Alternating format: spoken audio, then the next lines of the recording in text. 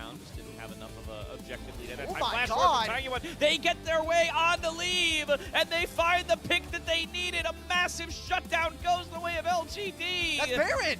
That's Baron buff to them. That's the whole gold lead erased in an instant. One mistake from leave, one trigger pull from Hung, and LGD get themselves right back into it.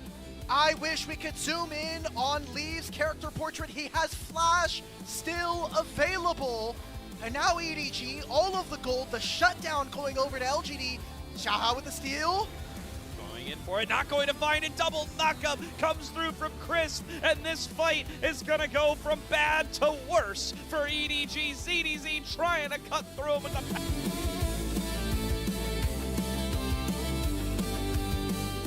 Without some big tools, at least in the Weaver's Wall and the heals being burned by Perugia, as well as that flash. And Wembo's ending the game. Up and, yeah, you have to deal with the Yorick at some point, and they're just going to pull the Baron and do it now. Oh, ZDZ's recalled. He has to teleport into 50-50. this. Baron's at 5,000. Oh, Temper Fate comes in on Xiaohao. They want to try to burn the Baron while he's gone. It's going to be enough. That's going to be the Baron gone. And now it's going to be Wenbo pushing it for the game while EDG get collapsed on by the other 4 members of BLG. One big kick onto him. Maybe they get the catch out there. Depth charge coming through. They have damage back. Shun's getting low, but Xiaohao finds the hit there. Wenbo's still trying to end the game. Is EDG going to have enough left to give? Wenbo gets the solo bolo, and Wenbo's going to finish the game. The Yorick comes from death itself and finds BLG a 1 game in this series. 1-1, we're going to 3.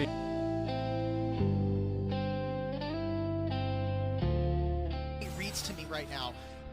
We were seeing Wenbo not being able to really set up. They're going to try to long chase onto ZDZ. He has flash if he needs it.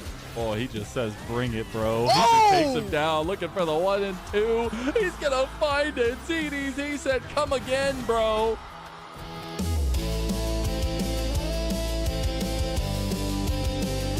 People. It is the Wild Wild West himself. Oh, they're actually going to make a play on a YCX here. A wall bang comes through on the Fengyue. Fengyue gets dragged back in. He's going to have to do something to get himself out as he gets impaled through. Oh! 4-man knockup, and he's still alive. He's still alive. Okay, he finally dies, but that means NIP have already won the fight when all of the focus goes to the support. Shear's trying to make a hero play, but he just gets put down in the dirt. The yellow card comes through. The FPX emote comes up. A trick.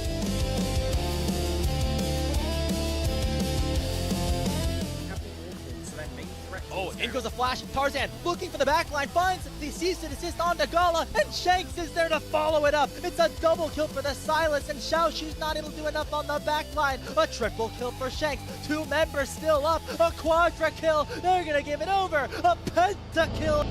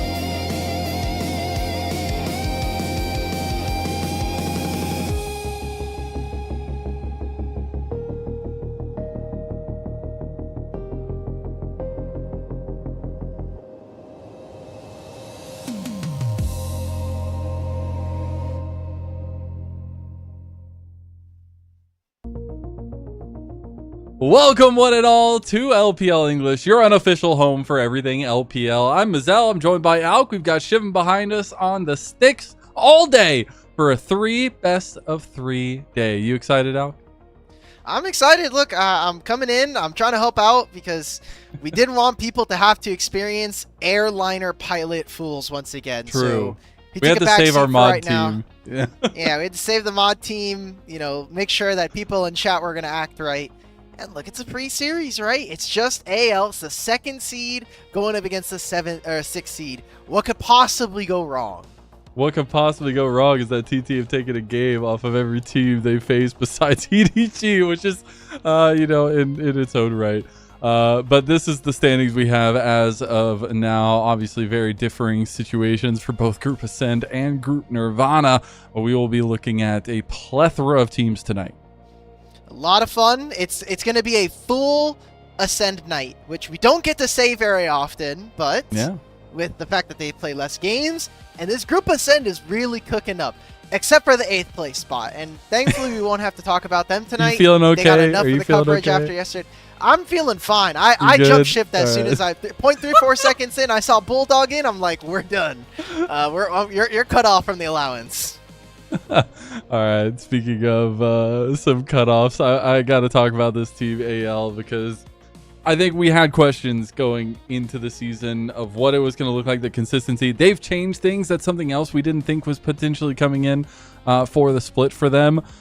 But Breathe has been a breath of fresh air for this team. And I think in a lot of ways, yes, we've still seen some of the lacking moments from Breathe, but it's the duality with Tarzan that has really shown for me. And while we can ask more of other parts of this team, I think Tarzan has truly solidified himself as that tentpole again this year. For a regular season, I am fine with that. I am fine with having Tarzan be someone that we can lean on, you know, game in and game out for our best of 3s. I would really like to see, as we get to the midpoint of the split and push forward, for someone else on this team to take a stance, to stand up as a hero for them, because get into playoffs, get into these best of 5s. If this team goes to Worlds, you're going to need someone else. True. And, well, I guess we'll see what his deck of cards has in store with him. We had Vendetta come out today. We had to throw in a Riftbound reference somewhere or other. But it is truly fitting because, again, we talk about this guy's champion pulls all the time. Get you a jungler that can do both. He's been carrying like crazy. His Neferi is howling to the moon, but he's also willing to play those facilitators. I know we've happened to see the Skarner and things come back in his champ pool, but this guy is what leads the way for AL and his versatile playstyle. He's really leaning on Neferi. He's got 4 games. It's the most. Yeah. And then Jarvan and Vi at 2 plays each. And he's really kind of been one of the top junglers in the league now for a couple of years, but for Tarzan, it is about whether or not his team is going to be able to catch up with him. If the team is going to be able to facilitate the kind of plays that he wants to, because yes, we have seen that versatility from him, but I think the thing that has always held this AL team back is that the lanes aren't, you know, elite, super elite tier against other opponents. And when we talk about Breathe, who we'll be putting a little bit of a spotlight on next, it is important to note that there are still some failings, and especially in laning phase. But it's interesting to see Breathe pick up the slack in some of these later game chaotic situations, really leaning on that veterancy that he brings to the table on so many teams, it feels like, over the last couple years. But this is a little snapshot of first 8 games, obviously, for him for AL. It's important to note that, you know, obviously there's a lot of in between the lines here for Breathe in terms of maybe his laning phase isn't that great, but he has really come clutch in some of these late game situations for AL. He hasn't been the best laner in top lane. He hasn't been the most outstanding team fighter, but just having someone that can reach into their bag and pull out these different champions, like the Olaf in particular that we saw from him, even though it was a loss, I think is really important because this team kind of needs like a second gun, like someone else, as I've been saying. So Breathe, yes, he's been acclimating after a really, really down year so far. Honestly, the last 2 years for Breathe haven't been the most what I kind. was So going to say. Yeah. it is, I think, very important for him to be able to kind of show that he is still a top-level top laner here in the league. Because right now, I think Breathe is probably sitting at like a benchmark of at least top 5. Yeah, and he's always felt like this in some ways, the gatekeeper. It feels like for that Sure. upper echelon in a lot of cases. But let's go ahead and look at TT. I know so this is a team that you're pretty high on, that we've seen some exciting bursts from, right? I said it earlier, we were talking about it. They've taken a game off of some of the top teams, but they've also had to face all of those top teams, except for EDG in their first 5 games here as well with AL.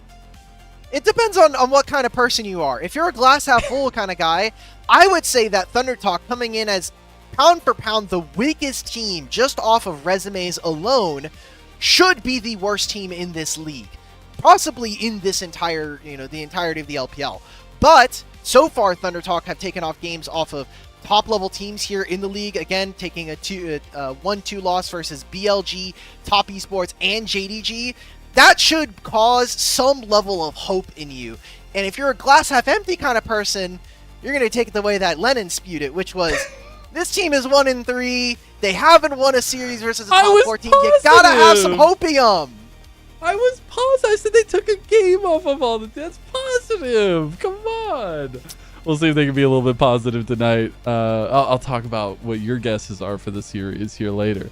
But for TT, obviously some interesting faces. One of them that maybe nobody knows all that much is Keshi.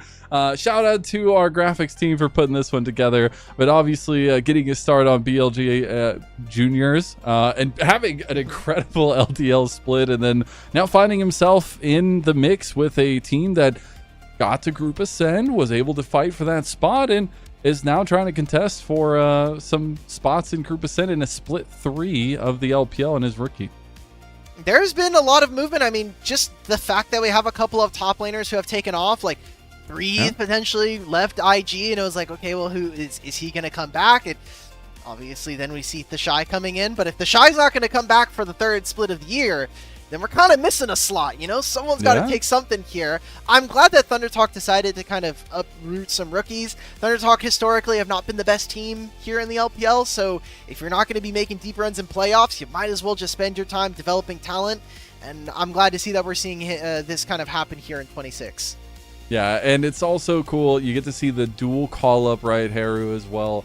Which I think is important for some of those inbuilt synergies, even though maybe we haven't seen it as much on stage, but it's something you can build off of, as well as this champ pool, right? He's played TF, he's played Tristatus, he's played a little bit fun stuff, so maybe he can bring that against Breathe today. But that's where I want to talk about a little bit of more historical facts, it feels like, for both these two teams, because they haven't played very often, actually. They've never played at best of 5 as 2 organizations, but is definitely AL favored here in best of 3s, and there's some best of 1s in there as well. That is not to say AL have not played a ton of best of 5s. Thunder Talk just don't make playoffs very often. And when they do, and when they have made playoffs, they just happen to not be on the same side of the bracket, which was not true for a long time. Yeah, we introduced a double elim bracket in 23, so since then we've seen that now there's more often you're going to see teams facing out against each other. Before then, however, it is a little bit tough, and then we had, obviously, AL being an entirely different organization in the past, so I'm not surprised to see this record. I might be surprised to see that there are 2 Thunder Talk wins. That's what I was going to say. That has to have gone back of, probably to, 22? Could be 23. It would be. I'll go do the math right now. Okay. Go ahead. But for me, it's also some of the fact that, and this is more to make light of the point. It's so funny to see where these teams are nowadays, right? I think it still crazed me when I started casting LPL and Rogue Warriors was the thing. They were a meme. Sometimes they did incredibly, sometimes they did so badly, right? They had such dueling splits, and then they had these downtimes. And then when AL came in, it was this fresh look on a team that I feel like had been fighting so hard, and the organization themselves have gained so much respect over this time. They are looked at as one of the top teams in the LPL, and with some of the rise of TT, some of the good faith that I feel like TT has been able to wield, maybe that's the future for them too. I found it. I found the 2 wins, and I was right. The last TT win against AL in a best of 3 was 23 spring.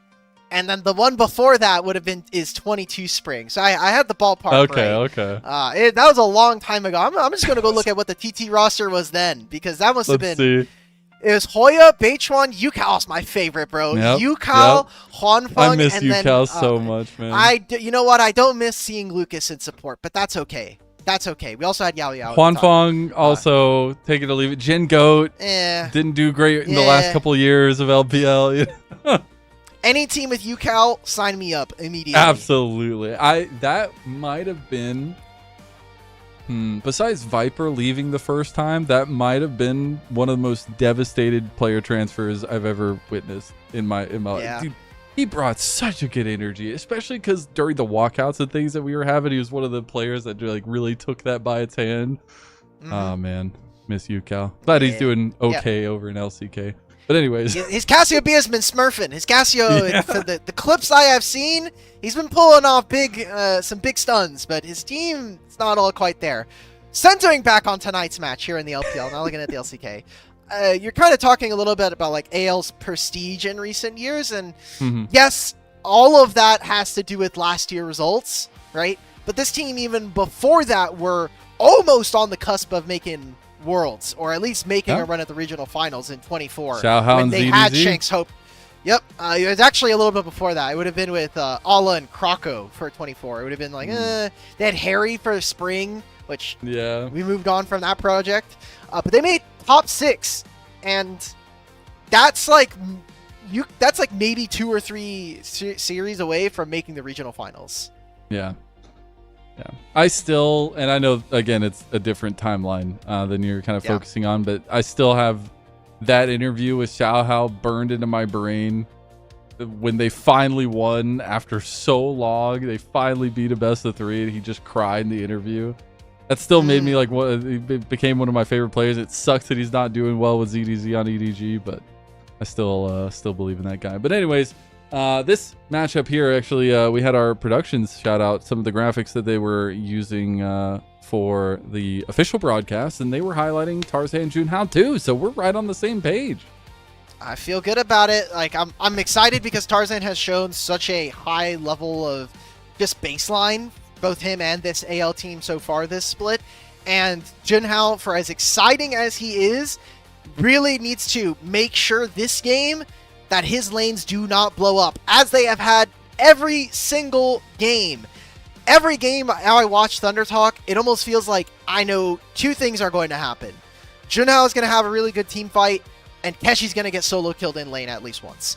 And it sucks because if they had better solo lanes, I actually think this Thunder Talk team might be able to finalize some of those series. They might have been able to take their 2-0 versus Top Esports. They might have been able to win that series versus JDG just the other night. But it's these small things that are kind of getting away from them that I am going to frankly just put on the fact that they're just rookies. These are rookies coming into their first year of playing in the LPL. Yeah. And that's why you can give them a little bit of breathing room.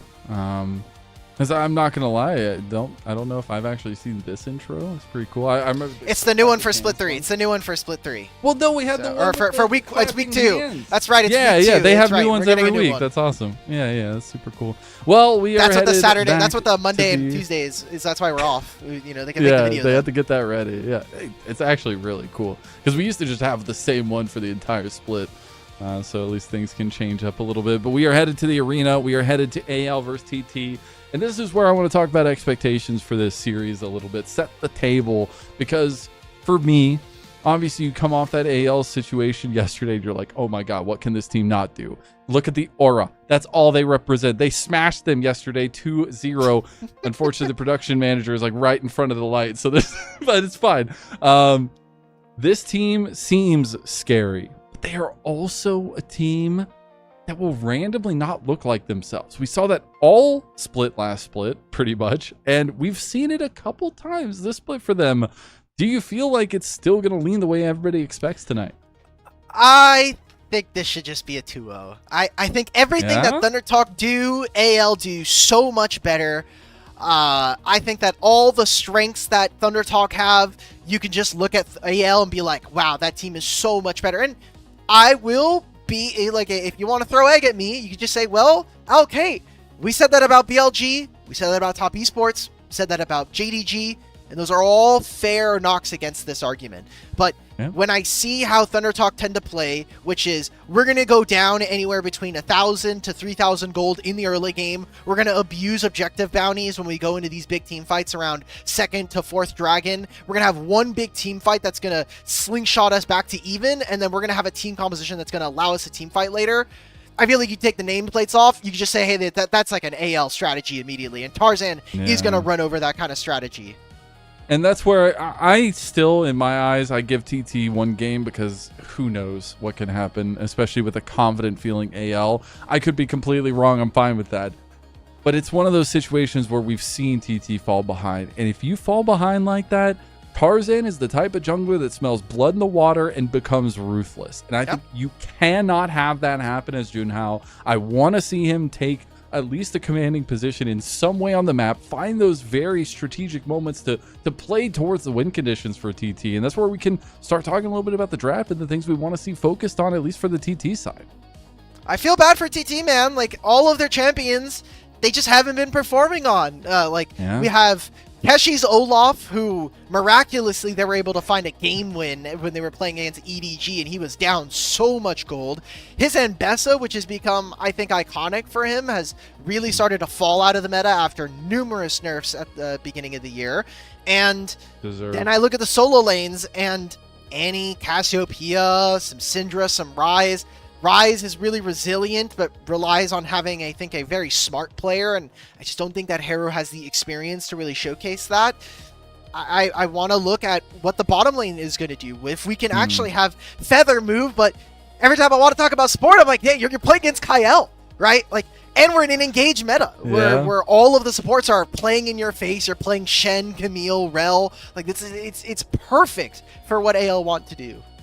It is, and we can turn that spotlight a little bit over to AL because this, if you're looking at it on paper, should be veterans versus newbies, a dominant organization versus a struggling one. It should be an easy win for AL, but that also puts a lot of weight on the players themselves, who, I'm not gonna lie, I feel like half the map hasn't really been performing this split. Everyone's farming pentakills, man. Look, Shake out a pentakill. That must mean he's doing well. You know, getting 5 kills is hard. Sometimes getting 3 is hard. True. Well, we're getting a draft now. We'll get all the answers we need within this best of 3. Our first of 3 of the night. We'll see how it all goes, as TT will have first pick on blue side. AL will have that counter pick on red side. All is normal in the world, as it is the lock that was banned away in the Azrael too. A couple key picks there. The Cassiopeia also banned away in the first phase. We'll see what TT grabbed first. We've seen some teams starting to experiment with letting Poppy through, but with just how fast the game is right now, I'm expecting that that's going to be a champion that gets banned. If we go all 3 tonight for every series, then I'm expecting 8 out of 9 games at the very least. Wouldn't be surprised to see 9. Okay. Jarvan here for Junhao, very, very explosive. Just need to see what the lanes are going to be looking like, because we have the Orianna, who's already taken away. Syndra could be a nice answer if you know you're going to be playing into Ryze, or you can just say we're going to play Talia, which I haven't been the most excited about, but it is something that I expect all of our mid laners to be wanting to lean on. We're going stock standard here for AL, man. Shen's out. We got the Ryze. We got late game hyper carry for Shanks there, at least the scaling carry. I want to see what TT respond with, because they'll have their last 2 picks the first phase here. Something that I've really respected about TT and some other teams is that some of them know, hey, our bot laner is not a great mage player. Yes, I look over and, On has a game on Cassiopeia this split and on Ziggs, but sometimes you just gotta sometimes your percentage to win is actually a lot higher if you just play a marksman, and your game obviously changes. This is a disgusting combo. I don't even care that it is for Tarzan and it is one of his best champions. Ryze plus Nefiri is so deadly, and this just means that TT are going to need to play on side lanes so much more heavily, because that now every time that there's a Ryze, man, is there also going to be a Nefiri who's hunting down my Victor? Oh, there's also a Shen. So now you need to reinforce more than just one member. You possibly need to put 2. You possibly need to put 4. And you're gonna have to play something, I feel like, a little bit safer on the bot lane too. I mean, there are some safer picks. The Ezreal you banned away though, so you're not able to have that. Is it something like the Xayah that comes through, which feels really weird in this kind of situation? So you're gonna try to play something that's a carry, and you're just gonna get hunted down. I'm really curious what TT want to lean into as the second phase comes around, and AL just rightfully so goes straight to the bot lane. Lucian, maybe, you know, you're talking about having some kind of safety. You could play a mage. I'm totally down for a mage, because then you can just go second item Zonias or pick up a Seeker's Arm Guard. You have an Alistar, so maybe you're less incentivized as Thunder Talk, who are trying to build out like a slower composition. With Cassio gone, I think being able to stop AL is actually a lot less likely. So there's just a lot of different champions that kind of stop what AL want to do. I do think Jhin is kind of fine here. I could see it. Okay, I like it. The Jace was the final ban, so AL splitting their focus a tiny bit there. Wanting to see what they want to focus on in that top lane as well. Still potential for some flexibility, but I expect the Shen to go towards Kyle. But that being said, the final ban for TT, they're just waiting on it here. You're going to get rid of an AD carry, could get rid of Corki, could get rid of Varus. There we go. Varus is the ban. So for AL, if we're going to keep this Shen flex, likely we're just going to pick our bot lane here. We've been seeing Hope start to experiment, played 2 games of Victor, played 4 games of the Ziggs. Seems like the Ziggs right now is going to be the hover, and I like this. Just having the Satchel Bomb to knock away the Alistar and also put Victor at a really uncomfortable spot. Mel's fine, but I think actually answers worse into what TT are showing, so I like this. Just, you have so much lockdown between now Shen and Ryze that if then we get into a team fight, you're just going to get basically thrown out of the fight before it starts. Yeah, and that's something to think about, especially when execution comes into the fold here as we go forward. But now you got to think about it. Got a pretty flexible counter pick here for AL, as they will see what the final couple picks here are for TT. You can't play Mbessa because Mbessa into Shen is super miserable. You want to try to play like some of these other tanks, but like if you play a Cassante, then you're just always going to get outmatched. And Cassante doesn't deal well with champions even like Ryze in a side lane, even if maybe he's too tanky for them to move. Rumble's the safe option.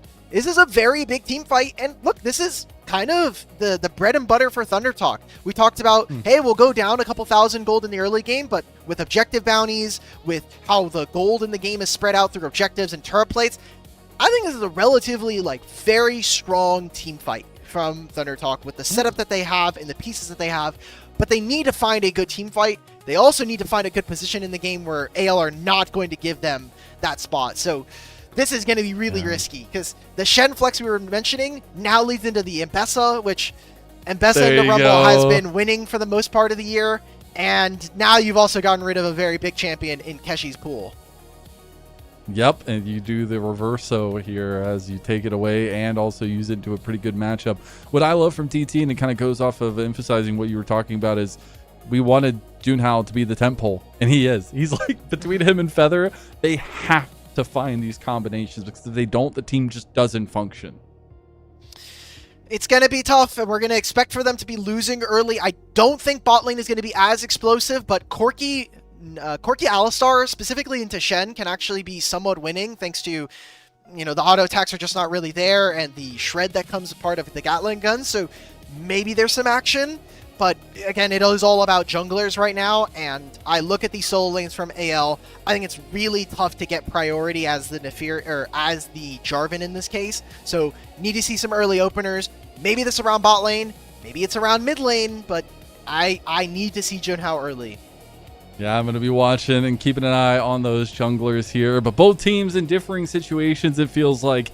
AL on a bit of an upswing. It feels like they're looking more like themselves, led by the General Tarzan in the jungle, while TT, they fought hard, man. They've won a game against all of the top teams in Group Ascend, but then they lost against EDG, and now they're trying to find themselves a little bit of upward momentum to try to finish strong in the latter half of the split here. And it's for AL that a lot of those expectations, a lot of the weight is on the shoulders of, and it's TT that could maybe make an upset.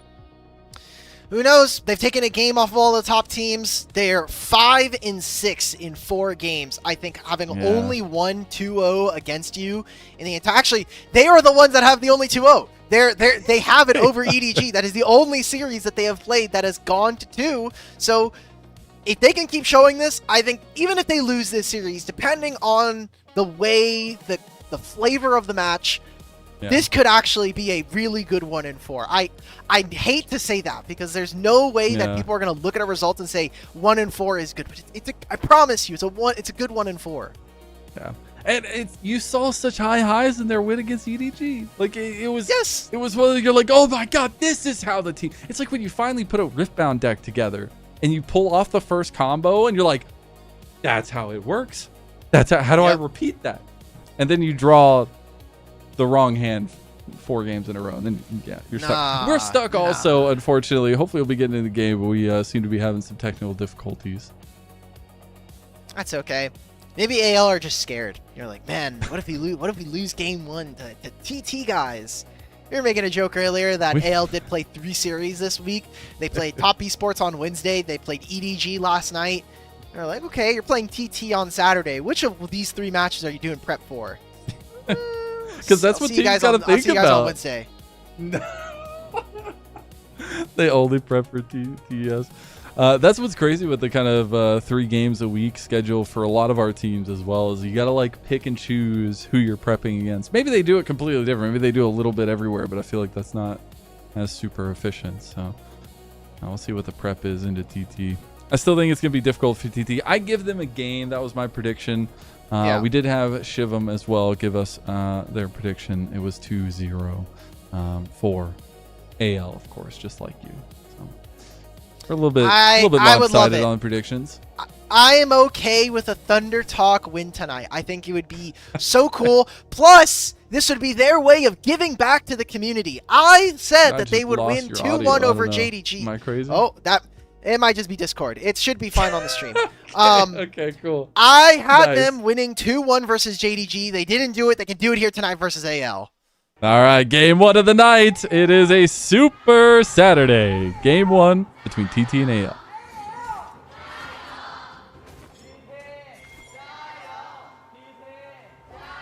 Jayo.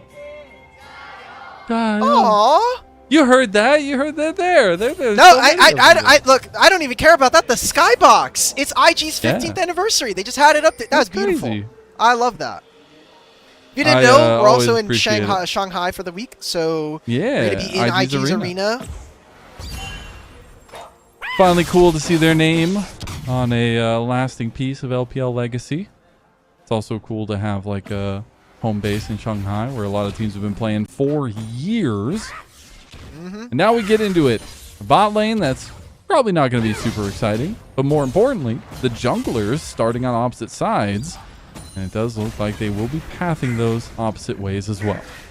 There's a lot of vision on the banana brushes here, but I think better wards early from Thunder Talk. You can see that they know that Tarzan has started on the top side. There's no vision from AL to spot where Junhao could be. You can make some educated guesses, but because we live in a leashless world in jungle, his first sighting is going to be really important for AL, and that just means, hey, whether that means getting out onto the map, whether that means, hey, I see this push that's happening in top lane, maybe we could have Mbessa jump into bottom side or walk into the river, walk into jungle, and get some vision. Shank's feeling a little bit worse for wear in this trade in the mid lane, getting some good lasers in from Haru.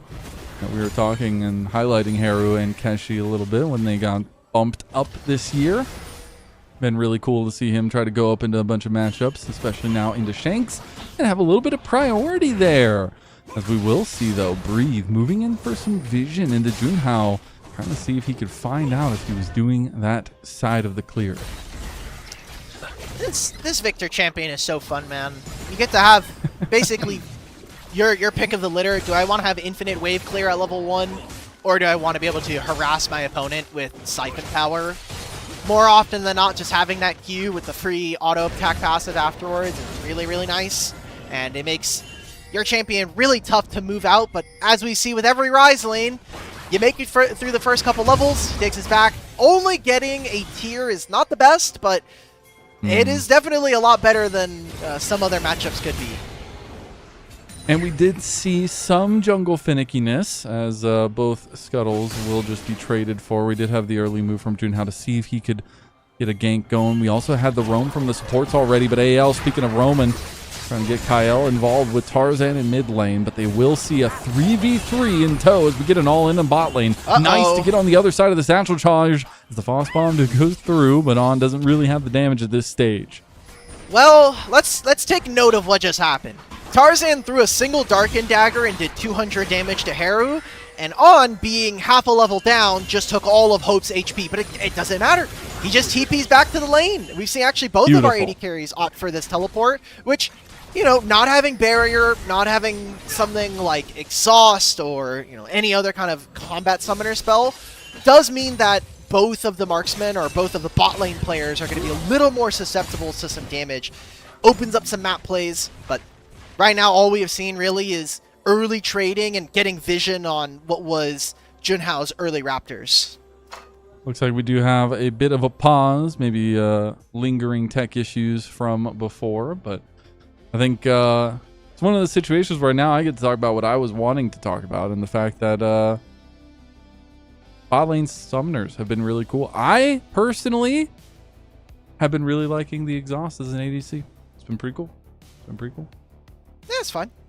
Now, if only you would have this willingness to experiment with the champions themselves, then we could really Hey, make some play headway here. Ziggs and Swain. Everybody plays Ziggs, man. Everybody who's a bot laner plays Ziggs. The Swain, I think, is cool. Dude, there's so many cool champions you can play bottom lane. I think the other one I would want to play would be Mel. I think Mel's fun. But Everybody's playing Mel. You can play Mel as well. Yeah. She's fallen off. I'm actually surprised that more pro teams haven't been picking Mel bot. I know she got a couple back nerfs. She has some nerfs. I don't think it's like super important. I think mostly that Mel should never be outright like mega broken. Her spells are just too targeted. I think the way that her kit is built is too niche. You really want to play her against the things that are going to have multiple or really important skill shots. Mostly because the W is no longer reflect or stop all damage. It's just a shield, and it's a very, very brief shield. So I'm okay with less Mel because it means that teams are at least somewhat thinking about what positions we can have her in. I've appreciated Syndra. It's okay. Syndra's so much fun, man. You should play Syndra. I promise you, this champion is so much fun. Get the stack. There's so many melees. There's so many melees as well. Like, I know Silas has been pretty fun. Echo bottom lane. This is years past, but some people are playing like Jarvan Pantheon, which is literally just a kill lane. You can try that with Kangas. That sounds awesome. I'm giving you options. Yeah. I'll bring it up next time, you know. As we finally get back into the game. I don't know what happened, but we are back in action, and we did see that there was some good deep vision played by AL, knowing where Junhao is pathing on his second clear. Want to see if they use any of that information as Breathe and Keshi continue to trade in top lane. Wow. Doing a lot of good damage, but once Breathe gets ultimate, and probably more importantly, gets this recall down, this matchup should get a lot easier for him to play. Also for Keshi, going for the Arcane Comet, which I don't think I agree with that. I think Arcane Comet has been changed as much anymore. Yeah, ever since they changed it to the cooldown, and mostly the damage is based on range. I used to really love abusing Arcane Comet. For anybody who didn't know before they changed it, Arcane Comet used to have its cooldown reduced based on damage, how much damage you did, or mostly just how often you were getting damage down with spells. So you used to be able to abuse it with things like Aurelion Soul E ticking with every 0.5 or 0.25 seconds. That was a lot of fun. Very niche interaction that I liked abusing sometimes. But we see First Dragon going over to AL. They utilize the fact that they had priority with On or Hope taking his recall first and teleporting back, so I like the fact that we got to have that from them. Again, it's just playing off that vision information, right? They actually timed that really well because all of the resets were coming through for everybody from TT. So it's AL just finding little advantages, and that's exactly what they do, and especially against teams that, you know, function a lot like them, like we were talking about before the game. So it's those little things that are already leaning towards AL, but still a lot more leaning to go, as I do expect these junglers to get a little bit more active now that they're hitting level 6. I like this, man. I think ThunderTalk have done a really good job this game of getting early vision in some sneaky places. Them not seeing Tarzan after him going to his Raptors should mean that he's on the top side. Keshi needs to be really careful. He might just lose his flash here because Breathe could use his ultimate. Tarzan could try to run him down. They don't know where Jarvan is outside of, hey, he did some of his topside camps. He could be resetting and walking top lane. So that's why we didn't see Tarzan immediately snap onto getting on his Rumble. Yeah. Vision information so important, especially when you're going to all in a Rumble who has the equalizer. It can be so difficult, and especially if Jarvan's there. It's the hot pot combo that everybody has in their nightmares. But this also means that we're going to have a little bit of a laid back early game so far. 0-0, about 7 minutes in. We'll have about a minute until those grubs spawn. And I do wonder who has the better early team fight here between the teams. You know, if every button lands, AL has the better 5-on-5. But Rumble ult, you just need to lay it down, and it'll do damage, generally speaking. Corky rockets, sure, if they land, but like it's about the threat of having them. I would prefer to have ThunderTalk's composition. Ever since the Ambessa change, where they made her ultimate take 0.75 seconds to actually, you know, hook onto a champ, I think that this champ has become so much more weak in its ability to actually apply pressure with the public execution. Ooh, little flash play at bot lane, and On, who's played so aggressively all game long, will be upset in his own home. That's going to be 1-0 AL. Well, good job, AL. I wanted to see some immediately go to Feather. Yeah, Feather, look, he took a recall, and that was just On trying to get the wave in. Didn't think that Kyle was going to use his flash like that. We are now going to be heading into Grubs, which will spawn here. Jarvan and Alistar already on the play. So it is looking like AL will just be giving this up, and this could be how ThunderTalk actually kind of subvert some of the expectations, with a lot of the gold being even in some of these lanes, or at least negligible. Grubs are a great way for you to be able to push the tempo, and I think more importantly, take away all of that potential gold away from a Ziggs and a Rise on sides. Yeah. And you get a decent XP boost to keep yourself right there in the race with Tarzan. It's going to be very nice for Junhao. That's the, again, and something I want to continue to iterate is Junhao is how this engine gets driven. Yes, you have Feather there as well, but those combinations are so important. If TT don't find those, their team composition struggles very heavily to execute how they want to execute. And that's exactly what AL want to try to play into. A steady advantage now for them. But we do have about a minute and a half for a Dragon. Wonder how much TT is going to be willing to contest. I wonder how much gold Tarzan has right now, because Tarzan is really close to getting the Cyclo Sword done here, or could go for the Axiom Arc.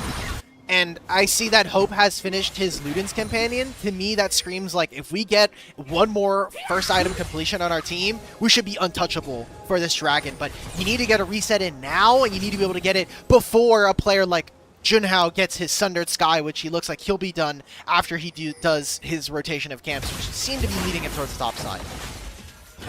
And you see Tarzan is trying to quickly clear that top side as well. Maybe actually looking for a little bit of gank in top side, as Breathe just went all in. He's coming up the lane. He's coming up the wave. Breathe going down. Keshi not able to chase up the Dark and Dagger. It misses, but Breathe outplays it. Tarzan gets the kill. 2-0 AL. A Drakehound Step gives him the shield and not enough damage. He was overheated the last moment. That is why Keshi goes for the flash, but because he's self-silenced, he can't use his Flame Spitter. He can't use an Electro Harpoon. Great outplay. That is going to be a summoner spell, and it is going to be an ultimate that AO will not have access to, but I think with just the resets that they will have, they can just go straight to this Dragon now. And I look at the inventories. This is exactly what I was just talking about.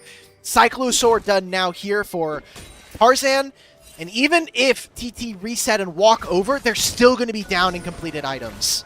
Yeah, and you can see Keshi is deploying to mid lane, wants to put more bodies here. They feel like the time is now. They need to shift this momentum, but he hasn't hit the item spike. You have TP still available for Breathe, and he just completed the Eclipse. This is going to be a meat grinder if TT walk in. Ooh. They don't know that he's here yet, though. This was really good vision control. Oh, Kyle goes off the loose end here. Tries to go initially for the engage. TP's coming in, but it's going to be really late. Tarzan trying to hunt for Junhao. He's looking for the kill, looking for the reset. Junhao will be left to his own devices, and now Breed unleashed like the wolf he is. The Realm Warp coming in, but no delivery today. It's just going to be a knock at the door, and now they're going to bust it on down. Tarzan looking for the double darkened dagger. Does find good damage. Feather going to flash out of a beautiful step for Breed. And Breed now burning. On's the focus. On finds himself in the middle of 3. Why did he find himself there? Nobody will know except him. Oh, he loses so much for that, and I like the beginning, but Kyle, he throws down the Spirit's Refuge, and with no ability to auto-attack him, the damage that I thought ThunderTalk were going to have goes nowhere. Take a look back at this fight. I love the start of this. They maneuvered around Vision so that ThunderTalk had a numbers advantage. But look at where On is. It now makes us a 4-on-4. I thought that On was in a better spot, maybe sitting behind, closer to the red buff or closer to the Raptor. He was in the bottom lane.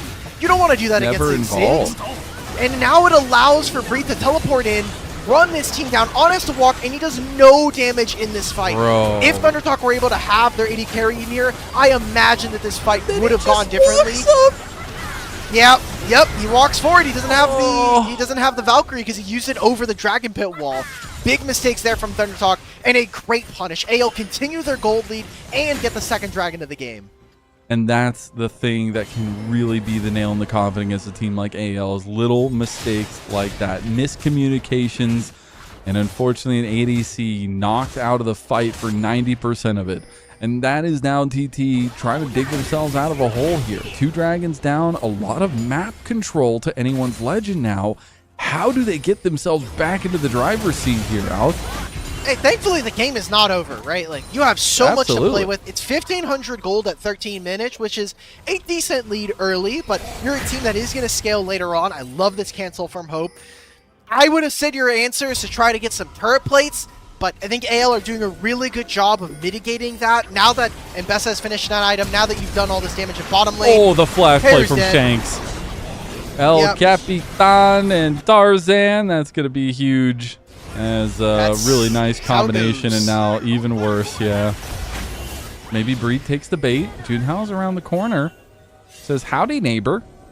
You want to do something? Kyle's coming, but luckily, Kyle's going to have ult in like 15 seconds. And he has the locket now as well. Doesn't have ult just yet, but I'm sure the fight would last long enough. Feather going for the Hexy, but he would get seen coming across there. Some pings coming down from AL. They know what is coming. They want to put up a defense. Shanks coming over. He does not have the Realm Warp just yet, I believe, unless it's just coming off cooldown. Actually pulls away because TT are the ones that walk away first. In the last minute and a half, AL have doubled their gold lead. That kill on Neheru, I feel doubly expensive because he now loses his flash. And then Ziggs gets to stay bottom lane. We put 3 to 4 people in the top lane to try to go for nothing onto Breed. Neheru might die again. Yeah, I mean, he's just going to get fully stepped on here by Tarzan. A beautiful satchel, just the delay. Just a bit. No more mobility out of him. And that's another kill to Tarzan's Nefiri. At this point, you got to start banning this away, man. 3-0-3. He truly is leading the pack. Man, the game basically ended on that sequence of play for ThunderTalk. I thought the game was playable. Now it's not, because you're going to have Hope, who already has needlessly large rod and a Hextech alternator. So imagine in 900 gold, that's going to be a Shadow Flame. And you're supposed to be this team on ThunderTalk that are so strong on 1 and 2 items. I mean, you have Rumble. You're going to have a Victor. You're going to have this Corki who's supposed to have Trinity Force plus Muramana. But that's not going to be done in time before this Mage Ziggs is basically going to raise everything. And that's not even talking about the lead that Tarzan has. But is there an avenue where TT hold back for a little bit? Because they continue to try to aggress into these moments, but they do have some decent scaling options. Feels like it's starting to get out of reach, though. Yeah, it's just going to take too long before the Muramana is online. I think he's at 230 now, close-ish in terms of the stacks. And they don't have a way of answering anybody on side. This is exactly what I was mentioning during the draft, which is when you are playing into Ryze, Nefiri, and you add the Ziggs on top of it, the side laning is just impossible to play against. On just started the Rift Herald. He just wanted to start it up, see what's up. Said hi to Shelly. Shelly deserves feelings too. Still about a 2.5k lead between the jungle mid for AL and their counterparts here. TT consistently moving around this Rift Herald, but it is so visioned up by AL, and they are enacting the plan out. Okay, so Rise is up a level right now. He can TP into this play. He's going to drop in a Fog of War, and now it basically becomes a smite fight. They need to lean towards top side, TP, but TP. breathe is half. Oh, they're going to go straight for Keshi Keshi. Keshi flashes. That's really nice. The public execution is down. Rift Herald 50-50. Kyle goes for the splash as it's going to be taken by Tarzan. They just take everything. Double headbutt pulp comes through from Feather, but it might not have been enough, and it might have just left him out to dry. That's the Darkened Dagger that sinks deep into the cow and gives the resets to Tarzan. He might go down, but Stand United saves the day, and now they just find pick after pick. Breathe flashes over the wall, takes down Keshi, and AL are just absolutely running through Thunder Talk Gaming. It's so difficult to play. I mean, you just look at the items, and then you look at how they're playing them, and AL just look untouchable here. Hope didn't have to outplay very much. He got a recall in, he got a Shadow Flame, he walks up, he throws a Satchel Bomb, he throws the ult, now Junho has the ultimate, and they get the Rift Herald on top of that to get even more gold. AL are going to be sitting on 5,000, and they're going to look over to run over this game. TT have been able to do zero of anything here. It's been really tough, especially when we kind of set out the game plan from the beginning. As we take a look at this replay here, and Kyle just sets the tone, man. That was crazy. And look, they send all of their spells to get Hope nowhere nearby now. Satchel plus Flash, he's already out of this fight. And Tarzan just gets to use his ultimate to dive right past everything. They're already split. Haru and Junho are over this wall. You have Feather and On who are flanking over to the left side. It's already done. The fight's over. You walk into a choke point versus Rise, Ziggs. You deserve to die at that point. Great job from AL to close this one out. And I got to give some props to Hope there. Really just staying at arm's reach as public execution is going to come through on top side. They try to get the dive. This is going awry. TT, you've got to bail out. They're going to get one through. They almost lose Feather. Keshi is getting taken down in the mid lane. It's not going to be a solo as a little help came through from Shanks, but Shanks is taking the bot lane out her second tier turret, and they're going down the mid lane right now, taking an in-hit turret. There's going to be two turrets being taken in this play here.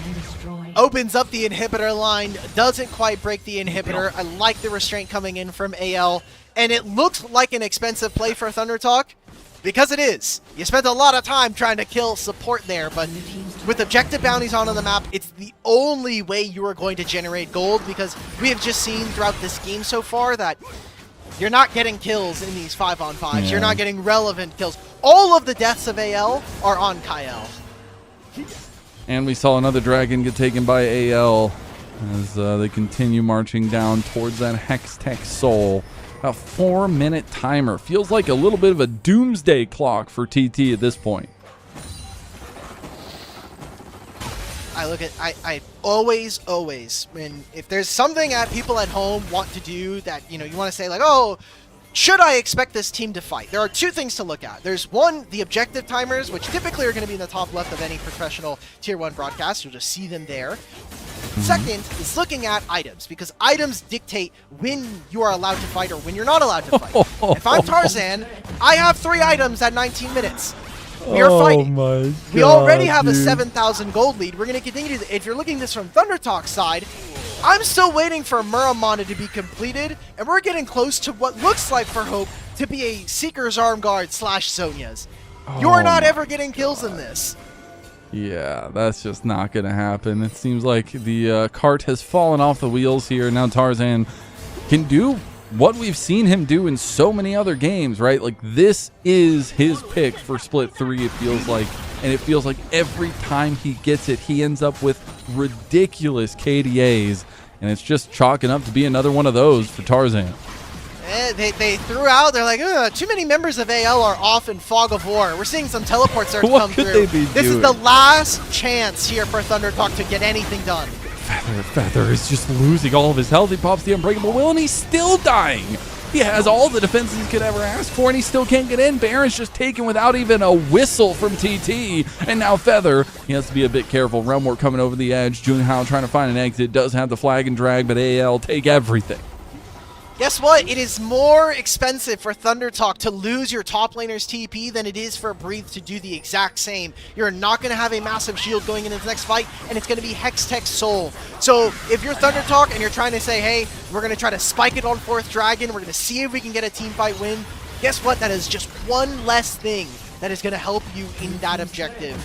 Another turret falls here. 8,000 gold for AL. They can take a reset after this next wave. They've got 2 minutes of Baron, which if they really wanted to, they can stay out on the map because it's a Hextech Rift, which just means they get access to portals. You get to move faster. There's so many aspects that are going in they're favor. going for the play. Feather tries to go deep, but just goes down. Hope just eviscerates him, and then we get the flash play from Kyle, and here comes Tarzan into everybody. But the Tarzan turret is still there, unfortunately, but it doesn't matter. The health bars for TT are no longer existent. We got a double kill coming through for Breed. Maybe make it a triple. He didn't get the quadra in the end, I don't believe, but that's going to be a TT into their start of their series at least, as AL with an over 10,000 gold lead end up closing out game number 1 in solid fashion. That was a bit of a quickie out. 15-3. That is what I want to see from a top 2 team here in the league. Just take care of business. Nothing funny going on. Clean, good gameplay. This is the AL that I expect to take wins off of top teams here in the league. I mean, that's a hell of a short game. Like, under 22 minutes is crazy. And it started off, we were 8 minutes in, it was 0-0.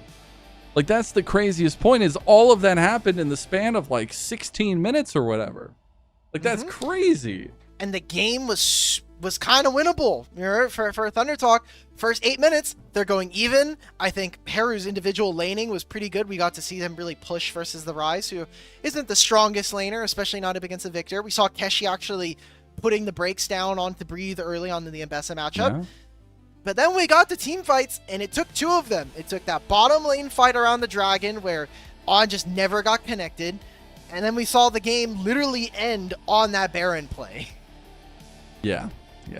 And I'll just talk about it once, because I don't want to read too much into it. But the disconnect was truly the part that I was like, this game's over. Go next, TT. Like, when On is walking for a good 15 seconds to get to a fight, never ends up in the fight, and then dies immediately after, I'm just like, something is going wrong with the communication structure in this game. They need a reset going into game 2. Maybe. You know, you're looking at Thunder Talk. Okay, we're doing a lot of speculation on their behalf, but if you're Thunder Talk, look, every single series from the start of the split is an uphill battle, right? You're expected to be the worst team. Maybe you're fighting against like LGD and EDG for who were going to be in the bottom slots there, but I think you held on rather respectfully, and we've seen games like this from them before. This is, I think, kind of the baseline of a Thunder Talk here in this group. It's just when they actually are able to actually punch above their weight class that this team does start to have some makings of a team that likely is going to have to play the play-ins, but is going to be a lot more feared than they were going into them compared to Split 2. And to adjust our vision a little bit on the other team, AL, check marks across the board. Everybody That was good. had influence. Shanks, a little bit quiet. Yeah, that cool realm warp, you know, but that's what he had to do. Hope, looking good on the Ziggs. That's huge. That was the side of the matchups, or at least the side of the laning for AL that I was questioning on how quickly or how much of a splash they were going to make. Hope, most damage in the game by far on the Ziggs, being able to play towards this win condition and execute it well. This is a star mark for AL, it feels like, in what they need to be bringing for the rest of Split 3. Are you telling me a meta where my 80 carry doesn't have to do anything and my support is allowed to roam around the map is a great meta He's for throwing AL? a book, Alec. He literally just threw a book. You say he doesn't do anything. He just threw a book. We should be throwing the book at more people and make them read. make the league players read again.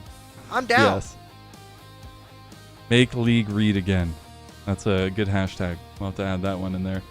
But and that's the thing, like, we set all these expectations, all this weight on AL, because sometimes they just seemingly have an outer body experience and don't look like themselves. But then you get moments like this, and you're like, all right, this is a team that could contest that top 2 potentially, that could look at those world seeds so far down the road from here.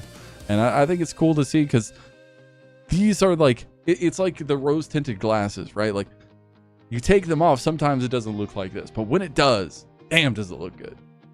It just looks, it's, as I described it, it's not pretty League of Legends. I don't think it's particularly exciting, but it is just like strong fundamentals. And that is what AL has shown us this last almost 2 years now with this project, even with Breathe coming in. It is just solid enough fundamentals. They are going to be able to beat out most teams 9 out of 10 times consistently. And that's, for me, as someone who watches the league, and I think for a lot of fans, having consistency matters. The same reason why AL are now a household name, at least internationally speaking, is because they went consistently to 2 out of 3 internationals last year. It is about being able to show up time and time again throughout a long season, and that is why also regular season, I want to see more. We have seen this AL for a year, for almost, that's 12, that's almost 19 months now. So then I want to cut into it a little bit here while we have some time and hopefully get to player of the game, obviously. But then what do you feel like Breathe is bringing to the table that makes this different, that makes this a little bit more efficient? I don't know. He can play Gnar. Like, that's really the only thing he has over Flaunch is he can play Gnar. But I have not seen a reason why Breathe was brought in outside of all of the stuff that's been listed in the rumors, right? Like, rumor is that Flandra has been having, he wasn't had the best attitude during scrims, so they replaced him. Rumor is that Breathe, because he didn't have to do tryouts, saved AL money on the trade. That's a good win for AL as an organization. I don't know what else Breathe has to really do other than kind of just slot in. For me, anyway, just carry them. Just carry, bro. Just let the team carry. Give Tarzan, bro. Whatever you got to do. You've played with this guy before. True. Bringing back the old school. Who gets MVP for this one then? Well, we have our answer. Did we really think it was anybody else? No. No. It's always the Tarzan Nefiri that gets MVP. That's why he's got 8 of them. Yep. He's leading the league right now in MVPs. Not surprised to see it. We've gotten splits like this before, and those are splits where AL tend to do very well domestically.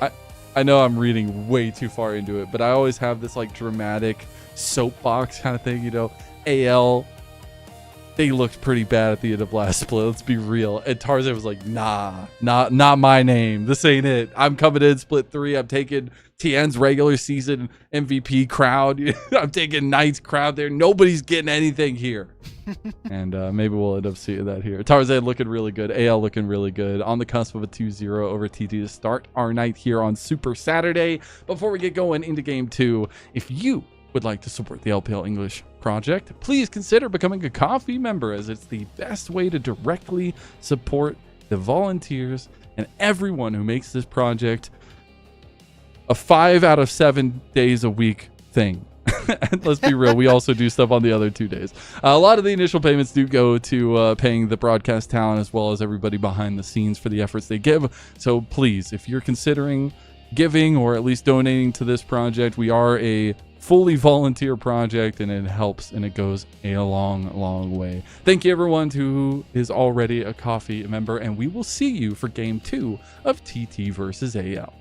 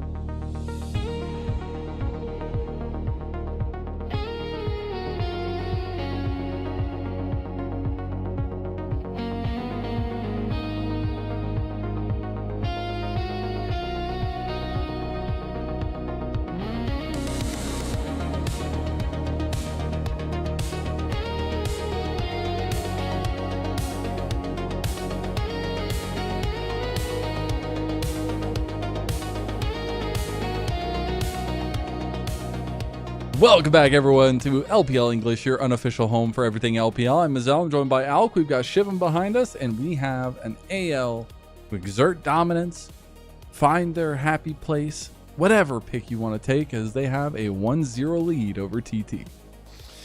It's looking pretty dominant, but we've said that before. AL, Yeah. again, have some stumbles because they don't have the strongest lanes. And TT have been able to kind of run over some of our best teams through good team fighting. Just don't know if it's really going to come and shine through as a talent here in this series. It has been one where already here in this one, it was rather fast game one, and it was really, really well played by AL to just snowball Tarzan's advantage. I mean, that's gonna be up there for like one of the shortest games. I mean, before stats dropped, the shortest game was 24 minutes. But obviously there's been a lot of games since then. I don't remember the exact time that every single game is finished. But I feel like 22, especially in this meta, is pretty damn fast. And especially because, again, the context, it was literally 0-0 at 8 minutes. Shortest game of Split 3, well, that was IG versus Weibo's 24 minutes. So that might have been the shortest game of the split. Yeah. It's pretty crazy. But that's the thing about the LPL. You never know what can happen next.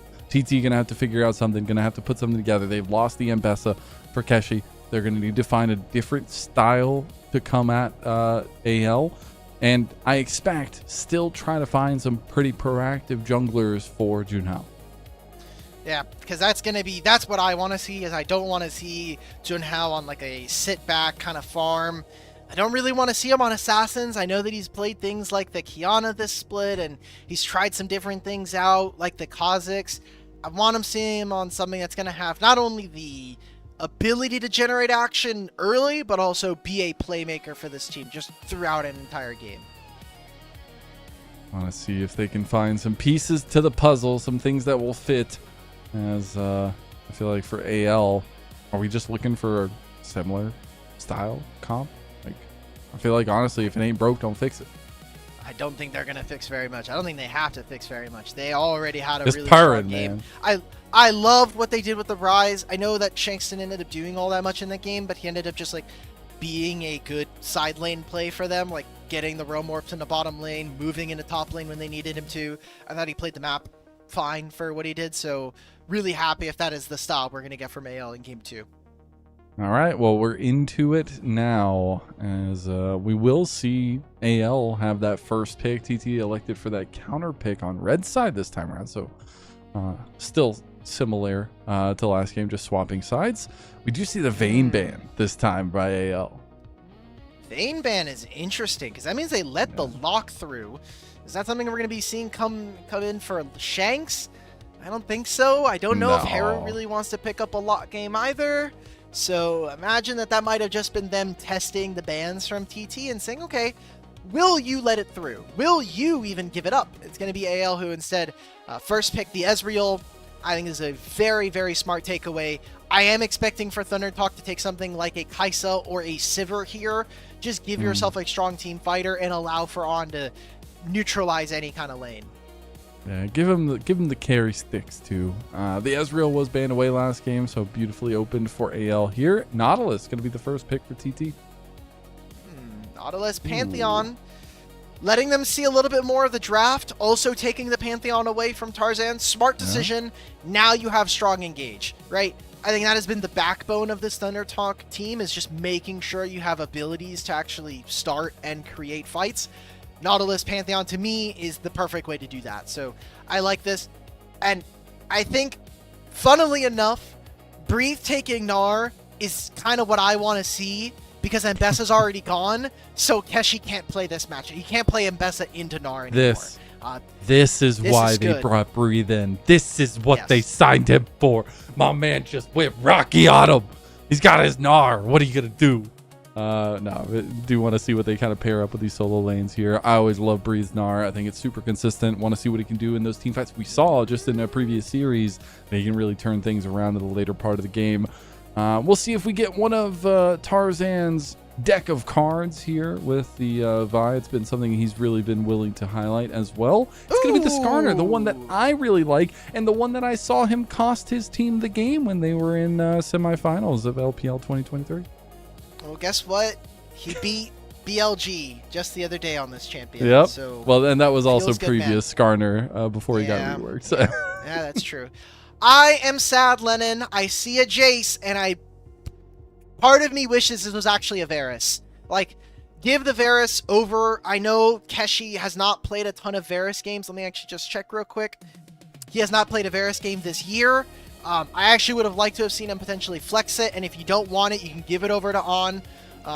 Because, yes, the Sivir ends up getting banned, but now I see what AL have, and even if it's not a Skarner, or if it was a Skarner instead of what I thought was going to be a Vi, I actually think Olaf would have been really good here in this spot. So going for the Jace just means you're going to have a little bit more range. To me, almost screams like we want to play a poke kind of game. So maybe Thunder Talk tend to index that with what is going to be their mid and 80 carry pick here. God, and if Locke just continues to be left open, I have to think that Shanks wants a crack at it. I'm just imagining the combos that are possible on top of 3 impaled people. Like, it could be insane. It could be legendary. Yep. See if he's willing to go for that one, though, as we're looking for what is going to be left for counter pick for TT. Syndra, good. Okay, so we are going to be playing range. Stopping what is currently... Ezreal is a long-range champion, but he does need frontline, and Gnar plus Skarner isn't the best. So I like this for Thunder Talk. I think it gives them options to be able to make things happen in the game. You also just have strong laners. Again, another pairing that we saw from last game. Rumble plus Victor, good laners. Jace plus Syndra, typically very good laners. Into Sylas. As long as Sylas doesn't take very bad trades, I think taking Electrocute or even Arcane Comet makes this champion so deadly to deal with in mid lane as a Syndra. And I'm just going to shout out, it's a little bit, aging myself, but I know all of our mid laners in the LPL play melee mids, it feels like. But Shanks has been one of the key melee mids. It's glad to see his Sylas back in action and still being proficient with it. I want to see what it could do against this comp with all these ults to steal, as the Rel is the final pick for AL. So what is the mid lane, or what is the 80 carry here for On? Because you don't have access to Sivir. If you're still going to go Varus, I'm kind of sad. I really wish you would have just picked Varus in the position of Jace. You could have ended up with the exact same draft, just giving yourself more options. But hey, we have now what I think personally is maybe a slightly winning bot lane here for Thunder Talk. You have good lanes. I'm going to wait till the lock-in. Because we've already seen one Gnar mid. Yeah, and we've seen Jace bot. We have seen Jace bot. I don't think we're getting in this game. You don't think On's ready for it, dude? I think rad, Jace bot man. versus Ezreal Rel is actually good, but that's just... Looks like it's going to be stock standard here, at least for TT. So pulling away from it, Alk, give me the brass tacks. How are we feeling about TT in game 2? Do they have a chance? I think they have a chance. I think they have strong 1 and 2 item spikes that can be matched by AL. I think that AL are going to need to be really, really snappy with their engages. You have a Skarner and a Rel. You need to have lockdowns so that the Ezreal can get his damage down, so that Gnar can get these knockups and these Gnar ultimates onto Thunder Talk. So as long as that is how AL are going to play, I kind of like what they have options towards. They're just a little short range, and versus Pantheon plus Gnar, Thunder Talk can be, I think, a lot more reactive and be more choosy about which fights they take. I do wonder how this composition for AL works out, because it is somewhat similar, I guess, to their series or game 1 of the series comp. Still provides a lot of those power pieces to the individuals as well, but also gives Breathe his comfort pick on the Gnar. So really curious to see how that top lane matchup goes as well. I know we were talking a little bit about the pieces of TT. It's obviously hard when you've been losing so much, but want to reiterate some of those pieces that we were talking about, and some of the call-ups that we had gotten at the beginning of the year, and that TT are really earning themselves some kindness, I feel like, with the way that they're trying to stick through with this roster and figuring out if this is going to work for the long term. I mean, I personally don't have the faith that this team is going to stick together, at least in this kind of iteration. They already tried to bring in like more LDL talent by having Feather with Ryan 3 at the very start. That didn't go anywhere very fast. They said, look, Split 2 is the most important split if you are not a Worlds contending team. So we need to just make sure that we get out of this group. They got out of Group Nirvana. I think that they kind of checked all their boxes for this year. The next kind of bump in my list for me is taking a best of 3, or more importantly, a best of 5 against a top 5 team here in the group, because that would be solidifying all of the effort that they have made throughout this year to develop pieces like Keshi. And even if we're talking about, not even talking about like straight up like developing rookies, Feather has been a long time player on this team, and it would feel really good for him to get another best of 5 win. It's cool to see the different levels of veterancy between the teams, but now it is all about what happens on the Rift. AL versus TD Game 2.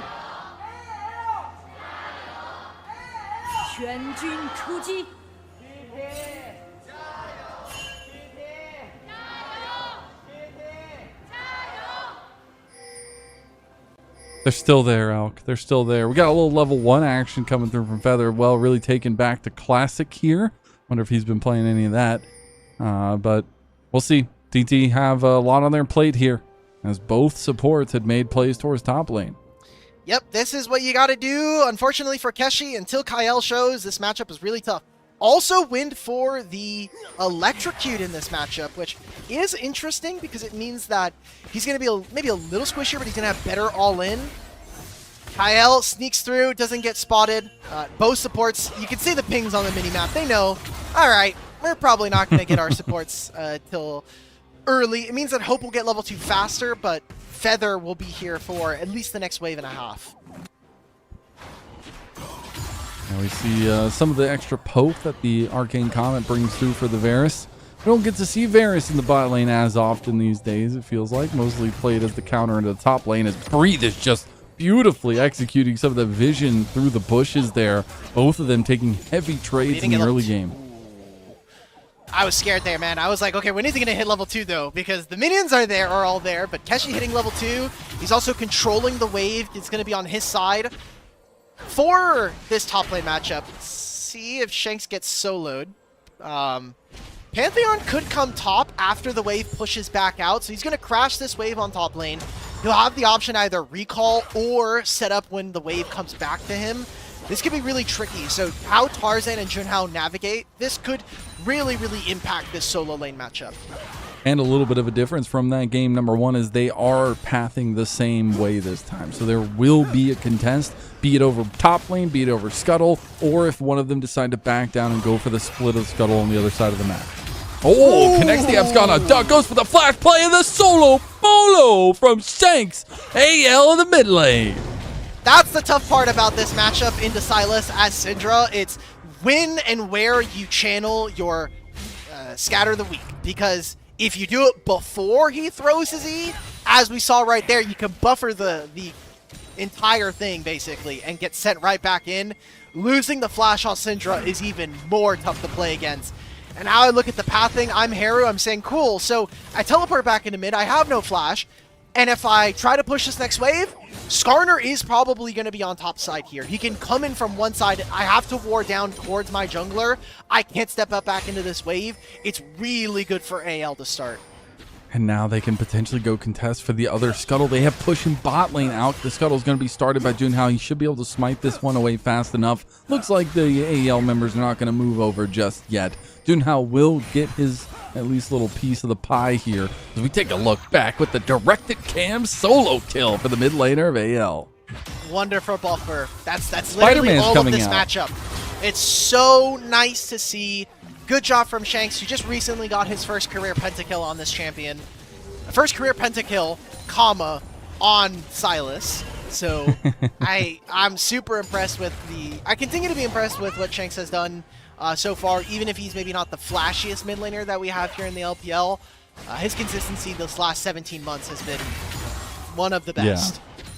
It's been cool, and it's been something that obviously AL have taken a little bit of pride in building around as well, because he has been there, it feels like, since the start, and a lot of these members, obviously, except for Breathe. So it's cool to see them continue to build around and get to see some of the shades of what brought Shanks into the tier 1 scene in the first place and some of his melee mid specialization. Still, though, I have never seen Tom Holland and Shanks in the room at the same time. So, I don't know. Do with that what you will. Tom Holland, you're looking a little... I never met Tom Holland. I'm not surprised. I just didn't think he'd be so Chinese. It's true. That's bad. what the mask hides, you know, when he puts the Spider-Man mask on. I don't think that's true. I think I've seen enough Spider-Man and Avengers movies to know he doesn't. Okay. He might not. He's looking. I don't think.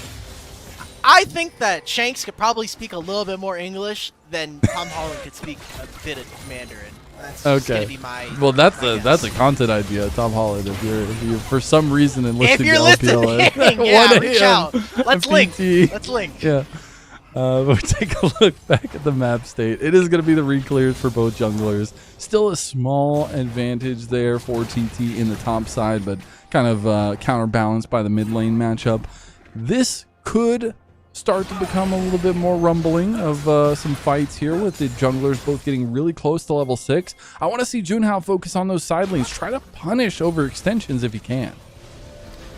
It's hard. I think the only lane you're really going to be able to punish is top lane, and so far Keshi has had this guy at his turret down 10 CS. I think you're fine as Gnar, right? Like you haven't, the game hasn't exploded. You got a kill in mid lane, that was a solo kill, and now you're setting up for a dragon. I think you're really happy as AL in this spot, who have basically neutralized most lanes, and the lane that you were maybe worried about is doing completely fine. Ooh, Alright, Lois, flash, gets the fine. flash. That's big. Flash advantage in the top lane for Keshi. Don't think he's going to get any love from Junhao. Because does he need to? Like, yeah, I think you do. Like, look at where Kyle has spent a lot of time in this game, particularly sitting in this tri-brush or near this tri-brush. It opens up a ton of vision. He's still in XP range, and now you can just invade. Junhao gets no access to his camp. He's not going to hit level 6 unless he smites away one of these camps. I'm not going to lie, I loved watching Kyle pick apart the Enchanter meta for the LPL, but damn, it feels good to watch him play Engage again. I love the way he positions. I love the way he plays the map itself as well. It just enhances his play style a little bit, and right now he's just putting a vice grip on the bot lane for TT. I'm shocked that we didn't see AL start Dragon there. Maybe they just didn't have the conditions. I look at Shanks, who is kind of low on mana, and I'm like, okay, maybe there wasn't a spot for them to go for it. I see that Tarzan before this was 18 out of his jungle camps, so basically he has his upgraded smite, and Junhao was at 21. He would have had to do wolves and then walk in. Oh, here we that go. Side lane play, okay. Ooh. You canceled a recall from Breathe. It looks expensive, but it's another wave that he's not going to have access to, and he doesn't have teleport. So Home Guards is nice. Probably just going to buy Keshi a recall here. Oh, and he stayed. He's going to stick around, make sure to get the wave. Realizes there's not going to be any more threat coming from TT besides Keshi. And going to try to scoop up a little bit back here as he is down about 20 CS versus Keshi. It's nice to see in a solo lane. Yeah, Keshi's doing good. This is not a TT game at all. I guess I said that Keshi would get solo killed at the start of most starts of every game. I'm not feeling charitable enough to say that Haru gets solo killed every game, but you know, if you really smudge the numbers, if you squint a little bit, you can like every solo lane from a solo lane from Thundertalk gets solo killed in every game. Carpet statement, so, you know, blanket statement, not carpet statement. Grubbies have been started up under vision here, so Tarzan will just do this in plain sight. No counter for the dragon on the other side, so the dragon's still up, still available if AL want to transition as Shanks goes in. It's the Abscon on Duck, but you got to be careful because Haru was setting up for the power unleashed. Goes for the scat of the week, the flash play from Junhao, but the flash returned by Shanks. The damage, not enough. He's healing. The spear! Ooh. He is able to abscond away from the Starlight Spear from Junhao, and that is going to be tough to watch for TT. Yeah, when that stun lands, and now Haru, I mean, okay, he lands a scatter of the week. Oh, but Kyle can't stop him. He's just waiting. He's just waiting. He's just playing with him. He misses everything. Okay. That's the flash from Haru, though, and that will be worth it. Good enough, because this play's already gone bad for Thundertalk. You invested double summoners. You got the flash out. What happened in the play? Oh my God! He died. Kyle landed a hell of a lot No, of damage. okay, Flash. No, he doesn't. I was gonna say we're still 1-0. We're still 1-0. Don't get too hypey now. We're not Numbers, there yet. what do they mean but now? Numbers are for me to look at and you to, you know. They're like pretty We're decorations not even allowed to me. do math. We're not even allowed Yeah. to do math on stream most of the time. Not allowed. It's official. But hey, that dragon still being up is very interesting because we are going to get some late dragon stacking if we are to get that at all. But TT want to make a proactive play. They have the play, the flash, the depth charge, but here comes Tarzan. The flash play from Keshi. Keshi's looking to get it, but it's going to be Feather that picks it up. Now the Impale comes through in the reinforcements. The Metal Cavalry is coming for AL. As the TP comes through, it's going to get him out of there at least. Keshi survives. Feather is the sacrificial lamb, and that's AL trying to get something back off of TT's play. That's kind of legendary. I feel bad for Thunder Talk because what's going to happen now is Hope is going to trade maybe 2 plates. Needs to be careful. He doesn't have flash. Oh, Dodges nice that out. Oh, but the flash from Kyle, it's too dirty. It's going to be the Grand Starfall that might have just delivered Junhao to his death. Tries to get some damage back onto Shanks. Here comes Syndra. Haru, but he gets stopped in transition by Tarzan, and it just feels like we're honestly playing Rip out. We have reaction spells. We got everything coming out here on Summoner's Rip. It's a full-on showdown, and it's full-on combat as well. 2 kills plus going into AL. I think that is a good thing to happen for them because Haru's been like moving out of lane, but he's not getting into the CS because he's been stuck in river. Breathe ends up kind of like the kill going over to Feather. I think it's literally worst case in this entire play. It absolutely is. Hope actually playing very aggressively on the Keshi there. Needed to be very careful though, because his health bar will not sustain the damage that Keshi can do, especially with the build he's going with. The U moves already completed, and that's where I want to highlight some of these first item completions. We haven't even gotten first dragon, but we have gotten first items. Got that heart steel locked in and on. Caught out by the top laner. ADC versus a top laner. Show me something different. These are the small mistakes that TT make that make the game much harder than it needs to be. I get it on. You want to catch the wave. Probably really tough because the wall and the distance between the wall and the turret is still enough for Breathe to get the ultimate down. But dying like that, not even including the deaths that happened right before this play, just make the game so much harder, right? You give over gold to your opponent, yes, but it's just time on side lanes that you're not going to have access to. And because there's no dragon sacking, there's not even like a in-game built timer for you to be like, okay, in 5 minutes we're going to be moving to dragon. In, 10 minutes we're going to be looking at trying to set up a soul. None of that is on the table, and we're losing the lanes that are going to be supposed to make it easier for us to play lanes and play team fights later. And I feel like we're hitting the flow state here for AL's composition and how they want to play. They are just roaming with Tarzan, Shanks, and Kyle. And it is so incredibly lethal because they just have that engaged pressure from all 3 of them. Shanks See if we can get out of this one. I don't think it's going to be possible. Power Unleashed there. He's about 200 health down, and Junhao strikes him in the back with a spear. As Tarzan going for the counterplay in top side, trying to take down Keshi. 5 seconds. Sidestepping. Here comes the engage. The Impale's there. Can Breed do enough damage? Hop, skip, and a jump, and Keshi goes down to the boomerang.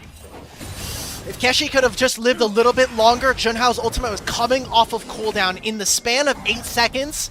Breathe and Tarzan find that kill, no play to happen, and because Thunder Talk decided to try to reinforce top lane, because they wanted to see if they could protect Keshi from the death, there's no dragon started. That could have been TT going from that kill into Shanks, moving into bottom lane, letting Feather and Junhao move into the jungle, get vision, and potentially start this, but that moment of hesitation, that decision to go top lane, cuts that at the heels. So now, you are AL, you're up almost 1,000 gold. You have a Heartsteel. You have 1 items completed across the board outside of top lane, and they're very strong first items. Trinity Force and Locket are untouchable. Ooh.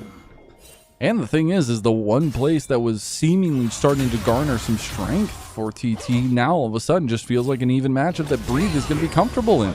As he does need to be a little bit careful. Keshi's going to pop the U moves, trying to go for the 100-0 onto Mininar Breathe, but he's about to get Meganar, and he could actually fight this one out. The health is not there, but the stun is. The wallop, the stun is not enough. It was all Keshi all day with the help of Junhao.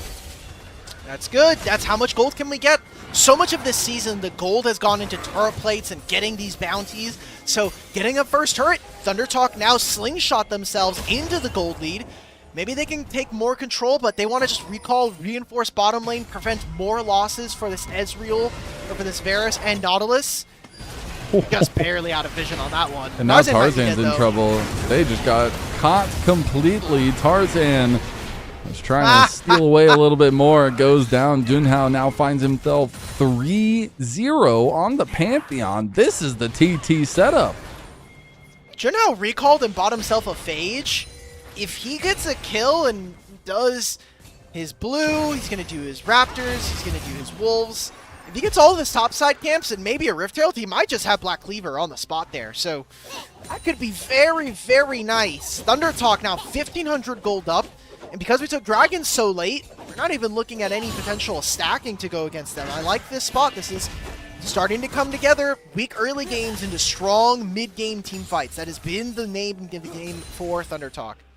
Well, that also brings with it a caveat. You have to be efficient in the execution of those team fights, because that has been where TT have faltered, and we've seen it even in game number 1. On can't be having those same mistakes as we saw earlier in this game and in game number 1.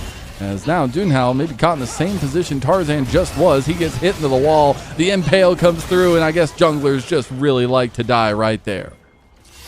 That's tough. That is maybe the worst case scenario, because now Jace can't farm. You see that Feather's trying to move in, but he's already too late. Kyle's going to be able to stop him. Keshi, I hope you're okay with not having your flash this game, buddy. Oh, doesn't even have the Impale. Doesn't even really matter. Breathe gets Mega Gnar. He still gets the kill as well. Mid-wallop. And that's AL finding a side lane pick that we had set up. Needed to be found by TT with the comp that they have. It's Haru. Oh, Haru. He's going to die. Power kill. Unleashed. Oh, not enough, as he still has sub 200 health left. True Shot Barrage. Sniper cross. Feather calls it. Feather calls it. And he knows that it's coming. It would have done no damage because I already hit Feather, and then it hit the Rift Herald, so then the thing does no damage when you're going AD as well. So AO are now going to be in a position where, because they killed 2 people bottom lane, they take the turret. Now there's an entire wave that ThunderTalk have to respond to, and AO are going to shift their focus to the Rift Herald, which in time is probably going to turn into 1 turret at least by itself, at least in terms of the gold that it's going to gain you, whether it's dropped in a fight or it's actually there for a structure. This is that seesaw that happens. Make a play on one side, it makes it so that ThunderTalk have to answer. Oh, if you lose this fight, Kyle just pulls the engage. Oh, nice Chains of Corruption coming through there. Not much damage to follow through, as it does connect on a multi-members. TP coming in from Haru. TT want to fight. Rift Herald gonna reset here. AL need to be a bit careful. They just used their primary engage. They have no Magnet Storm now, and they'll back away.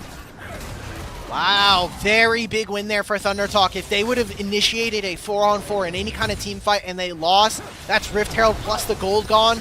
The game is just too hard to play at that point. Double teleports coming in from the soul laners. Oh my god, no way. Herald right now is going to be, there's Gnar, no Mega.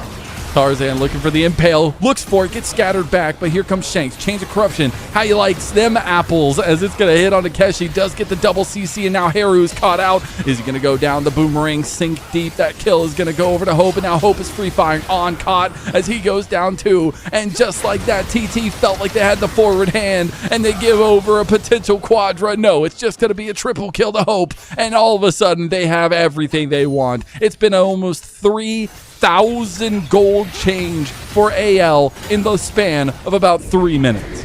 And now they get the Herald, which is going to turn even into more. They're going to get all of these plates, and then I look top lane. Breed's pushing in another wave. Clinical play coming in from AL. I mean, I said if TT take a fight around this Rift Herald with the objectives and the state of the map how it is, they were going to lose the game. And Mazel, I feel exactly that right now. It may have been pushed back by a minute, but I mean, you come into this fight, we're not even dealing that much damage to the Herald. It almost feels like we have to get this and then we're out, but Shanks, masterful flank. There's just nothing for them to do now. That is a max range Chains of Corruption landing from the Sylas. They get the Herald on top of it and they get to chase them out. It's like literally the best of both worlds. And you got their TPs, the plays right before this. Kyle, man, put this man somewhere that he can at least show off this clinic that he's putting on. Like, between last game and this game, like, especially this game, his rel has been almost impeccable. Like, he has found some insane angles, and that's exactly the Kyle that AL needs to lift them up here in split number 3. As TP's coming in, Dragon had spawned on, is just dying. He's gonna have to flash, but he's still potentially gonna die. The hop over the teammate, that's an alley-oop in League of Legends if I've ever seen one. As Breed about to go Mega Wallop, but he's not gonna get the Mega Gnar until he does onto Junhao. And there's 3 people dead for TT. That's about a 4,000 gold lead for AL. And Dragon, not even started by them, because why not? Go Baron. We go Baron. It's 20 minutes now. We did that. We took a great team fight at the right time. I would have maybe said, hey, maybe we just go for objectives right now. Let's take a turret in mid lane. Looks like that was going to be the case. And now they get to start this up. It's Keshi and Haru. Does Pantheon have ult when he spawns in 10 seconds? But BLG Juniors, they're here. It's TT now. Can they? Oh, Haru. Okay, he has the backup. Feather trying to save him. True Shot Barrage doesn't go wide. Honest here now. Baron's still being focused. I think Kyle might not make it out alive. He does. Dredgeline connects. He's going to get some damage back. He's still healing. He's still shielding. He's not going to go. Okay, he finally does. That'll be 1 Baron buff down, and here comes the Grand Starfall. But instantly, they turn. They try to get the Mega Gnar, but it's on to Feather. Now Feather's down. Your frontal engage is gone. Tarzan getting low. Breathe going low too. Keshi looking for the finishing kills, and all of a sudden, TT chunk back. TT, they get they don't take the Baron. It's minus 1,700 gold. If TT can get this turret and the next, there's still objective bounties. Does it fall when they take this turret? No, it doesn't. They're going to get an objective bounty when they hit this dragon, and it's going to go down to 1,000 between them and AL. This is a huge swing. This is what this season is about. This is all about bounties. Can you collect them on the right members and the right structures? I have no notes for this fight. Like, we're on completely different sides between On and the rest of his team. He needs to be on that side. That's a big mistake for him, especially as a veteran of the league. This is what AL's team comp does. You are a short-range comp that has big wombos when it comes to team fights, and they did that perfectly. They layered it great. And shout out to these tempo plays by TT, but specifically Junhao. It's been these Grand Starfalls on the back of these fights that have found so much value for them. I would give a bit more praise over to Haru and Feather, even though their individual play, just having, again, these champions be so robust, allows you to make plays like this and be able to find positions where you're able to do things like this. I look at the gold. Top side, it's looking fine. Keshi, only 200 gold down, 300 gold here for Junhao, but the rest of the map is on fire, and there's no way for them to get gold as TT because all of the kills that they've gotten are members that don't have shutdown. Look at Hope. 5-0 and 3, 600 gold shutdown. If they can get him, this game is so much more playable. On losing about half his health now. The Baron buff still in the negative for the power play. They were trying to knock down some of the outer turrets here, at least some of the inners now. As Tier 2 turret will be taken down by Shanks. Take back a little bit more of that gold. We'll see if they can get it back to positive. Signs of life from TT, but they are barely holding on now. Shanks is going to be able to TP back in if he really wants to. Looks like they're going to make a siege onto the inhibitor line. I mean, you have 30 seconds on this Baron, so it's going to be the last wave we'll see them siege.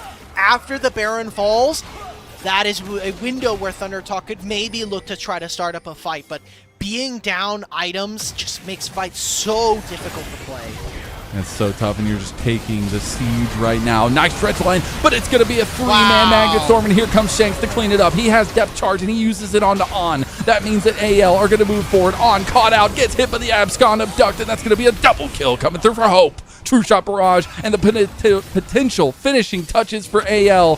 They wanted 2 zeros back to back. They want to extend this spree, but here comes Junhao. Immediately gets Eastall's impact back into the team. He's trying his darndest, but he can't get anything. TP came in for Breathe as he's going to look to finish the game, and that's a full and total ace. A clean one for anyone's legend, and a clean series. Not even 50 minutes total for both games out. That is domination, and AL, they're truly back, baby. That is a 45-minute game timer between both games. That is a very, very good job coming in from AL. I predicted that they would have a 2-0 tonight. I did not think it would be this clean. That's exactly the kind of style that I want to see from AL going forward as we continue on in the split. Incredible stuff. Tarzan, Kyle, God, it feels like we're in prime time for them again. Because you got to remember, like, while we've seen some struggles from this team, they also were running the league, it felt like, in terms of meta, but also the way that they played the map. And I think as a whole, AL really showed up on all 5 fronts today. Are praying to whatever gods at Riot or whatever Riot developer was like, you know what, let's nerf some more of the enchanters. Let's make Rel come back into the meta. Let's have him. They're so thankful that this is a thing right now. Because I think if we were still playing an enchanter meta, if we were still playing things like Karma and Lulu and all of these things, this team would probably still look lost and would not be at a 5-1 series scoreline. It's impressive stuff for them, and they continue their little win streak they've started to develop now as well, which is huge. That's 3 wins in a row, and it's not like, you know, it's been easy competition, right? Like, they did lose to BLG. They were able to beat down Top Esports and JDG already. They still have some tough competition, obviously, the double round robin and Group Ascend, but if this is how they perform, this is the kind of AL that can really do some damage here in the regular season. This would be a really good AL to see as we get into playoffs, but still ways Long away way from that happening. Yeah. They're almost done with the halfway point of the split. They're 5-1 now, so they played almost every single opponent outside of WE, and then they're gonna have to do the second round robin. But coming in at 5-1 is still a very good spot to be in if you're at the halfway point. Thank you to your producer for showing this. 11-3 in game score. I know that they've played one more series in BLG, but that's really damn good. It is. It really is. And they are starting to solidify themselves. Like, there's a lot of games, obviously, but we're starting to see a little bit of separation in that group. You do wonder, is it going to be a BLG AL top 2 yet again, like we've already seen sometime this year? So I do wonder, or I guess last year. I do wonder, though, how much that consistency can come through, because I know that's something we've talked about for AL in the past as well. AL is consistent. They're just boring, right? Like, they don't have the clutch factor. Like, I still have yet to see this team in like a tough spot in Game 5 outside of Tarzan, like, punch through and really make a big splash. We get glimpses of it. Like, we got to see the Silas there from Shanks was really schmoving on some of the spells there, but it's the same team that we've seen even with a new top laner.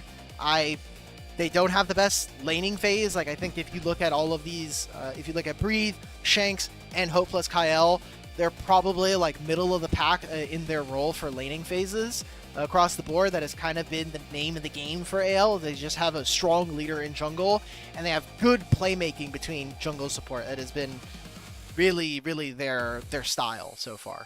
Yeah. Well, let's turn the looking glass a little bit here, Alk, because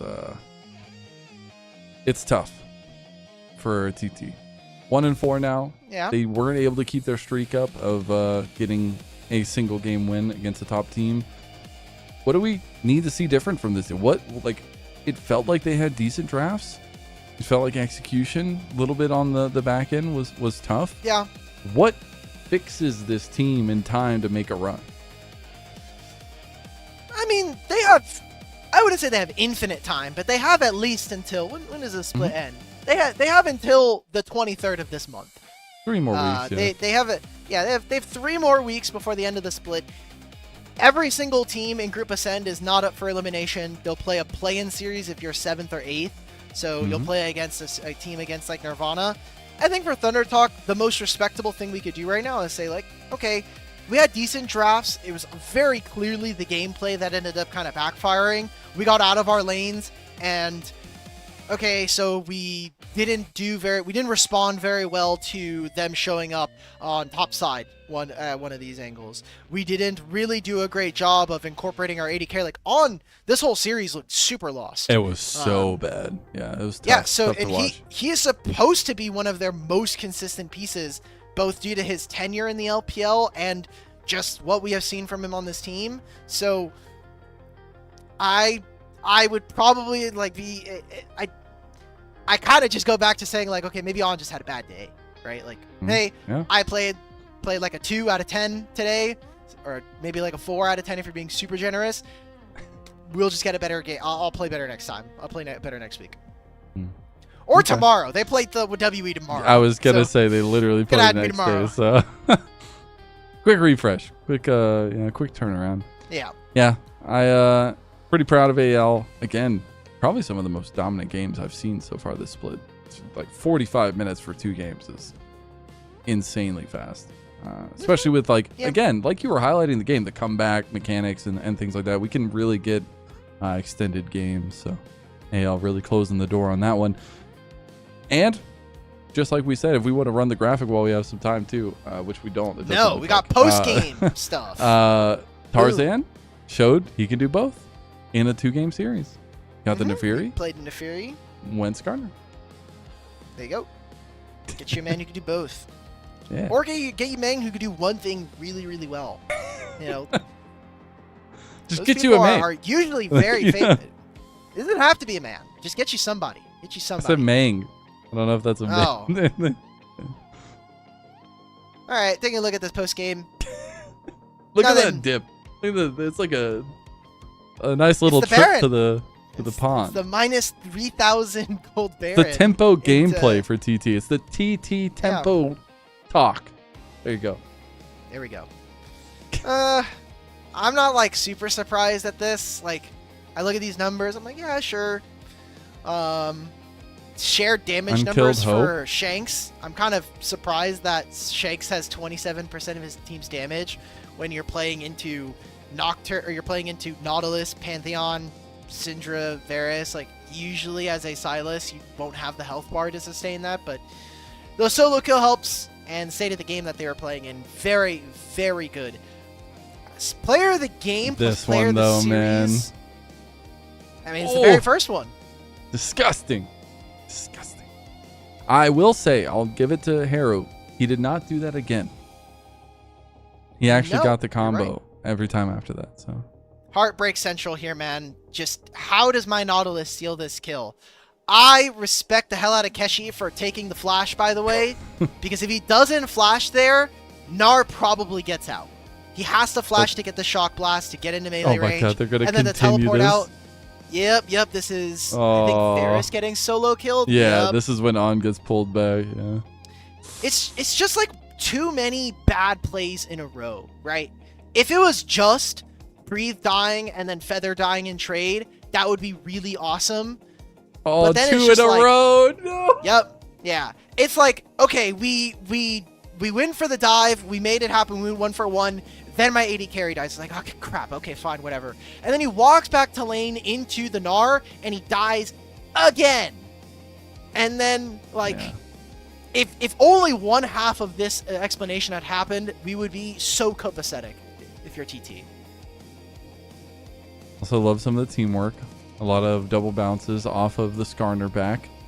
This one, though, Shanks able to find a really good angle. All it did was really delay the exit, but it set up the rest of AL so perfectly.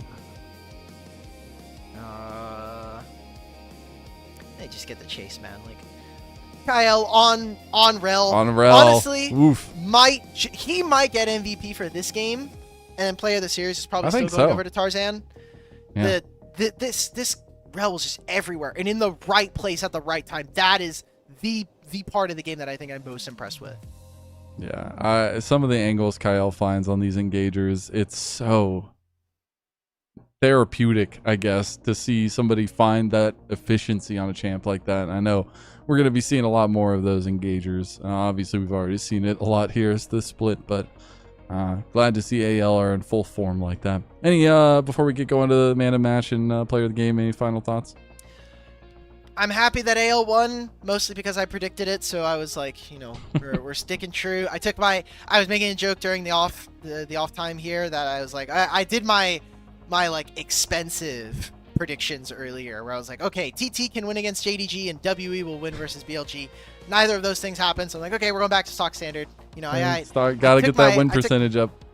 Yeah, I was like, okay, I took my risk. My, mitigatable amount of risk there with the predictions. Like, we'll go back to the safe licks. I like your vote. I think Kyle player of the game, Tarzan player of the match. I think it's pretty good. I think maybe there's, I could see a couple votes for Hope, potentially. It's Shanks. Yeah, Shanks. Okay. Okay. Sure. Sure. Everybody hates supports. It's fine. Yeah, sports don't deserve honors anyway. It's fine. Yes, they do, Alec. Yes, they do. No. I'm looking at the MVPs right now. The only people that have, the only person in the entire league that has an MVP vote for player of the game, can you guess who it is? Ooh. It's one person. They have On? one vote. Yes, it is on. Hey, I got it right. So, Let's that go. is the only support that has a vote at this time. That's And crazy. that is going to continue to be the case. Dude, they really do just hate supports. You'd think AI would have their back, but I guess not. I can't believe me and the AI are aligned on this one. Computer, generate me a player of the series that says Tarzan, just so you can be 4 out of... Just do it. Yeah, just give me that one. But Well, that was player of the game, that's- right? Now we still have player of the match. Don't we? yeah, Wasn't that Shanks player of has the one game? as well. That was player of the game, and player of the Yeah. series will come up afterwards. But we don't have to worry about that, Lennon. You know why? Because we're going to have a second pair of casters come on. We're going to have a second series. But look second at out of that. We want to 3 see here. the player of the series. No, Come that's for the on. break. That's for the... Come on, Oh, it's now we're right gonna see it. It's player of the there. It's Tarzan. We already knew it was going to be Tarzan, man. He has 4. He has 4. He has the 14 most out of any KDA. player. Yeah. Christ. He didn't die on the Neferi game, right? So... My goat, 07, the general of AL. We're not going to watch all this, or I guess you can in the break. But yeah, great series from AL. Incredible to see. I really hope they can keep this form here. It's been a pleasure to cast this one with you, Alec. Thank you so much for filling in. But that is not it for the LPL today. We still have 2 more series. LGD versus Top Esports is next. We'll see you there.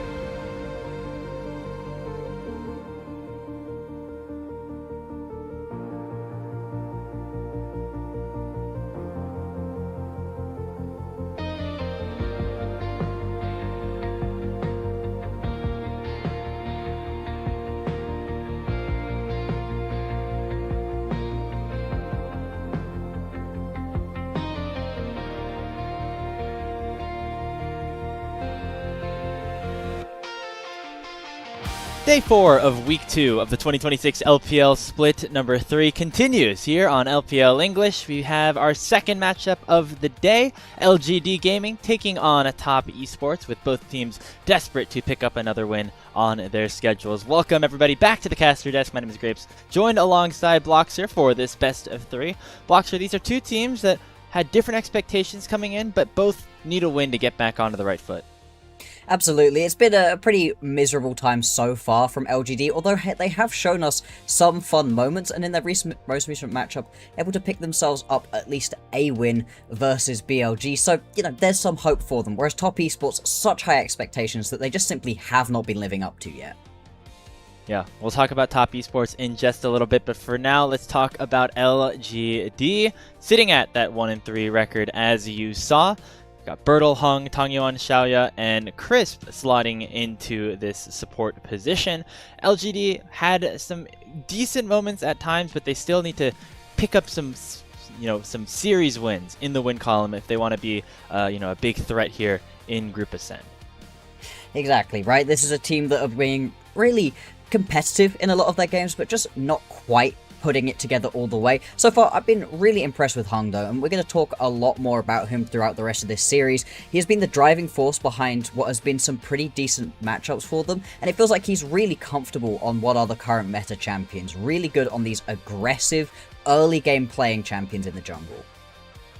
Yeah, it's been fun to watch some of these younger, newer junglers like Junhao, who we just saw on Thunder Talk, and then now here with Hung, getting a chance here in Group Ascend and really proving that they can match up with the best of the best. And if LGD want to have any sort of turnaround, can maybe come against Top Esports, they might have a little extra motivation as well because of the fact that this is a rematch from their playoff series. You might remember LGD getting into the postseason, which was a big surprise and a very exciting moment for them. They immediately had to run into Top Esports, and they got 3-0 swept out. So that was not necessarily the most welcoming moment for them to get into this top 8, but now the rosters have swapped around, and maybe this could be an opportunity for them to have a get back at TES.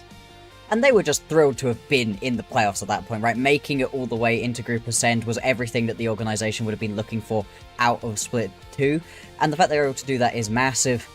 We'll have a look right here at what they could potentially do to be able to beat TES today, because they had a really interesting game versus BLG. The whole series versus BLG was pretty interesting, and BLG still looking like the best team that we have in the LPL, but Hung was awesome on this one, specifically in game number 2 on his Lee Sin. So proactive, finding so many moments just across the board, finding ways to gank in almost all 3 lanes, all over the jungle. I just love to see this level of proactivity from a jungler versus a top team, not playing scared, not sitting back. That's kind of the nature of the LPL. You get a lot of high action, especially in this current state of the meta, and so to see a younger jungler like Hung really take advantage of that is really fun to see. And this guy, again, is going to have to be a difference maker for LGD if they want to end up with their second win of the split here today. Just some more highlight Lee Sin plays. It seems like everybody in the LPL, at least in the jungle position, has a pretty solid Lee Sin. Of course, one of them being LGD's opponent today in Tien in the jungle as well. Hold on, we gotta watch the rest of this just for some extra magic here. It's pretty impressive that they were able to take down a team like BLG. Absolutely. BLG, as we've been saying, right, they have been looking really strong, and yeah, they win the series overall, right? And it wasn't particularly close in games 1 and 2, but it wasn't just a walkover, right? It wasn't what we saw in the previous series where Thunder Talk just get one-tapped throughout. It's a 40-minute series overall, the set before us. This was way more competitive back and forth, and I really enjoy the way that LGD play. Now, we do have some worries about them, and the solo lanes are going to be the big worry going in, because that's where Top Esports have been finding some success. Yeah, let's take a look at that Top Esports roster as they are going to, try to get back into a good headspace here. Their 2-1 record is not the worst thing to look at in the world, right? But they have not been super exciting to watch, at least over these last couple of games. It was a very close 3-game win over Thunder Talk, and then they got swept out by Anyone's Legend, who we just saw have another incredible series. Bloxer, again, this is a team that went all the way to MSI. They tried to make some sort of upgrade with Zhuo coming onto the team, but as we take a look at some of their recent lowlights, it has not all been sunshine and rainbows since returning from Daejeon. No, it absolutely has not been. This has been a team that's been kind of just struggling with its opponents. The first cracks show when they play up against Thundertalk and drop a game versus them, and then in this matchup versus Anyone's Legend, it just looked bad from them, right? They had just moments all over the board where they were just not getting anything done, and we've spoken about it a little bit already, but Tian just has not been proactive. If we're praising the proactivity out of Hung, the complete opposite of Tian. He doesn't seem particularly comfortable on these aggressive picks that are so important at in the meta at the moment.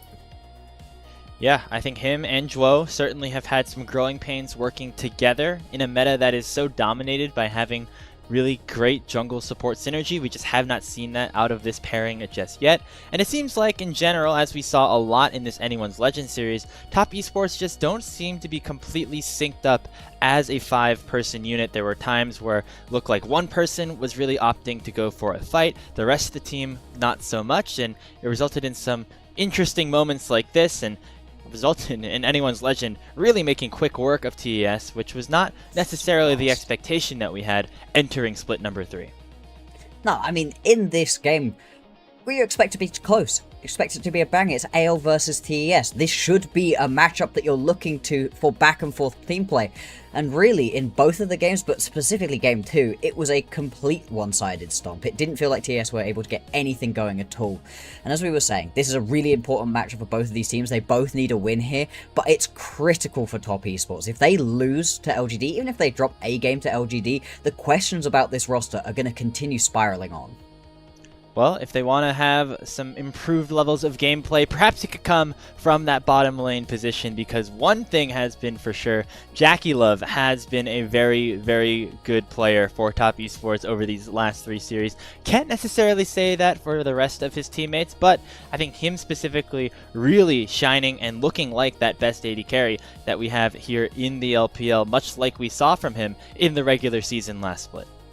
And your eyes should immediately be drawn to that damage per minute stat as well. First, global amongst all ADCs. He has been just incredible when it comes to putting out the damage. And I think what's been really fun to see is how much he has taken to these APCs down in the bot lane. He has just fully moved himself into that role, embracing the fact that the meta right now is weird, and he's still looking great on his traditional ADCs as well. You can see here with this graphic, real diversity in his champion picks, and it has been that bit of strength for them. If he wasn't playing as well as he is at the moment, there would have been a lot more losses on the shoulders of this TES roster. As of right now, they're still in a positive split. Yeah, you can see that 1k plus DPM leading any AD carry that plays Tier 1 League of Legends. I know the stats are a little bit weird right now with the LPL, but we're pretty confident in saying that JackeyLove is looking like one of the best players that we have here in the league. And he's going to go up against a familiar opponent here today. Former bot lane partner as well, Bloxer, in Chris. This is the upgrade that LGD made going into split number 3 to try to take this team to the next level. I think we've seen some mixed results for Crisp so far, but it is going to be exciting to see him back on a team that he is so familiar with against in top esports. As we head back out to Shanghai to get ready for our second best of 3 of the day. It is LGD and top esports. LGD certainly looking to get a win against a top tier opponent, and top trying to avoid suffering back-to-back losses. Indeed, back-to-back losses would be pretty devastating for them in this situation, so of course hoping that they're going to be able to pull through. As we look forwards into the draft, really interesting meta at the moment, as we've been saying, right? APC's down in the bottom lane, aggressive, heavy ganking junglers as well available, and the jungle pool is where I'm really looking early on. How many of these top tier junglers are going to be allowed through? Because the Lee Sins and the Nocturnes, the Nefiris, all 3 of these have been super high priority, but actually have been slipping through quite a lot of the ban phases as well.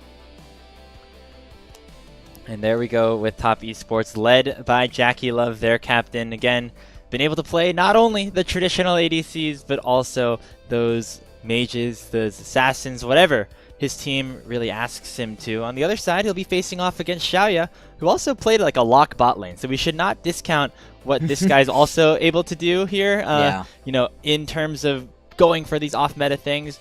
You know, there's some series where you go into it and expect just, you know, general stock standard stuff to come through. I think this is one of those best of 3s that we can see a lot of champion diversity and a lot of interesting role swapping to try to get onto the upper edge against their opponents.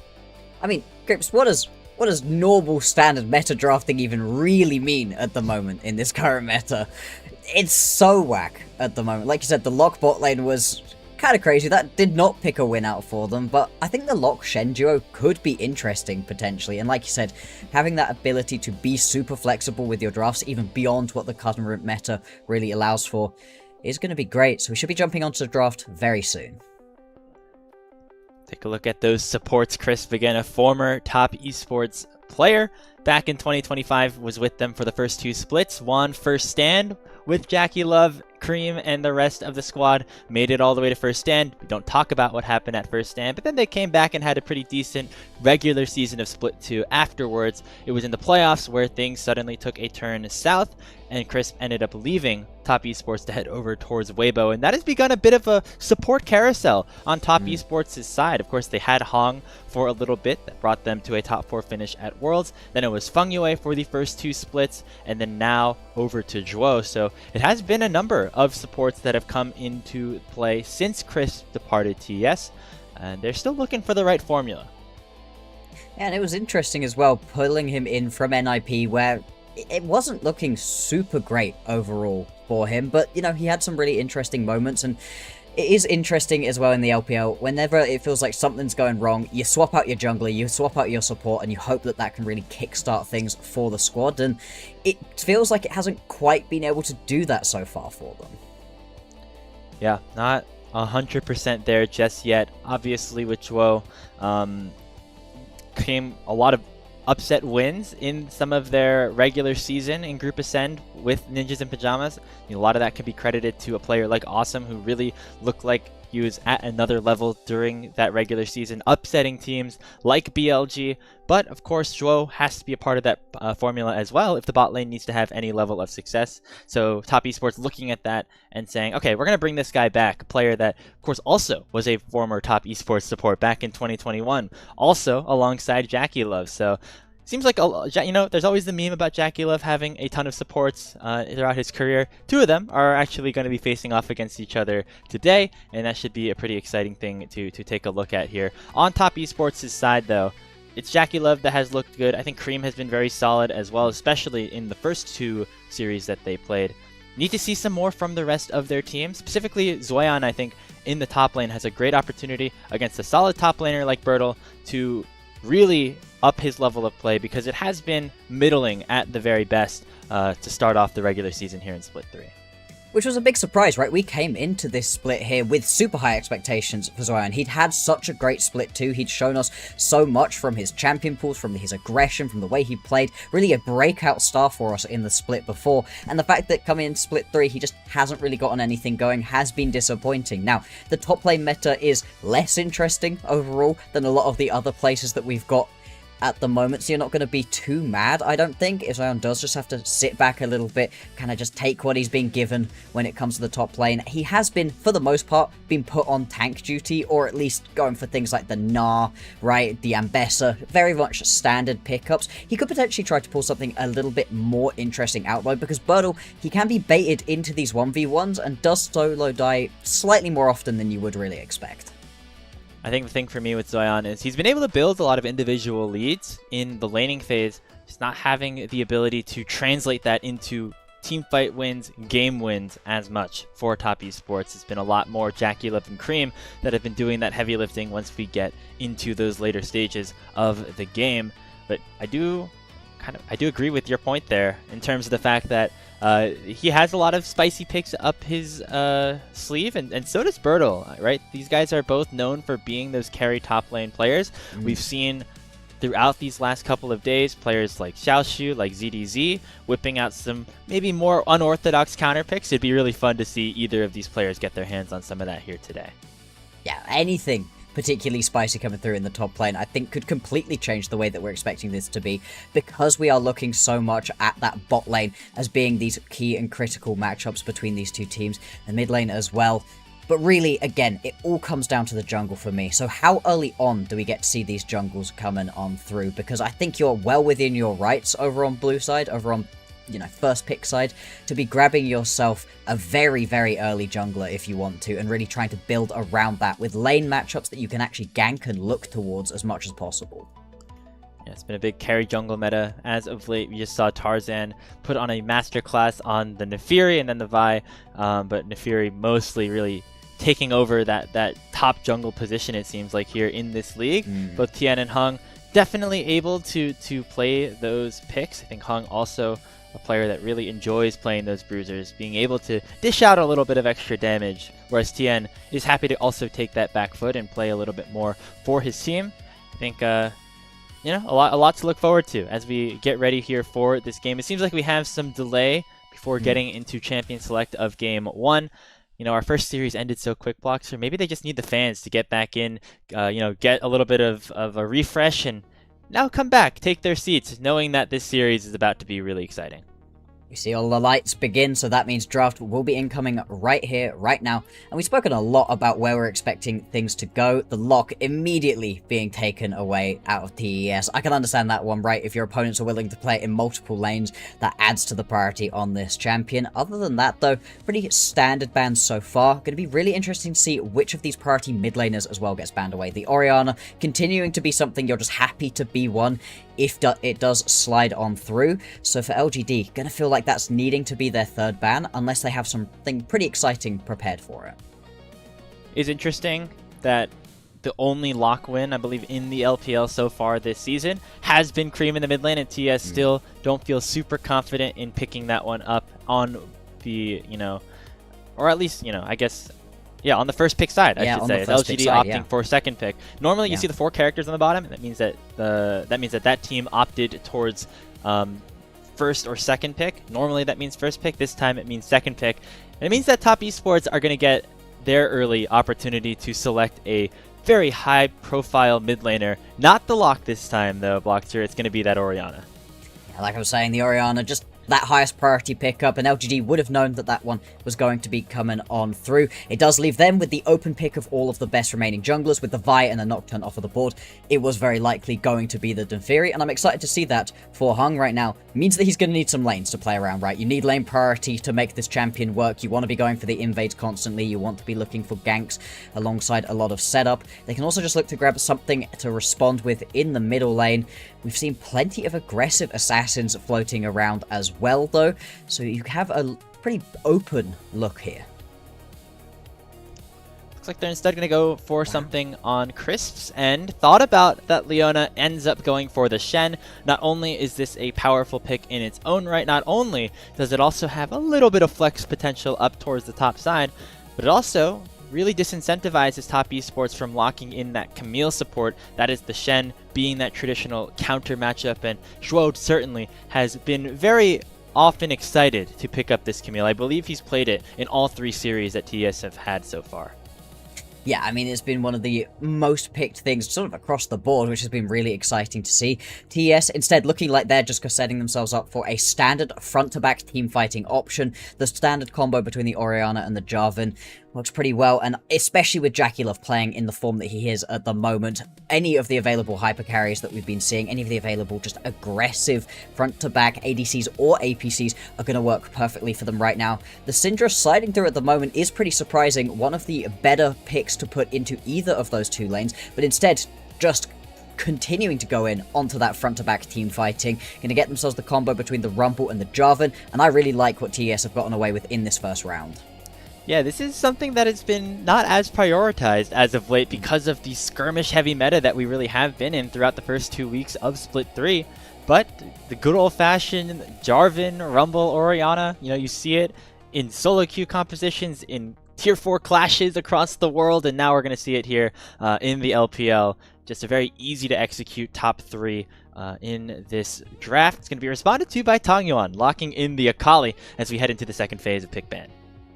Tangyuan really does like this Akali, one of the better picks that he has had for himself recently, and very different styling. As much as we're talking about TES wanting front to back later game, LGD fully in the meta at the moment, playing with this aggressive look. Works well into the Orianna, of course, for the pressure, but more importantly, you just want to be pushing this lane out, roaming alongside this Nefiri, seeing what you can get alongside Hung, and you've got a really strong early power spike that's going to be coming through from LGD, whilst TS are still setting up into the mid game.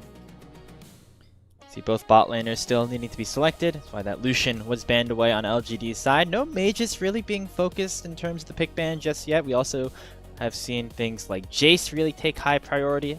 I would not be surprised to see LGD lock that one in because of the flexibility that it could potentially possess if Top Esports don't ban it away here. Seems like LGD is a little bit more worried about those traditional marksmen for JackeyLove, though. Makes sense to think that way, especially because you have that double AP solo lanes, meaning that there's not going to be as much physical damage unless JackeyLove locks in a traditional marksman. Yeah, there's a really interesting discussion there where, yeah, you can kind of just fully go all in onto as much AP as possible, but I really think you're going to get a more traditional ADC coming on out. I think this Yunara ban makes a lot of sense to be taken off of the board. Now looking at LGD and what they want to grab for themselves coming into this next round, obviously still in a situation where they're just going to need something into the top lane. The Rumble is fine for the matchup with the Gnar if this is what you want to be locking in. At the same time, though, they did need some extra level of tankiness, some extra level of engage, and the Gnar very much will provide this for LGD. It's also a pretty good bridge champion between the early game and the mid game that you're looking to then play into versus TES. Now, there is some flexibility still, as we know Tangyuan maybe infamously locking in that Gnar mid lane a couple of days ago. Would expect him to be playing the Akali, though, and for Bertle to get this matchup that is more or less a 50-50 up on the top side. Final two picks remaining here for Top Esports, going to be Zhuo first with the Nautilus. And that could open up a number of options, things like the Kaisa potentially here for JackeyLove, or maybe something a little bit safer like a Jhin that can provide a little bit more artillery from the backline.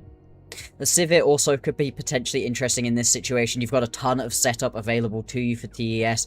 Now, the backline access out of LGD would be pretty scary. You probably do need a bit of extra safety. The Xayah in that situation has been rising in priority as just helping you out. Looks like you're going to be right, though, Grapes, with this Jhin, and I do like it. It gives you that safety by just being so far away. Of course, if you are able to close that gap from LGD, it has no tools to keep itself alive. See a lot of, general damage on the top side already with the Rumble and the Orianna. Could be a little bit more supportive this game here for JackeyLove on the Jhin, although he has been a player that really has had to take on that extra burden over these first few series for his team, maybe getting his opportunity to allow the rest of his team to shine a bit more. Final pickup going to be the Corki here for Xiaoya, as that concludes our draft for game number 1. I think all things considered, blocks here, Top Esports very team fight heavy, whereas LGD, we're expecting this mid jungle of Hung and Tangyuan to get out of the map early. If what we saw in the previous couple of games is any indication of this one, TES could struggle a little bit because LGD have got all of that priority. They've got lots of different champions to be playing around as early as possible, and that first item breakpoint is massive. Hung, Bertle, they're going to be fully online once they get that first item going. Once we hit the level 6 as well out of this Shen, all of a sudden making ganks work around the rest of the map, making skirmishes work around the rest of the map is going to be increasingly difficult for TES. And so for LGD, I want to see the pace of the game be as high as possible. I want to see them accelerate themselves into the game as quickly as they can, and if they're able to get that going, there's a chance they're able to hang on and take this first game. Yeah, we've seen Top Esports play fast in their first couple of series like we saw against Team WE. That was to a more successful tune. And then when they play a little bit slower like we saw in their series against Anyone's Legend, not as much luck for them. Perhaps this series, they both want to up the pace a little bit, although TS's composition not necessarily opposed to going the other direction. LGD and Top Esports, two teams here in Group Ascend, a rematch of our upper quarterfinal from last playoffs. We're on to the Rift for the start of Game 1.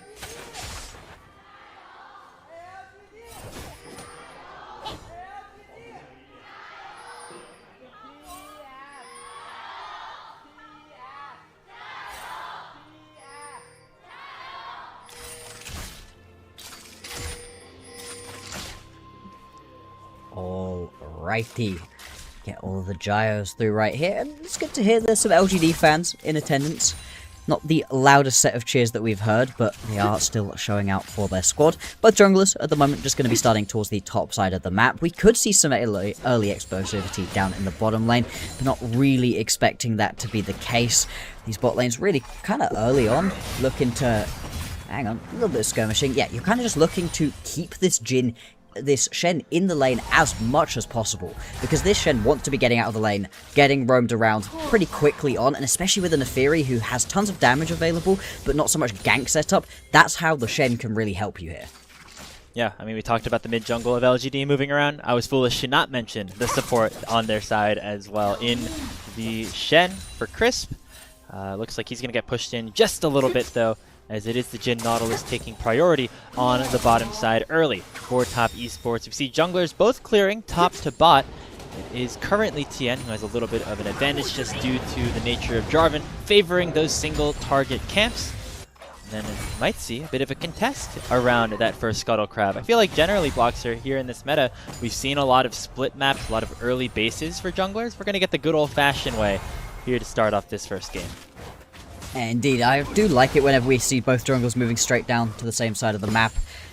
Does bring a bit of extra explosivity occasionally. Now, if we do end up seeing both junglers skirmishing around this early Scuttle Crab, very much expecting it to go in TS's favour, with the early push they've got going on in both the mid lane and in the bottom lane, would make things a heck of a lot quicker. Plus, like you said, the early clear power of the Jarvan means that we should just be able to get to this a little bit early on. And it looks like Zhou as well, just going to walk over, make sure that his jungler is guaranteed to get at least one of these Scuttle Crabs. Like Hung hitting level 4 first, and then opting to go for the reverse back up to the top side. Makes sense because his bot lane is getting so pushed in. Absolutely. The correct decision right here, so we aren't going to see any early fighting coming on through. And early fighting, as much as we may see some back and forth between these lanes, really not expecting there to be too much in the way of solo kills unless somebody makes quite a big mistake. Instead, it's going to be on these junglers for trying to get involved, and these supports as well for getting themselves out of the lanes. There's a pretty good chance that we're going to be seeing JackeyLove and Xiaoya by themselves for quite a while once these supports begin moving around. I think either of them happy enough with that. Obviously Jin, a champion that is known for being willing to have an isolated playstyle towards the mid game, and Xiaoya on the Corki. You know, Corki's been played solo lanes back in previous eras of League of Legends, as we see some more trading down here in the bottom side. Crisp's having that Spirit's Refuge available really denies a lot of the damage that top esports can throw at him, whether it is that passive for Zhuo or the crits coming through from JackeyLove, as Tong Yuan's forced to head back to base after popping the Twilight Shroud. Yeah, this is how the matchup goes very, very early on. Going to be quite a lot of damage coming through. Pretty tricky to play out the Akali. Now, once you get the level 6, once you get a couple components in your inventory, it can begin to even up. The return damage is coming through soon enough. But for right now, Tong Yuan happy enough to be able to just get back to base and get a little bit of health back again. And something also worth mentioning when we're talking about these bot lanes being left alone is just the ability for dives that LGD's composition has. The Neferi, obviously one of the best diving champions that we've got in the game at the moment. The ability to reset towers is really nice, but same thing from an Akali, same thing from a Shen. These are all champions with a lot of mobility to tank up a bit of tower aggro and then move away. So that could be another way for LGD to get things going, as the hook does land. Yeah. Instead of that Shuriken flip getting Tong Yuan over the wall, it is that dredge line connecting. TN goes forward, not enough DPS to take anybody down to a meaningful threshold, so still people backing away. Overall, CS leads favoring top esports, albeit in the slightest, as we have our first dragon of the game being that Cloud spawning at the 5-minute mark. Indeed, and the fact that we get this early bit of skirmishing coming on through, but no real kills, is good for TES. They want to just get through this early game. Their power's coming through a little bit later on. Not to say they don't have some skirmishing power though, but it's just going to be a little bit trickier to overall execute. And if they do want to go for a lot of early on plays, they're going to have to be careful not to lose out a couple of kills, because we've also seen this from TES, where they do try some level of proactivity, and then it just begins to go wrong for them, and they've got no real mechanism, it feels like, in the team to say, hang on, we're making a mistake here, let's just back off for a second and not keep pushing. Swayon for a play onto Bertle, does overheat, missed that first Electro Harpoon, could have been enough to slow him down for a lethal range, but Bertle able to get out, although he did just burn his teleport, so it will be some minions denied on the top esports top side of the map. Now see our mid laners hitting level 6. We have Grub spawning in 2 minutes time. It looks like still a slower playstyle, which, as you mentioned, is going to favor top esports and their team fighting composition. Indeed, indeed. So with this early Drake available as well, we'll see if we want to have any play towards that, or instead it's just going to be a push on towards these topside cams. Hung might have his red buff stolen away from him right now as Tian able to pull it into the bush, but Crisp is also arriving. They could try for a collapse. And Tien is level 6, which means that he feels comfortable enough to go for this invade, but with an extra player on his side, Hung once again able to run into his own second spawn of the red and take that one down. Now we see some dueling here in the bottom lane. The curtain call was valked away from by Xiaoya, really rendering that ultimate ability obsolete, as now Top Esports still contesting in the enemy jungle with Bertle having push and approaching Meganar. Hung goes forward with the call of the pack, not able to find any kill, and now Zhuo actually a little bit out of position as Bertle hops forward. Crisp looking for the taunt over the wall, and Zhuo is running the wrong direction. This is not where the Nautilus should be, and sooner rather than later, imagine that this is going to be first blood picked up for LGD. Just depends on who they end up getting the kill credit over to. Hung trying to get in there. He flashes for the smite to try to make sure he has the last hit. But Chris is still going to hunt him down. The minion's going to end up doing it. Chris not hitting Zhuo to make sure that he does not get the kill credit. Instead, donating it over to the Nefiri. I mean, I respect it. I respect it in that situation. You're on the Nefiri, you really do want to get this champion going as early as possible. I think it's worth your flash in that situation. Unfortunately, because we were bouncing heavily between the fight in the bot lane and this fight going on in the top side of the map, we kind of missed the way that this one begun, but Zhuo missed a hook. Dredge lines himself into a bad position and realizes there's no way for him to get out, just tries to waste a little bit of everybody's time. And he ends up giving that kill over to a really critical champion here. And I think another example there, Bloxer, of Top Esports not all fully being on the same page. You know, the contest for that second red, absolutely on board with that, right? You give Tien an opportunity to take advantage of having all his ulti when Hung does not. But then they stick around for a little bit too long. Top lane ends up getting pushed in a little bit. Bertle joining the fight first, and then Zhuo just drastically out of position. It's been a story that we've been telling over and over again over these last couple of days here for Top Esports. Just not having the impact they were going to be hoping from this guy, and the fact that it's just continuing to not quite work out throughout this early game. Of course, he's still got plenty of time in this game to try to turn this one around, as we are now going to see some aggression on towards this Drake. LGD looking to start this one up now, fully on vision of TES, but as we've been saying, right, a lot of early skirmishing power for this LGD squad.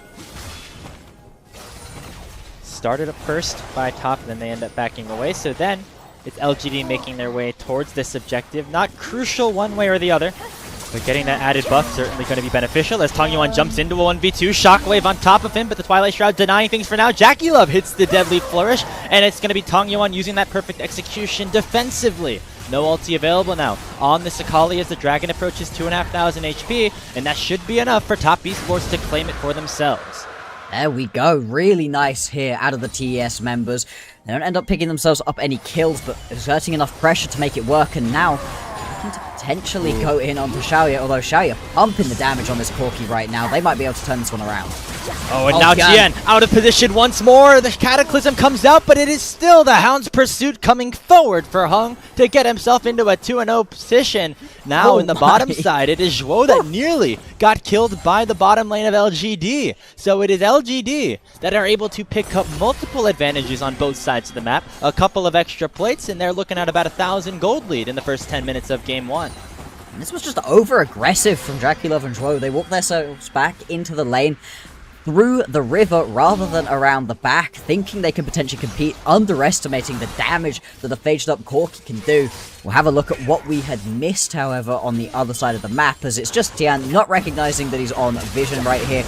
And like you said, Hound's Pursuit just doing the damage at this point. Cream luckily able to walk that one out, but down 0-2, down about 700, 800 gold. Now, TES early game struggles just continuing to replicate. You mentioned the jungle matchup as being a position that could favor LGD. It was Hung having a monster performance on the Lee Sin against BLG. We might see the workings of another strong performance on the Nefiri here against their fellow MSI representatives in Top Esports. Already 2-0-0. You'd imagine he is getting very close to that first item, which he'll build out of the Brutalizer. We haven't seen him take that reset just yet. LGD feeling very comfortable with where this game state is at. Absolutely they do. They're going to have a lot of really strong first items coming through in the next couple of minutes, which going to put them in a potentially very good spot. Also got some grubs to go and look to play around soon. try to get some level of aggression to go play on towards... Sorry, the Herald coming up soon enough. Potentially go play and round. And I just want to see LGD keep the pace high, right? They've got themselves that 1,000 gold lead. They've done well so far. The Cyclo Sword going to be completed for Hung. Birdle, though, big damage onto him. Has for the flash, at least. Zoyan has his as well, and the equalizer, but opts not to use it, instead going for that reset, and Hung looking to try to make him pay. Zoyan still at full HP, still has that flash. We'll see what he's able to do in a 1v2 situation, soon to be a 1v3, as Chris comes in with a stand united and sends Hung up to a killing spree. Beautiful play right there. Tian, though, stepping forwards. Does he actually want to go in? No, okay, I was going to say, if he wants to go in there, he is definitely taking himself to his death. Instead, LGD just continuing, as I was hoping, to keep the pace of the game high, making things happen. Hung 3-0-0 right now. Been incredible so far. And he looked so good on that Lee Sin. He's looked really good on all of these aggressive jungle picks, but I want to see him good on this Neferi more than anything because it's been so high priority. Now, we might get to see a dive here down in the bottom lane, a lot of setup around a very isolated Corki. Yeah, no minions though. Yeah, he's gone. He's out. Just didn't feel like they could push that in fast enough. You could have always stopped that base with a flag and drag, or just the flag to keep it around. And now instead, the other side of the map, LGD, Zoyan, they put his ward in the wrong side. Gotta welcome you to the top lane experience, bud. See that your bot lane is isolated, and that means that you could be in some trouble. Hey, he gets the cannon. That's a small win for him, but it has been tough going after getting targeted in back-to-back plays. LGD now have 2 more kills up on the top side. Indeed, it just keeps on going through. Birdle grabs himself a bit of turret plating as well. He should be heading back to base to grab himself a first item as well. And all across the rift, things working out for LGD. This is just the name of this split so far from the TES squad. Early game troubles. Tian's just not getting anything going at all, and the Jarvan's one of the best early ganking champions available. Now, he does at least have himself that initial item completed, and one of the stronger ones that we've got in the game, right? Any of these champions that build Sunder Sky have some early skirmishing power, but the fact he hasn't gotten anything going before this point just worries me for the rest of this one. Yeah, we still always have that team fighting prowess, but as you see there, that shockwave from Creep, not doing a lot of damage so far. It is a Rod of Ages tier start, which means we are going to really look towards that late game for TES to come online. Now, they have been able to overcome deficits like this before. It's just going to take a little bit longer, right? I mean, we saw that first game in that first clip of our pre-show against Thundertalk. They overcame a 6,000 gold lead there. They were able to overcome another gold lead against them in game number 3. But it's not the most promising that this TES squad with a jungler like Tian, who looks so good throughout Split 2, is forced to be playing a lot of these comeback situations, especially against teams like LGD and Thundertalk that are not necessarily supposed to be favored over. Because it's all well and good. Hang on, as we see Jackalove take a huge chunk of damage here. Xiaoya not going to flash for it, but just going to take a huge chunk out of the TES bot laner, right as the Drake spawning as well. That should stop any potential engage onto this Drake that TES may have wanted to do. Wow. So they even up that count. It's going to be a Mountain Soul across the rift. And yeah, there's a lot of different ways you can chop this up so far from TES. Sure, there are individual outplays happening. Perhaps a little bit of inexperience coming through, specifically on the top side for Joyan, as we have a Deadly Flourish connecting. Chris going to block up these curtain call shots. You know, Bloxer, I'm a top laner. I want to talk about this situation for a second, right? Because Zoyan's such an exciting player. When we first saw him take to the Rift with TES at the start of Split 2. And he's currently falling into that top lane syndrome, right? Where you're able to pick up certain wins in the individual 1v1s, but then you kind of forget that it's a 5v5 game at times, right? We saw that on that back-to-back sequence, just not really being cognizant that the enemy jungle could be there alongside the support because it is a Shen on that side. So we need to see improvements out of here for Zoyan later into this split. See another play, this time onto the Nautilus. Shwo getting targeted by that Stand United taunt, and it will be Hung, going up to 4-0 in this game. Man, he's really snowballing this one, Bloxer. It's looking real good for LGD so far. Yeah, he is. This is exactly what we were looking for out of LGD, and like you said, it just feels like there's a disconnect not just between Zoyan and the rest of the team, but the entirety of TES. They are going to attempt to move in right here, want to potentially compete for this Rift Herald. Need to be careful though, even with the teleports coming in. Ooh, taunt lands onto Jackie, but the shockwave finds 2. Deadly flourish on the other side, and Chris should go down for the first kill onto top esports. Xiaoya also caught in the hot pot, and that'll make it a 2-for-0 so far. Tien flag and drags away, less than 100 HP, but Tongyuan flashing after him, gonna finish him off with his final Q. It is overall the 2-for-1 with the Rift Herald being denied at the moment. Actually, LGD picking that one up. Tongyuan dashes over the wall as Zweon is overheated, now running back towards the safety of his team. TES once again have the numbers advantage with Zhuo coming back from base, and they're going to push LGD away with the Herald spawning to clear that mid lane tier 1 turret. Oh, the slow off of the boomerang from Birdor at the end may well have just dissuaded Zhuo from trying to keep chasing on. Like I said, in the end, it is not going to work out quite as well as LGD hoped, but you don't get a ton of kills back out of TES in this situation. Instead, they are just going to have to settle right here and still find themselves down by about 3.5 thousand gold. As you said, some of their first items as well, not bringing the power as well, again, just getting chased. Feels bad to be Zweon. I feel like he's been camped in a number of his games so far this split. If you take another look at this fight. I'm gonna look back at this one, and it's a really messy split-up situation. Really nice from Cream right here to be able to land himself that shockwave. And as we've been talking about, right, the solo laners out of TS have not been the problems. That's not where we have been seeing any of these big issues coming on through. That is nice to see, at least, that they're able to make something happen, because LGD without that shockwave would have run through that team fight. Lead continues to grow here, Boxer. I think we came into this one expecting LGD to keep things competitive. But right now, it's not looking competitive, but on the opposite side of potentially the expectations that we had entering this season. LGD, a 4,000 gold lead at the 18-minute mark. Again, we have to talk about their lack of ability to close out games as well so far this season. But, you know, you can't get off to a much better start than they have here. No, and this is what we were also thinking about, right, with that, hey, we've seen this kind of deficit from TES before. This is why TES are one of the better teams that we have here in the LPL, and we do still feel that they have the ability to turn things back around, but it only is working for them at the moment versus these weaker teams. We would count LGD as one of them, so LGD, they've got to just keep the pace of the game going. This is the main worry for me, is that as much as they've had this good early game, they're going to stall out, begin losing pressure on the rest of the map, especially now you don't have the ability to just repeat gank Zoyan up in the top lane. Right now you have to rely on your overall map macro to make things happen. They haven't shown us any signs of slowing down yet. I'm just keeping my eye out for it. Yeah, where will that slip come, and how much of an advantage can TS garner from it? Maybe around here.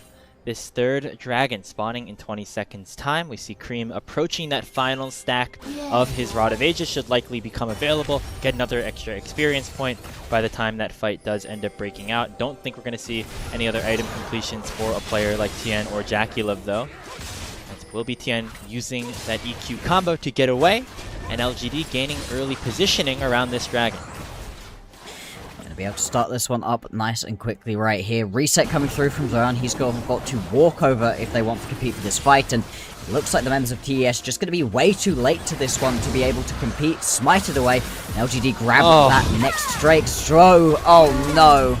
Gets the flash away. Nicely done. Using that shockwave to get him out, but again, it is Zhuo being in a position where Top Esports doesn't necessarily think he was going to be, and you know, generally catching people off guard is a good thing in League of Legends, but not when it's your own team. No, very much not. And a little bit unfortunate right there that multiple times TES have looked for plays where one member wants to go in and everybody else not quite feeling it. It's just this disconnect, isn't it, Graves? This disconnect between the members of TES, and it feels odd for them to do, because this is, for the most part, players that have been playing together for quite a long time. Yeah, I mean, even though Zhuo not a part of this iteration of Top Esports previously. He played with Jackulov back in 2021. You think that maybe some bot lane synergy could exist there, but again, with the current state of the meta, the bot lane synergy doesn't really matter, right? It's not often that they're playing in this 2v2. It really is more jungle support, and breaking up that duo of Tien and Fengyue that had so much success in Split 2, clearly proving to be not the easiest task to try and fill. Now we see Bertle taking a lot of damage, maybe trying to approach Meganar, but Cream's not going to be able to get him there. That's a big shutdown, given the way of the Orianna. As now it could be Tongyeon getting collapsed upon. Teleport entered for Zwayan. Equalizer coming out. Sakali has no ability to escape, and it'll be another shutdown collected, this time by the Rumble. Tien going forward onto Hung, forcing him to flash away, and this was the opening that we were hoping to see out of TES. The only play on the other side of the map is going to be a couple plates off of this mid lane tier 2 tower, and TES could potentially try to keep things going right now. Baron, I think, would be a little bit too hasty, of course, but they are teleporting people on into the mid lane, potentially hunting towards this one, at least looking to establish this mid lane push. No shockwave on Cream just yet, although Widows is approaching, being off of cooldown. He is looking very aggressive, and rightfully so. He's level 15, 2 levels higher than anybody on LGD's side, and now has both the Rod and Seraphs completed. This Orianna needed to scale, and Cream definitely has done that. Looking very good at the bright spot here for Top Esports.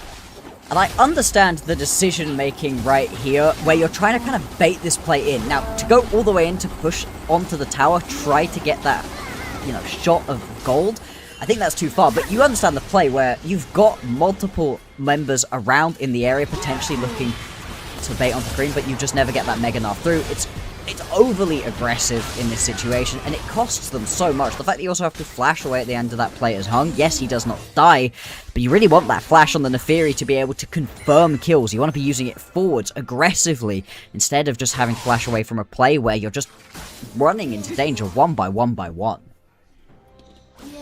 Been, again, what Top Esports has been using to get back into games, and what LGD potentially struggled with in their first matchup against BLG. You might remember, we talked about Hung's great performance in Game 2.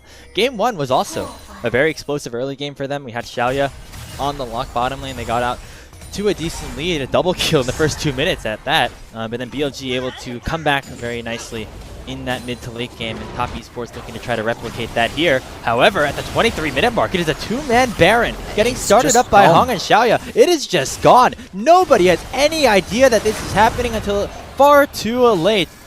The blue trinket just confirms what is going to be a tough 3 minutes here for Top Esports as they give over the Baron for free. This is one of those moments where I wish I was in the calls with these players, and I guess could speak Mandarin as well, because you'd love to hear it from TES. The moment of confusion of like, wait, what? How has this happened? How have we lost track of this one? But just not respecting how much damage this Corki is able to pump out at this point in the game, right?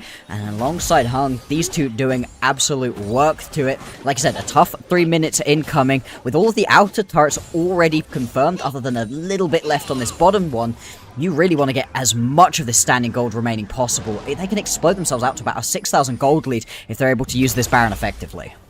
Yeah, he's at the very least getting that tier 1 on the bottom side. Bertle finally able to get what he was hoping to get a couple of minutes ago, once Top Esports ended up killing him for the first time this game. Now Tien looking maybe for an aggressive play onto Hung. He smites the red buff away. But now this is really where the split pushing can exist on LGD's side. The solo laners both very capable of completing a 1-3-1, as we have Tongyeon pushing on the tier 2 top side as the dragon is about to spawn. He can join the fight with a teleport, and Top Esports know it as they're trying to gather some priority here in the mid lane. Just keep on pushing through. The reset coming out as well. Potentially be a big explosive fight right now. It's a lot of darkness actually to be stepping into from LGD, but they've got flanks, they've got angles to try to make this collapse happen.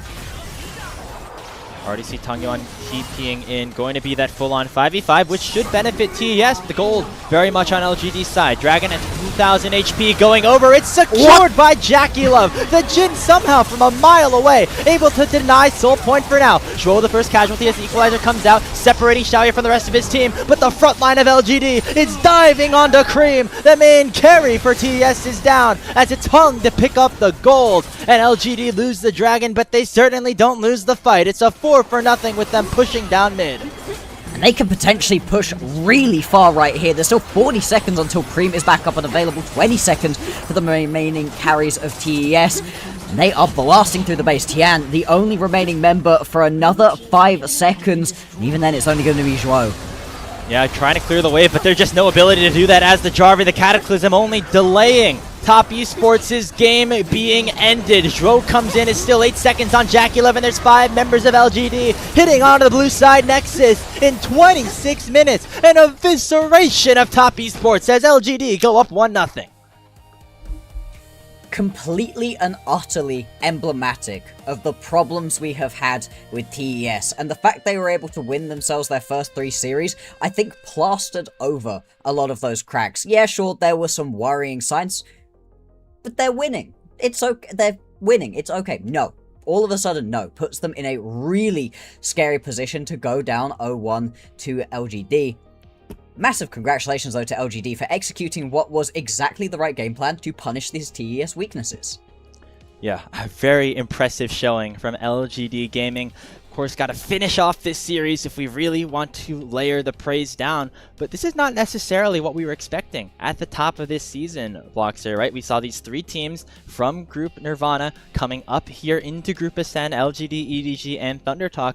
We expected them to be significantly weaker than the top of the table, but they have proven they're able to really punch up against these teams that even were at internationals just a couple of weeks ago. And LGD, the latest version of that, as they take a game off of BLG a couple of days ago and now are at match point against Top Esports. It's match point as well. In that BLG matchup, they lost the first game, so they were able to scrape themselves back a win in game number 2, whereas this is full control out of LGD. And I really want to get into why I love exactly what it is that they did here to punish Top Esports. They recognize that Top Esports just can't deal with early map pressure. They don't know how to do it. Tian, he's just lost the ability to play through the early game, play around his lanes in any real meaningful way. I don't know what it is. This is not a problem that this guy has had throughout the entirety of his career. It has just come in recently. And because of that, if you just play an early aggressive champion, that Hung does with this Neferi, and give yourself a couple strong lanes, which they did, that they could play around, all of a sudden, you put yourself in a great spot to win, and they capitalize on that. Yeah, I think the junglers for all of these Nirvana, former Nirvana teams, I should say, really taking that next step. We talked about Hung, obviously, players like Junhao and Xiaohao also, putting up a bit of a fight, but it really was all about Hung here in this game specifically. The Neferi was able to get accelerated off of that early Flash Smite combo. You talk about how maybe flashing for the support isn't necessarily worth it. It was definitely worth it here for Hung on a champion like the Neferi that really needs to scale. Absolutely delivering here on this pick. 100% kill participation. I'd be incredibly surprised if he was not our player of the game. He definitely deserves it, but it wasn't like there was a weak link at all. Birdle does his job, keeping the pressure up, making things happen. They make ganks work.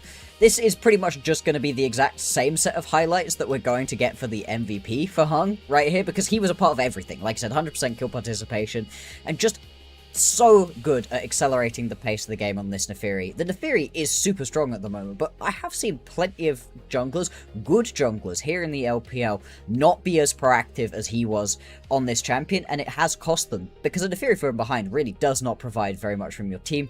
But this was incredibly impressive, and I like the fact that they're going to be showing up a lot on the top side of this map, moving away from Jackie Love in the bottom lane, who was really the bright spark here for Top Esports. He just never got to get anything going on this Jhin at all.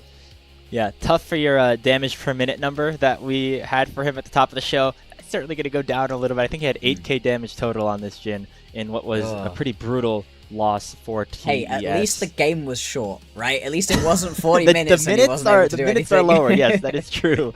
The damage fell also a little bit lower. And talking about Hung again, just for a little bit, because again, he was just so impactful in this game. Somebody I was pretty critical of at the start of 2025. You might remember, back in Group Nirvana on OMG, he ended up getting replaced about halfway through the split, I believe, or just really didn't look great for that squad. But now, in a new environment here with LGD, I was surprised that they went with him over Climber in 2026, but he has proven to be a very worthwhile decision for them, as he has been a big part in LGD making it up here to a top 8 spot in the LPL. And it does just feel like the current meta champions really suit him. You've still got all of these basic engaged junglers that we've been seeing, the Jarvans, the Xin Zhaos, the Pantheons, they're all still floating around, but then you've also got this sprinkling in of the aggressive pickups, like this Neferi, like the Lee Sin that we have been seeing as well, and all of this combined feels like it's working just so perfectly for him, where he's got all of these different looks to be going towards. Be really interesting to see what he gets in this next round. Obviously with Fearless not going to get the Neferi, but you've still got things like the Vi and the Nocturne, the Lee Sin that you can potentially go to just from the aggressive picks. Yeah, still a lot that this meta has to offer as we go further and further into Fearless Draft. LGD picking up a very dominant win over Top Esports, and there it is, our player of the game going over Least towards surprising Hung. player of the game here. I mean, like, I'm shocked. there was no chance it was going anywhere else. That 100% kill participation, 30% of your team's damage as well. He was everything to this squad, and I love the fact they're able to pay him back for it as well. With good lanes, with great play across the board, a really deserved team win right here out of LGD. So, they are one game away from really flipping the LPL Group Ascend on its head, sending shockwaves throughout the rest of the league, but Top Esports trying to avoid that. They have to win 2 straight in order to get up to 3-1 in the record books. That's going to do it for our coverage here of game number 1. When we return after this short break, we'll have the pick and ban phase of game number 2 between LGD and TES.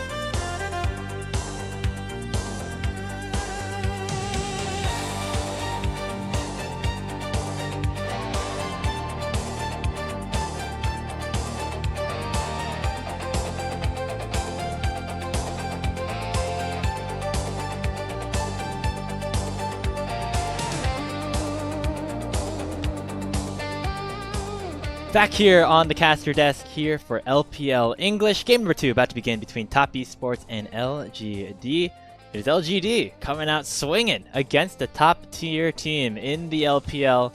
A 1-0 lead after a 26-minute domination in the opening matchup. Grapes and Blocks are here for the duration of this best of 3. Bloxer, we need to see some big changes from Top Esports if they want to avoid their second straight loss. Absolutely we do. I mean, if you were just coming into today, you know, had a quick look over box scores, right? You're saying, oh, Top Esports coming in 2-1 at the moment, off the back of a loss, but it's off the back of the loss to an AL. It's a very good team, and oh, LGD, they've picked themselves up a win, but it's versus an EDG that looked terrible, right? I reckon this is just going to be a nice, easy matchup. Having watched the tape before, we knew that this was going to be a potential worry of a matchup, but I don't think I expected coming in for LGD to win Game 1 in such dominant fashion. I mean, they were just in control of this game from the start, all the way to the finish. This is certainly an unexpected outcome, but there is still a lot of series left to play. The problem for LGD has been closing these series out, right? They had an opportunity to get a win against BLG, weren't able to do it.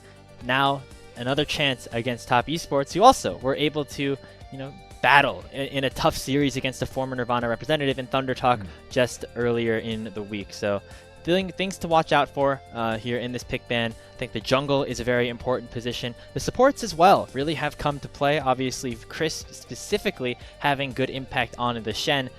Not the hardest job, as he just had to, you know, press R onto the hard carry Nefiri, but you might have seen at the bottom of your screen earlier, surpassing 8,000 assists in his LPL career. So, right, welcome back in the best way for him after taking a bit of a break. Absolutely, it's good to see him looking revitalized back here and playing with real good precision. Like you said, not the hardest spot overall, but it's not like this has been the only champion he's been able to look good on so far. He's had some really good performances on a lot of these engaged supports. Looked, I'd say, a bit weaker on a lot of the enchanters that we've been seeing floating around, right? Not the most convincing games overall on things like the Lulu and the Karma, but whenever he's been on these engaged and aggressive supports, that's been nice, and I don't think he's going to have to step away from this. Coming into this game number 2, I want to see LGD continue with this early game priority for them. Top Esports, I want to see them jump to it as well. Clearly, they are not just good enough to make it work later on in the game. They have to have things to play around earlier on. Yeah, and you'd imagine with a team as experienced as Top Esports, with such high-level players that we think, at the very least, should be able to perform.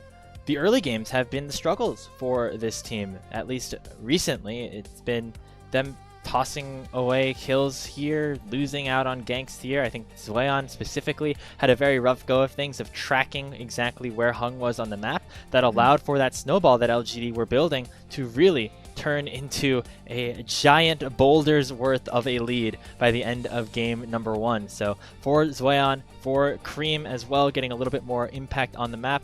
I would love to see Top Esports tap back in to some of that aggression that we really saw them do well on in their first series of the year against WE, which they absolutely smashed.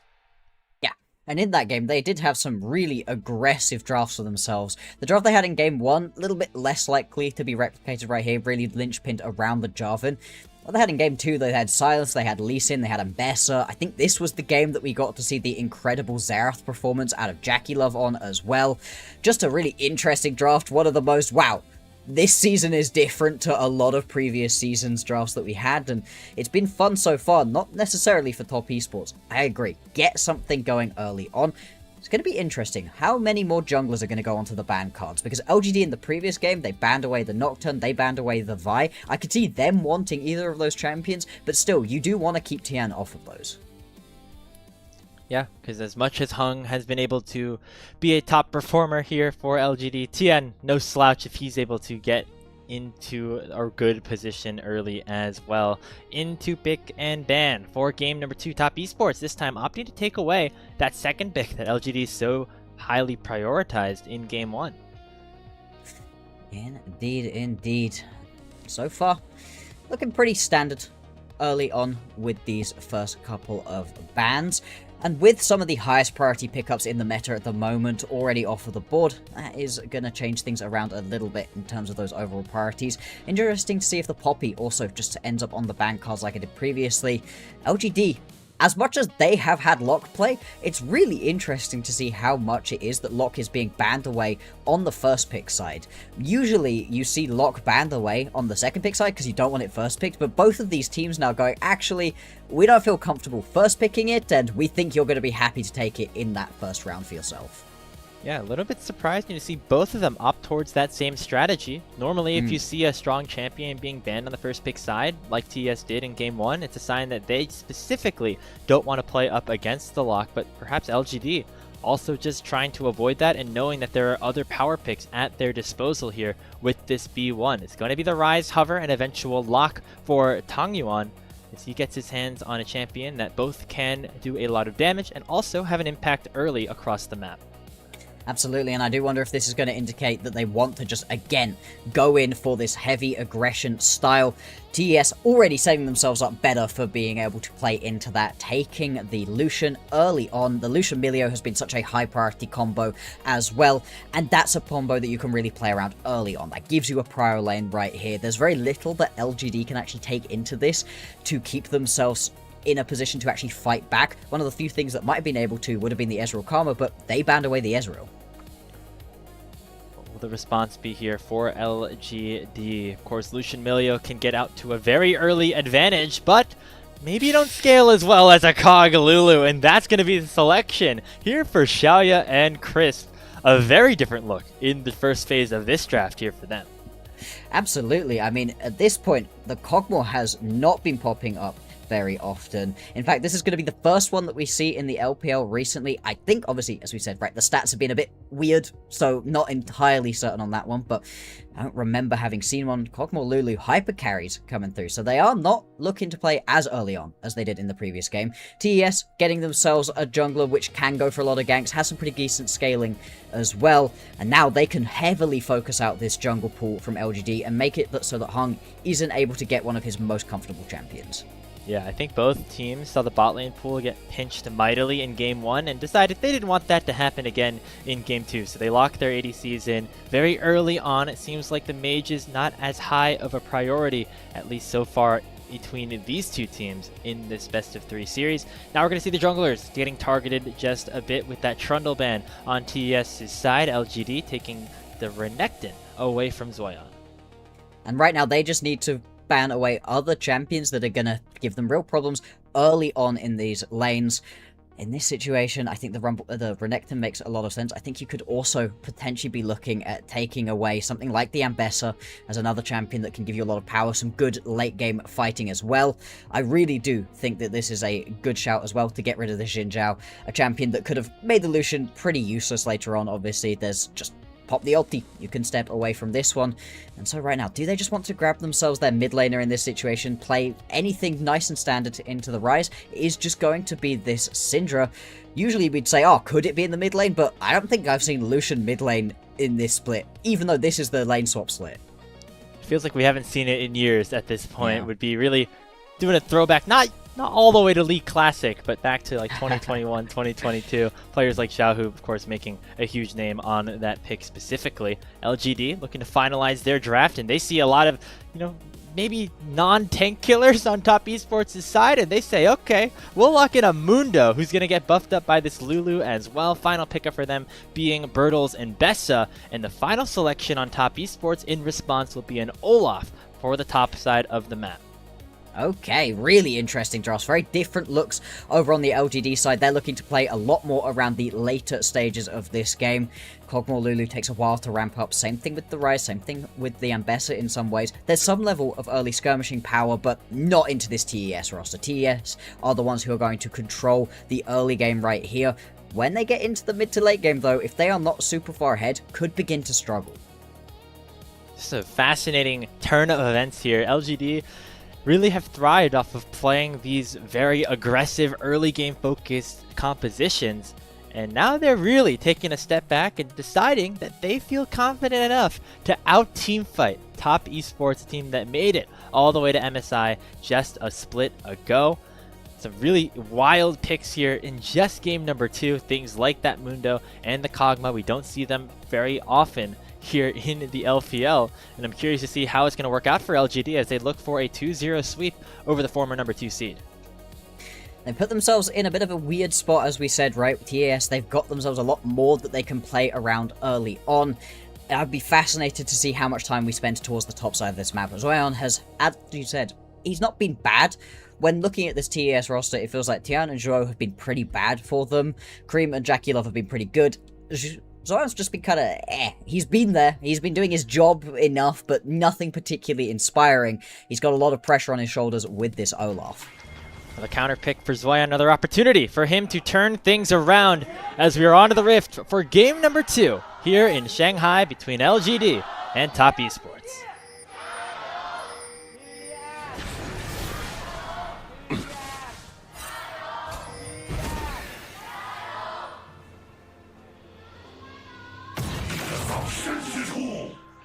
Alrighty, in we go.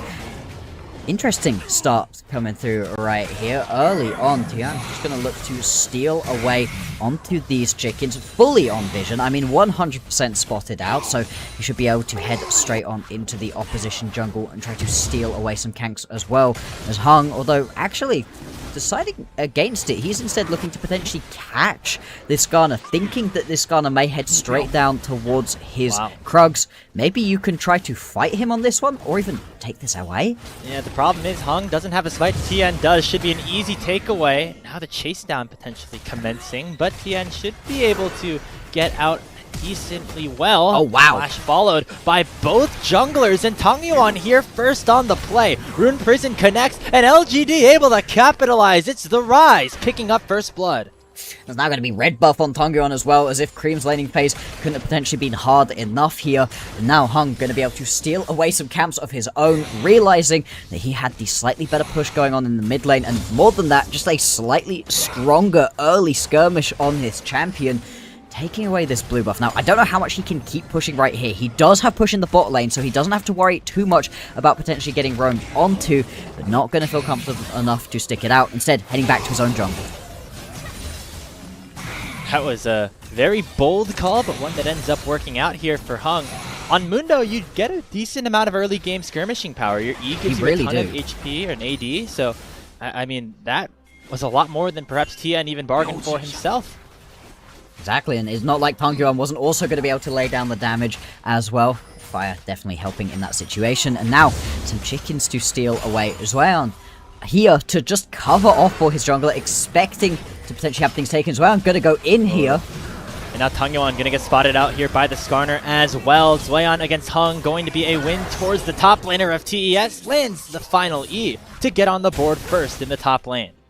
And there we go. This is the other worry, right? Because you've decided to go for this odd pathing, trying to steal away onto the chickens. It's well read as well to come along, and getting that early kill onto the Olaf, so critical. As much as we're talking about this being an early comp. Ooh.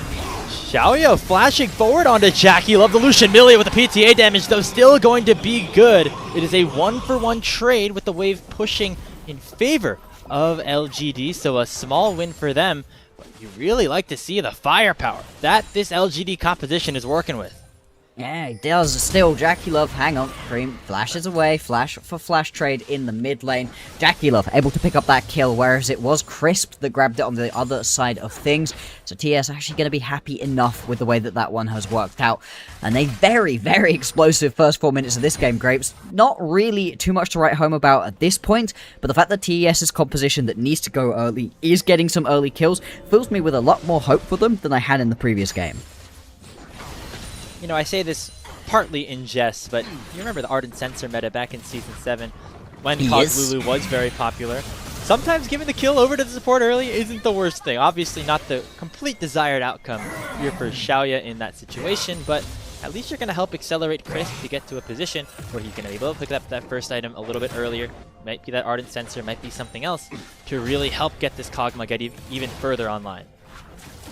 Yeah, I'm trying to steal away some of these walls right here. We'll be able to get away with this one. Should be able to just head straight back on over this wall as well as Hung arrives. Yeah, all good in that situation. And boy, I have an unpopular opinion about that Ardent Sensor meta. That was my favorite meta in the game up until this one. This has now replaced it as my new favorite meta in the game. Surely you thought Season 9 was more fun Nope. if you thought this Nope. if you thought this meta was fun. no? I loved the Ardent Sensor meta. Nothing brought me more joy than watching supports desperately try to get to that first item. Seeing supports get gold they had no right to get because Ardent Sensor was so strong. Banner of Command, oh, all of that was so much fun. Honestly, knowing you makes it actually a very fair amount of sense. Yeah. Given your thoughts on the game as I've gotten to know you a little bit more. Seeing some play down towards the bottom side. Hung looking aggressively onto Zhuo, who now has to burn the flash. Going to be joined now is TN on the top esports side. He's a very tanky Skarner at this point in the game. Jackie Love flashes forward, going to be able to pick up the kill with the final auto attack. As Xiaoya and Chris both at sub 200 HP. That boulder going to slow down the Kog'Maw. Not going to be able to go down just yet. Now on the top side of the map, it is Bertle popping that Ragnarok, looking to chase down Bertle. And he's going to flash forward, not finding the kill. Oh no! Bertle able to pick up just enough HP to win out on the 1v1. Bertle, that was such a sexy play right there. Knew his limits perfectly. One more auto attack comes through from Zweon. It would have been a kill going back over, but just using the shielding that Ambessa gets beautifully, playing right on the edge. And still, it's 1-for-1 across the entirety of the map. The fact that this early look, Olaf though, with an early kill, isn't able to grab that one, that's really not good for the TES's hopes. Yeah, Zweon just a little bit too aggressive here. He thought that he had enough damage once that Ragnarok was popped, especially after Bertle missed the R. But he ends up taking a couple of extra tower shots that prove deadly. The flash out, beautiful, right here.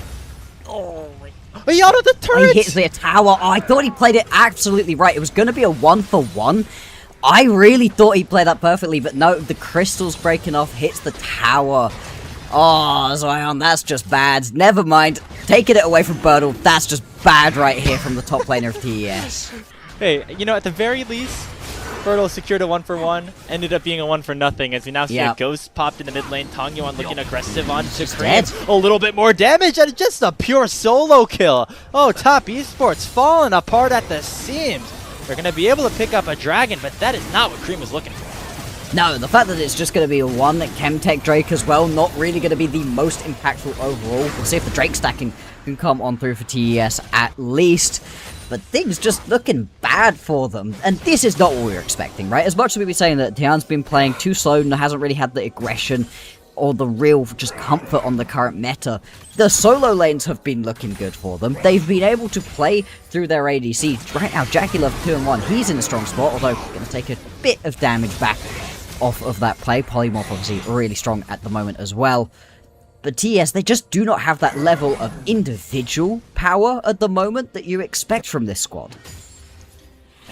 Thinking back to that play once again, crucial mistake, and I feel like Zweon is a player that has gotten 90% of the way there, not all the way towards that win just yet. As we see a Realm Morph down though to the bottom lane, Jackie Love gets eviscerated, and Zhuo is the next target. It's a double kill going the way of the Dr. Mundo, as Hung gets right back into the driver's seat of this game.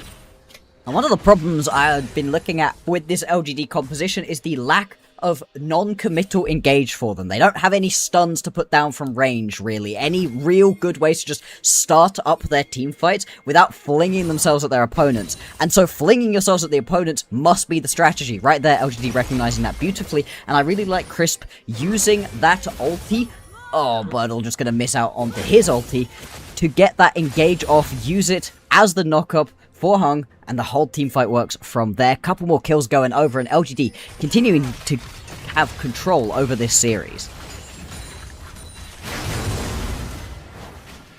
Now the fight around the grubs here. Tian able to secure, I believe, that first one. It's been a weird series to watch and try to make assessments on, right? Because on one end, you're excited about LGD and the high level that they're able to show against some of these top teams. Again, very, very close against BLG. Now looking in a good position to potentially win a series against top.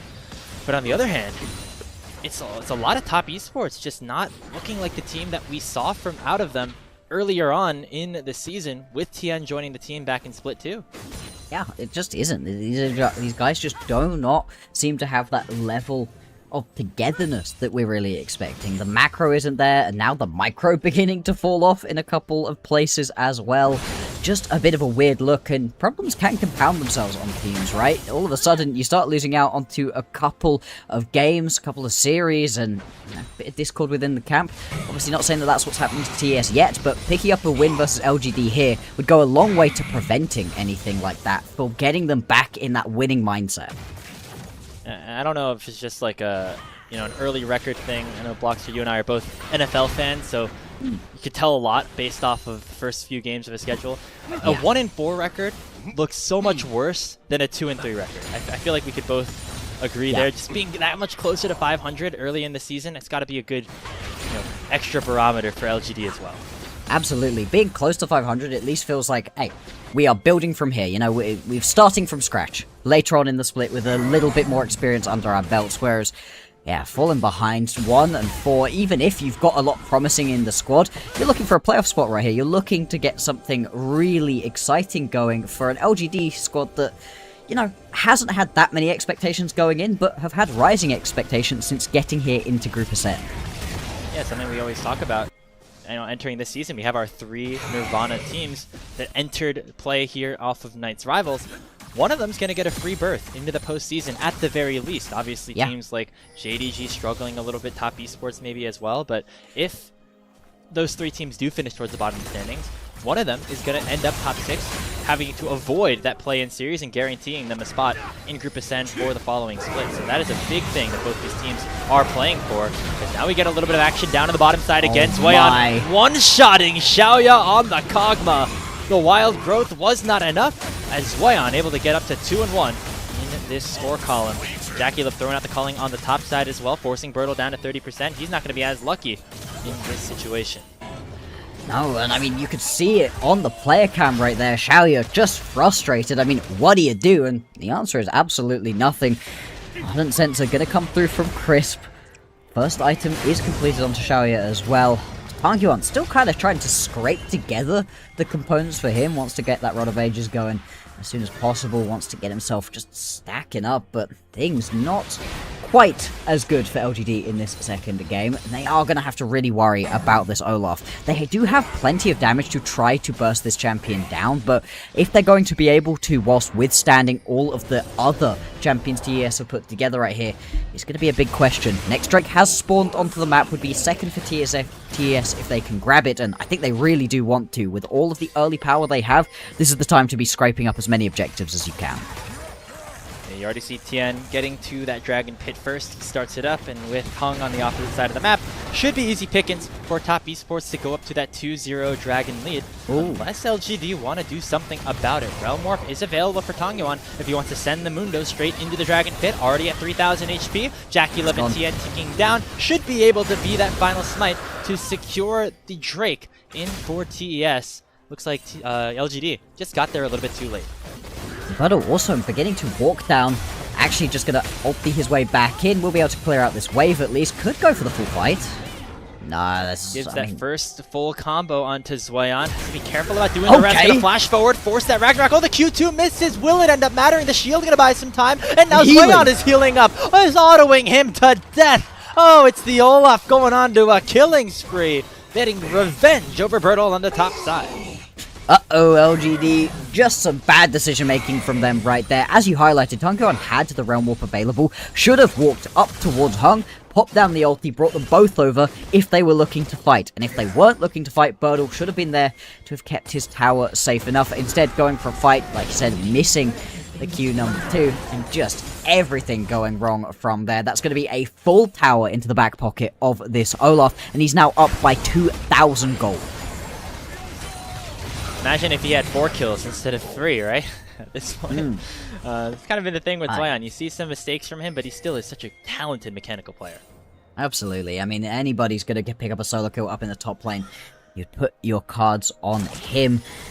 We'll see if he's going to be able to keep it going. He's got a lot of pressure on his shoulders in this game. He's not the only carry, of course, right? You've still got Cream and JackeyLove on picks that can make things happen for themselves, but the Olaf is really going to be the main linchpin. If it's doing well, if it's getting into the backline and just running this Kog'Maw down, then this whole composition from LGD falls apart.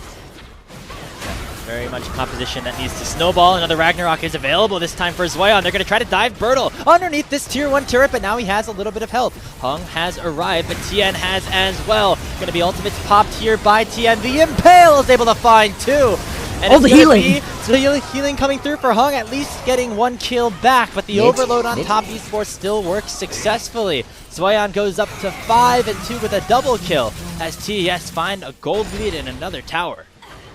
Indeed they do. They are just mauling through the towers at the moment as well, doing so much to them, of course, with that Ravenous and out onto the tier 2 as well. At least you get a bit of plating back in the mid lane and 1 kill through just the insane levels of healing out of the Mundo.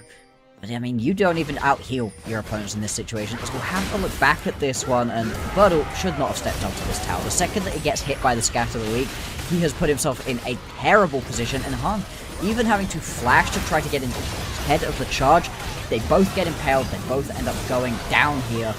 It's just a real mess of a fight. Just barely that final tower shot finishing off Hung, but still not the best situation here for LGD. They're going to try to make something back here on the top side by starting up the Rift Herald. But top esports very much are aware that this is happening, and Zwayan has a teleport to join the fight if he so desires. Currently a 4v4, soon to be a 5v5, as teleport does come in for the Olaf. Herald at 2000 HP. Smite going to be a 50-50. It's secured by Hung and LGD. Now the Realm Warp to try to get them out, and it will be Tangyuan able to escort both himself and the Mundo to safety. Chris flashes away from the Skarner, should be able to survive, as LGD able to get away for the moment, but now they may be greeting around taking this Gromp. Hung forced to back on out, and it will just be that neutral objective going their way. Bit of highway robbery actually to pick that one up. Bertle as well. Big chunk of damage on the back end of that fight. I mean, with the unleashed power, you always have to be careful. They are going to pay for it with this tower. So, Herald for tower, not usually the trade you really want to be making, and the map is getting increasingly restricted here from LGD with all of these towers going over, and this just massive Olaf to be dealing with at all times. 3,000 gold now the advantage for Zwayan. He's just been getting it further and further ahead.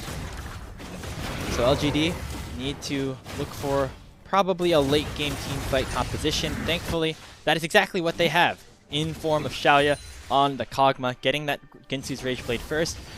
Xiaoya has been a player that has been unafraid to play some of these weirder champions down in the bottom lane. In fact, we have a graphic that just showcases both bot laners and their comfort level on some of these unorthodox picks. The Kog'Maw certainly being one of them here for Xiaoya, although he is getting targeted by the culling of Jackie Love. Crisp and him both taken down to about half HP. But if LGD do want a chance to come back, complete this sweep, Xiaoya is going to have to be a big part of it here on this Kog.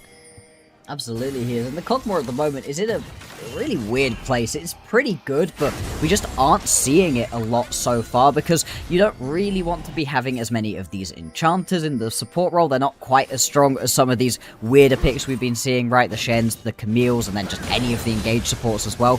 But also, with the compositions playing as early as you want across the board, it takes a long time for your Kog'Maw to get online. He's got himself the Rage Blade already, but it's still pretty far behind Jackie Love as well, and it means we are super far before the point at which LGG's composition really comes online, and TES are taking advantage of that right now. Soul Point picked up for them right here, and that is just going to put the pressure on LGD to be in a fighting position in 5 minutes time. Another added note here for Xiaoya. It goes for the Glutinous Greaves, which is the spell vamp item, obviously. But on those boots, you need like 10 takedowns, I think, to get those fully stacked up. That doesn't often happen in a game of League of Legends, especially one that LGD are trying to scale. Oh, it's only 6? Oh, okay. Yeah, it's 6. So it's still not there yet. Yeah, it's still a while away, considering that, yeah, you've only grabbed yourself 3 at this point. I don't know how many he had before he got those boots coming on in as well. Not So a ton. he's a while away from really stacking those up, so he does kind of need to get a shifty on with it, but also it's the peak power that you're going to get. That is the best set of boots for the Kog'Maw if you can make it work. You love that extra Omni Vamp if you can get it, of course. Like I said, though, just stacking, scaling, waiting. That's going to be the Flicker Blades now completed for Xiaoya. Still a while away from being fully online. Rod of Ages now 6 stacks for Tangyuan, so we've still got a little while until everything's coming on through. Yeah, hopefully by then Tongyoan will also have that upgraded Seraphs. Get to that 2-item spike for what will be a fight for a Hex Tech Soul in less than 4 minutes.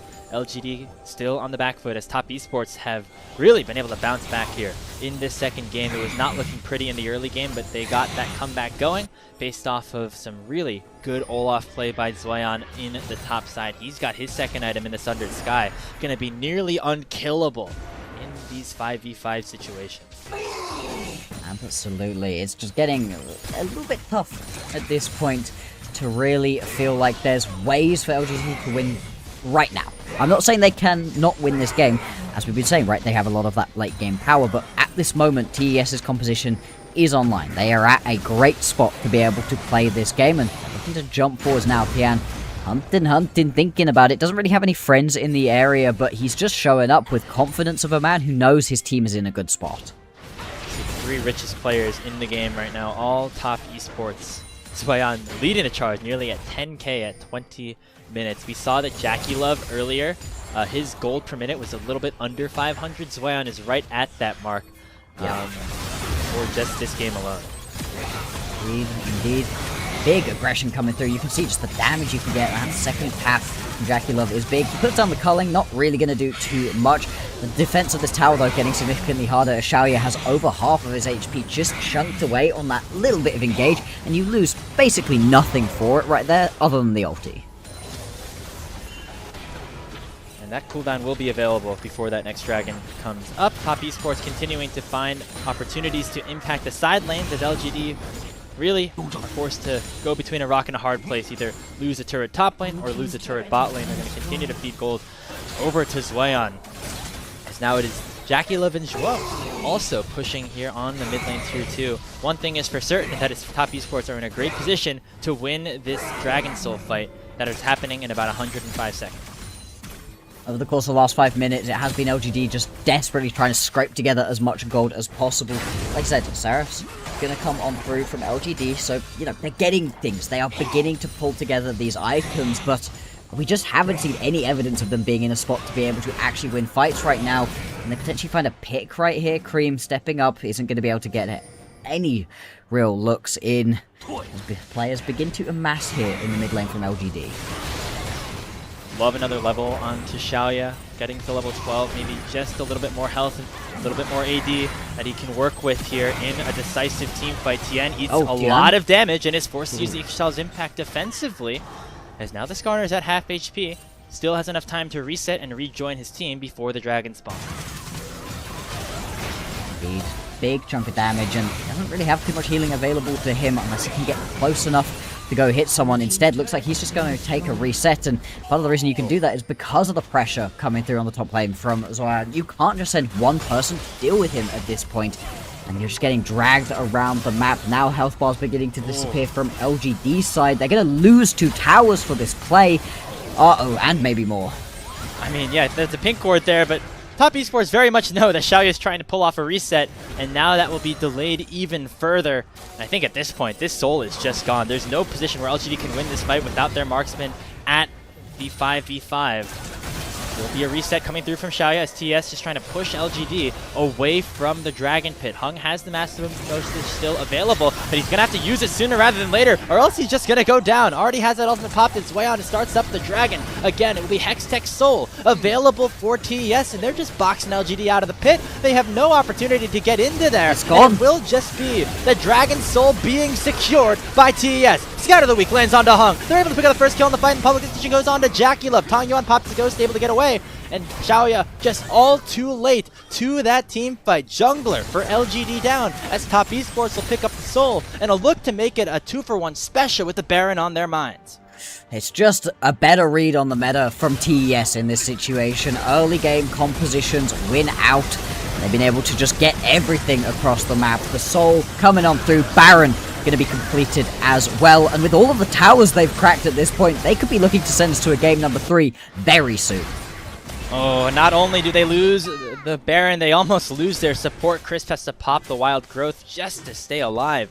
So the gold lead goes up to 6,500. Bertle's going to get a little bit back here with this bot tier 1, but it's not nearly enough to send LGD into an advantageous game state. It is Top Esports running the rift like they just did around this dragon fight.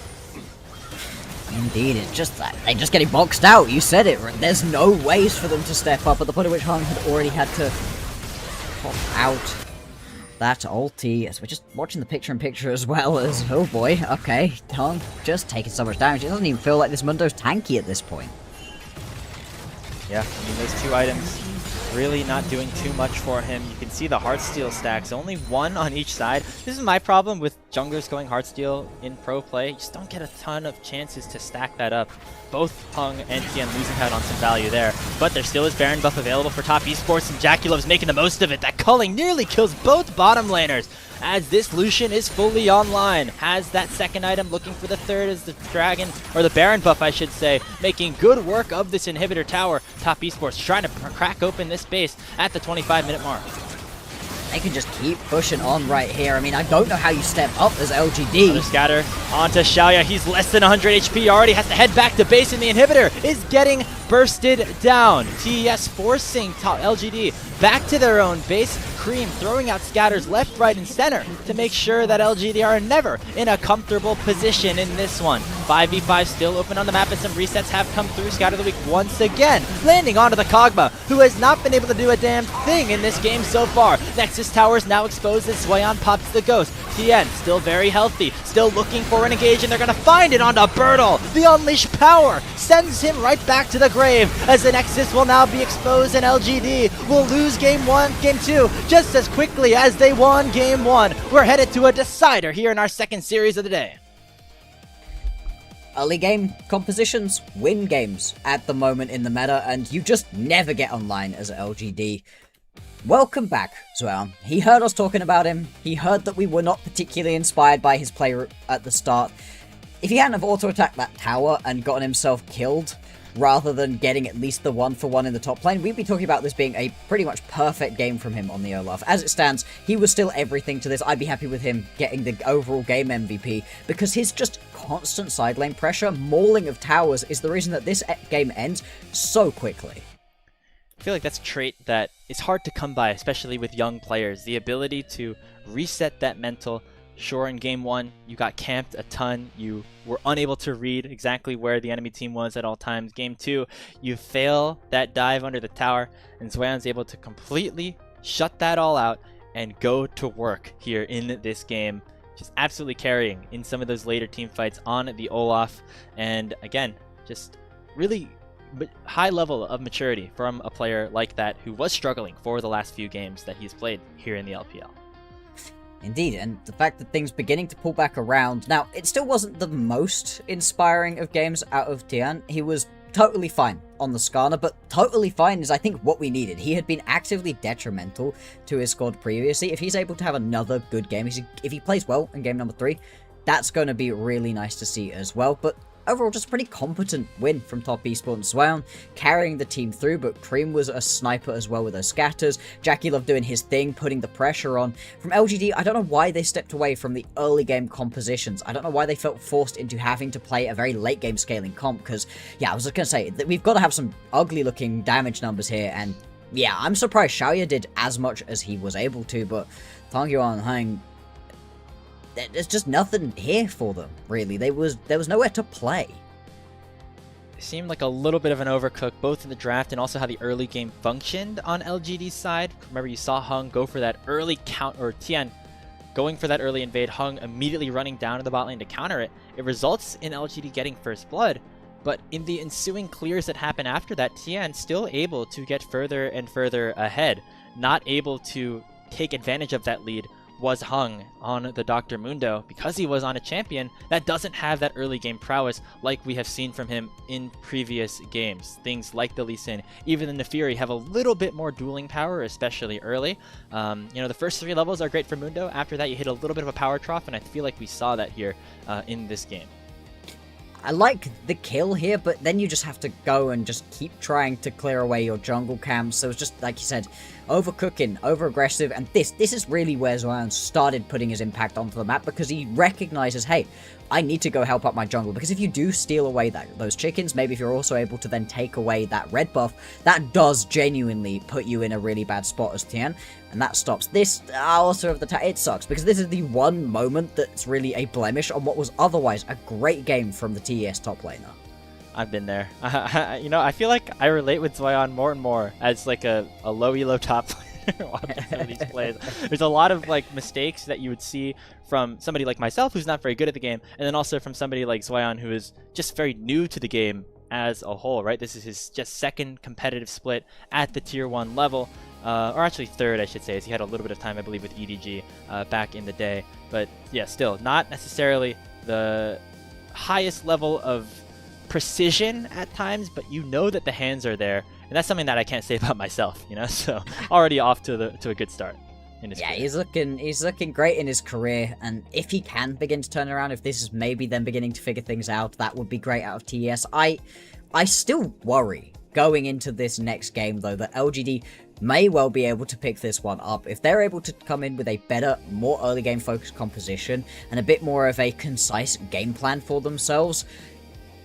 LGD was still finding some fight back in this game early on, as we said. It just began to slip away from them because there's an Olaf you can't deal with that's taking every tower on the map. It's very hard to play around that, but with a better early game composition, I still think LGD are in a good spot. Yeah, I still liked some of the plays that, you know, Hung went for in the early game, just maybe not all of them, right? And then once we got towards the end of this game, it really just was a snowball that, you know, LGD were unable to control. Zion played really well. Again, want to give some credit to Cream in the mid lane, landing some really nice scat of the weeks in these team fights after the Baron buff ended up going down. And even Tien, right? He died level 2, I guess it was, there on the Skarner, but then was really able to neutralize things. That's not something that we always see out of him, but able to make sure Hung didn't get into just an out of control position on this Mundo. That's credit enough that you can throw towards a player like him. Would agree with that one. I think it's overall feeling like a better look out of TS, but they've shown us good looks. I'm not convinced, right? I'm very willing to be convinced by LGD, I think, because they're playing in a really fun way. I need a lot from this team to really begin to believe in them. A very deserved player of the game right here from Zion. A single mistake and everything else was awesome. Yeah, could have been 6-2 or 6-1 if just that one auto attack didn't end up going through, but the fact that he was able to make some mistakes and rebounded from it nicely, all the more impressive for a player like him. Game number 3 on the way between LGD and Top Esports. Top Esports looking to finally pick up another win that they could feel confident about, while LGD looking for their first big upset here early on in Split 3. We'll be back for the pick and ban after this short break on LPL English.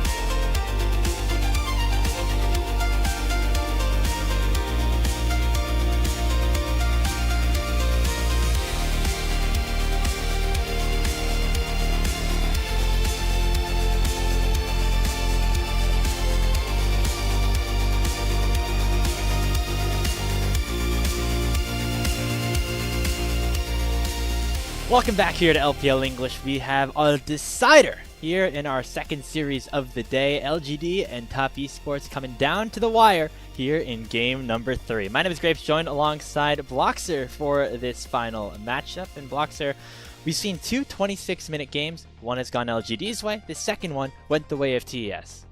And it's been a really interesting series where we're very much seeing that early game drafts are the name of the game. If you're able to grab yourself something you can play around early on, things going better for both squads. But still, coming into this game number 3, I just have a little bit more faith in what it is that LGD are doing. A lot of the victory that we saw in this previous game was Zweon getting super far ahead on this Olaf. He's not going to be able to play the Olaf in the next round. Now, not to say he couldn't get himself super far ahead, but that's a lot riskier to play around than what was LGD playing a bit more of an overall team game in their victory. Yeah, and I think when it comes down to it, whichever team has had the early game composition out of the two when it came down to pick ban ends up taking the game. And so imagine that that continues to become higher priority as we get into this final matchup between these two teams. Take a look at the draft here. Again, for LGD, very scaling oriented. You see the Cog Lulu, you see the Ryze who needs that double mana scaling items, you see the Mundo as well, whereas on the other side, Top Esports, not necessarily a early game composition, but they had tools like Lucian Milio as well as Zweon's Olaf that were able to get out and running early. And it was just really nicely done overall, where you had a lot of different potential options to be looking to play around, and I just didn't like what LGD had for themselves. The Cogmore Lulu, something we haven't seen before with the Cogmore, it needed another 25 minutes to get online and just never ever was able to get going. Same thing for Tonguan really, where he wasn't able to get things moving on this early Ryze pickup. I was a bit surprised when we saw the Ryze grabbed very early on that we didn't see a heavy ganking roaming around jungler as well, because that's one of the better pairings where you can then join up together and go get involved in these lanes. Instead, it was all quite individualistic, and it did not work out for LGD. So going into this next game, I want LGD back to the drawing board, and I want earlier game focus from them. I think TES should match that as well, which means we might end up with a very explosive early couple of minutes. Hey, you know, Lee Sin has been unpicked so far in this series. Both junglers love that jungler. It is going to be, actually, we'll have to wait and see who exactly gets first pick, I believe, as we wait for the draft to get started shortly. But whoever has that option gonna be really incentivized to lock in a very early game focused composition, right? You know, Xiaoya and Jackie Love are two bottom laners also. Both have been relatively quiet so far. I know we hyped up the ability for them to play these mage bot lanes if they so desire. Things like the lock bot lane for Xiaoya also ended up coming through. But these two are also Draven one-tricks at their heart, right? And so maybe we see some of that coming through into this series as well. Wouldn't that be fun? I'd love to see it. I personally haven't been able to see any Draven recently, even though I think it's fit into a couple of compositions that these teams have been playing towards, a couple of compositions I've been seeing just across the league as well. We also have to wonder if we're going to get any APCs out. We have, as of yet, missed out on the APCs in favor of early game bot lane ADs, late game bot game ADs. I'm surprised we haven't seen any of the APCs yet, and that means there's all of them really still available to you through the Fearless. The only thing you've really lost out onto, right, is the Syndra, because it went into the mid lane. So are we going to get to see any of those? I wouldn't mind seeing Jackie Love Xerath again, although a pretty specific composition that one needed to really make it work. Yes, but I believe if Top Esports get that composition, it would be a very good sign of how things went in the draft, right? Yes. That's exactly kind of those priorities that we had in mind.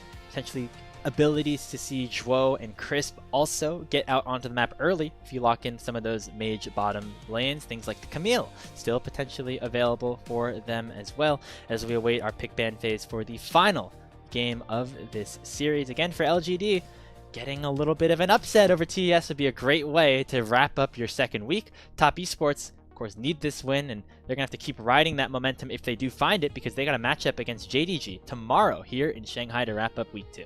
Yeah, they've got a lot going on for them at this point to TES, and losing out onto LGD right here would be really, really bad. Looks like we're going to get a lot of bans on towards these early junglers again. Will the Nocturne be allowed through at this point? Because that one has also been facing some bans throughout, and pretty dang high priority.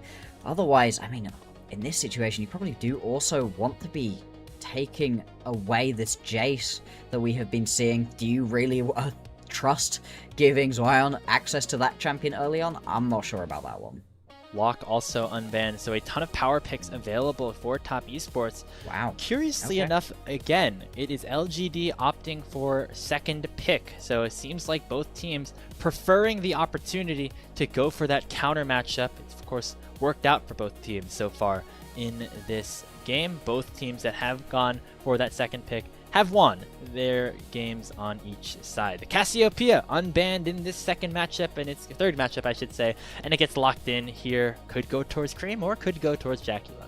I really like this early pickup because, like you said, it can move between the mid and the bot lane and can cover off for this Lock. Lock really does not like playing into it. Obviously, the miasma just cuts a lot of the power of this champion away from it, and you can now move it around into whichever lane is possible. But, as we said, right, the Jace is something that mostly has been banned away, and you do not want to give Zion the opportunity to grab this one for himself. So it looks like this one is going to be grabbed. It can move about, but you are expecting that to go into the top lane for the most part. See if we're going to get a jungle pickup right here. As we've been talking about, early game junglers for the most part have been the strongest looks.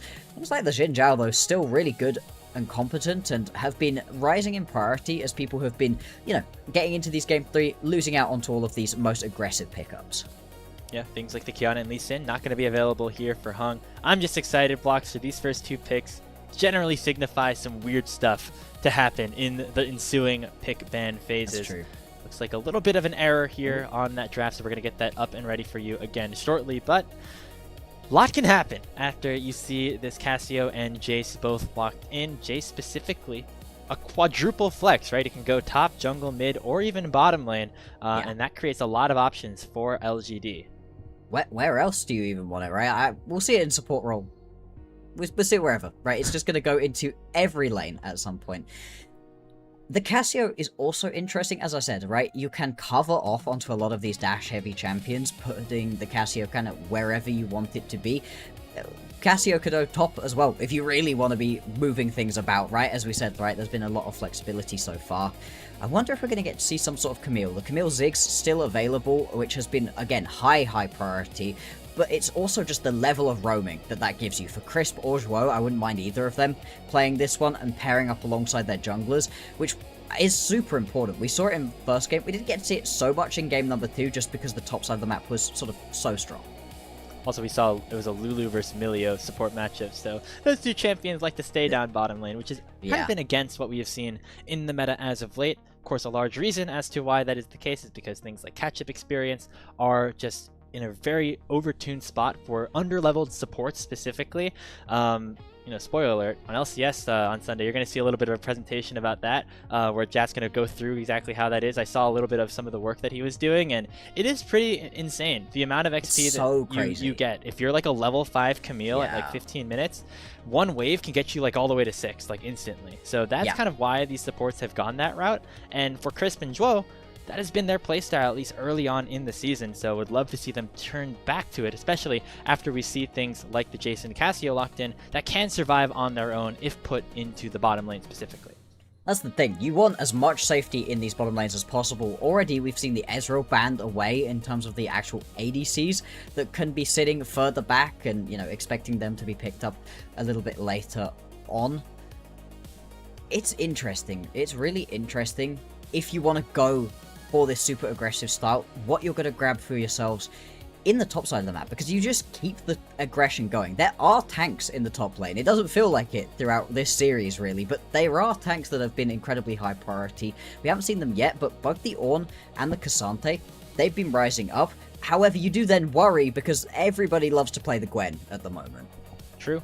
Can I raise you a Malphite as well? We saw Xiaoshu play it on JDG just yesterday in their 2-0 over Thundertalk, and also, you know, a champion that can go a lot of different positions. I don't know, you see Crowny's tier list where he has Malphite bot lane as an S tier champion. Oh my god. Maybe we see that coming through from Jacula, whether not the I love this the Malphite bot lane. If we see that, we certainly have seen everything here in the LPL, as it will be that Cassio once again locked in. Looks like LGD didn't want the Jace, and that might have been the conversation that they were having in the draft, so they're going to go for a Trundle instead. I'm assuming that something broke, somebody's client crashed at the point at which they were going to lock in and they'd hovered the Jace. Otherwise, you would have had to have grabbed it first. This is fascinating if they do grab it. What? Ref, I have a really big problem. I picked Jace with the first pick, where I actually wanted to pick it with the second pick, and that ruined our tempo in the draft. It's probably the conversation Okay. LGD was having, I Yeah, guess. fine. Fair enough. We don't know what the problem was then. I do like the Trundle, and the response is going to be the Pantheon, and here's the Cassante that we had just spoken about, right? As some extra level of power in the top lane. We'll see if Berto wants to take some aggression into this lane matchup, because you certainly don't have to. You can just kind of sit back. Obviously, now that the Gnar has gone away because of Fearless, you're so able to just grab yourself this Cassante and play into it. LGD are just amassing the Avengers of strong champions if they pick this one up right here. Yeah, Jason Locke have been two immensely strong power picks that we've seen banned a number of times. It looks like Tongyuan just baiting that out though a little bit, going for the Galio instead. Still a champion with some flexibility as we head into the second phase of pick bans. Not entirely sure where all of these picks are going to go on LGD's side. Yep, lots and lots of flexibility, like you said. For TES, also some level of flexibility. You can still put the Casio into a couple of different spots, but we are probably expecting that one to go... I'd expect it to go into the ADC role, but Jackie Love, as much as he's been good on the APCs, the way that this series has been, yeah, I'm thinking actually maybe it's just going to end up in the mid lane versus this Galio. We will have to see, as there is the Sivir band away. So again, worrying about TES going towards that late game scaling option for them, even though that's not what we've been hoping for. So it looks like they're a little bit more worried about Cream locking in that Casio, at least for now. Another proposition I'd like to raise to you, Bloxer, is the opportunity to maybe flex that Trundle into the top lane, have the Subjugate against the Cassante, deny some of that resistances, and you can also then send that Jace to another lane. You can even just pick a Cassante counter in its own right here on this 4-pick, something like that Gwen that you were talking about. Certainly also an option for Bertle. There's so much flexibility in the current meta at the moment, so many different places we can potentially be looking on towards. But right now, you are expecting that counter matchup to come on through from the bot lane, but do you want your support pickup now? If it isn't then going to be the Galio, which would have been surprising, they do indeed. It is going to be the Rel locked on in. An extra level of team fighting, but this composition out of LGD right now, a little bit confused. Doesn't really have that final tying in factor. They're going to need a strong ADC to be able to round this one out. Still a little bit of flexibility at disposal of LGD. Top Esports now looking to finish off their composition potentially with just a bot lane 2v2, and one of the strongest bot lane 2v2s that we saw in the meta in split number 2 was the Ashe Seraphine, and that might make a grand return here for Jackie Love and Zhuo, instead trying to focus on winning on that 2v2. I'm pretty sure you made this point to Melvin Izzle a week ago, but you were saying about how when you get into game number 3s, it feels like these teams just go back a previous split. Yep. Look back and go, okay, what was strong before? And this is indeed what is happening right here, is just going to be that Ashe Seraphine duo, a real power duo in the bot lane. There's a reason that was so high priority, and these champions haven't really fallen off. The meta has just evolved in a lot of ways. The Mel will be the final lock-in right here to round things out. That should be a Mel in the ADC spot right here.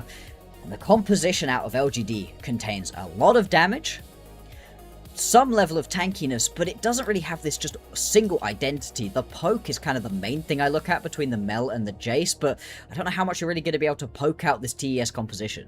Yeah, a lot of this game I think going to rest on Xiaoya specifically, locking in the Mel, which has been that prototypical counter into the Ashe Seraphine because of your ability to reflect both ultimate abilities in the Enchanted Crystal Arrow and the Encore can really turn a team fight on its head, so it's going to be up to that, as well as the poke that both the Mel and Bertle's Jace should be able to provide in some of these 5v5 team fights, because if they do not get any of those tools to go their way, Top Esports just straight up win if everybody's just running at each other at the same time. Yeah, Top Esports composition is just really overall well-rounded in this situation. Now, again, it doesn't have the most early game play that we have been looking for, but it has enough to be able to look towards. It has some lanes that you can potentially be trying to play around, and then from that moment onwards, are they going to be able to just take it to LGD? For LGD, I want to see early aggression. We talk about it a lot, but it really is important to them right here because they're playing into just absolute maulers when it comes to skirmishes and then late game team fights as well. And LGD back in Group Ascend. course, with players like Bertle and Xiaoya still on their side, looking to pull off the upset against TES as we head into the game number 3 between these two squads.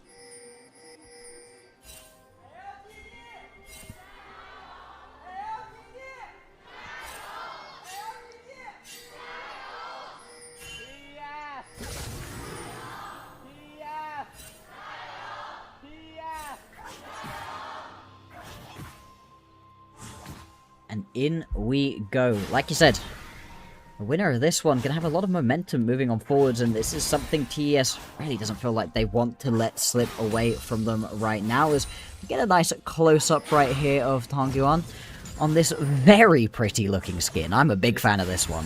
I'm not 100% sure.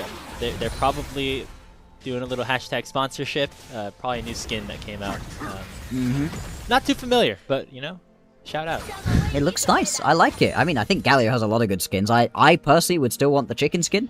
Yep. I think that's the funniest one to be pulling on through, but I still appreciate a nice, clean-looking skin when I see one. Tian actually trying to get himself just his romp, and he's going to have to walk away here. This is just the power of the Trundle early. He could just bully people out, and what do you do in this situation? Is Tian going to be able to grab himself his wolves and then head straight into his opponent's jungle, or is he just going to be down an early camp? Oh, and now, potentially mid lane could be a focus here on LGD's side, with Cream being decently pushed up. It looks like instead Hung going to go towards the Raptors, just taking away that one camp on the enemy top side. Meanwhile, obviously the bot lane definitely going the Ashe Seraphine's way. Again, one thing that these two are definitely good at is the 2v2, as Crisp likely is going to prefer to get out onto the map early, which means that that laning pressure just is not there. Indeed, and early on, Tangyuan also going to go in. Hung now looking to put down the pillar flash away from Cream instantaneously, and this is the power of the Trundle. It's such a good early game ganker. It does so much damage as well, and it has a couple of tanky enough options to be looking towards as well. Still, for his trouble, Tangyuan is going to lose the vast majority of his HP. He has to be very careful about sticking around. He does have the teleport back, but he wants to stick it out. Yep, still going to be decently low for now. So the lanes, mid and bot, definitely going top esports' way. Makes sense just given the range versus melee comparisons.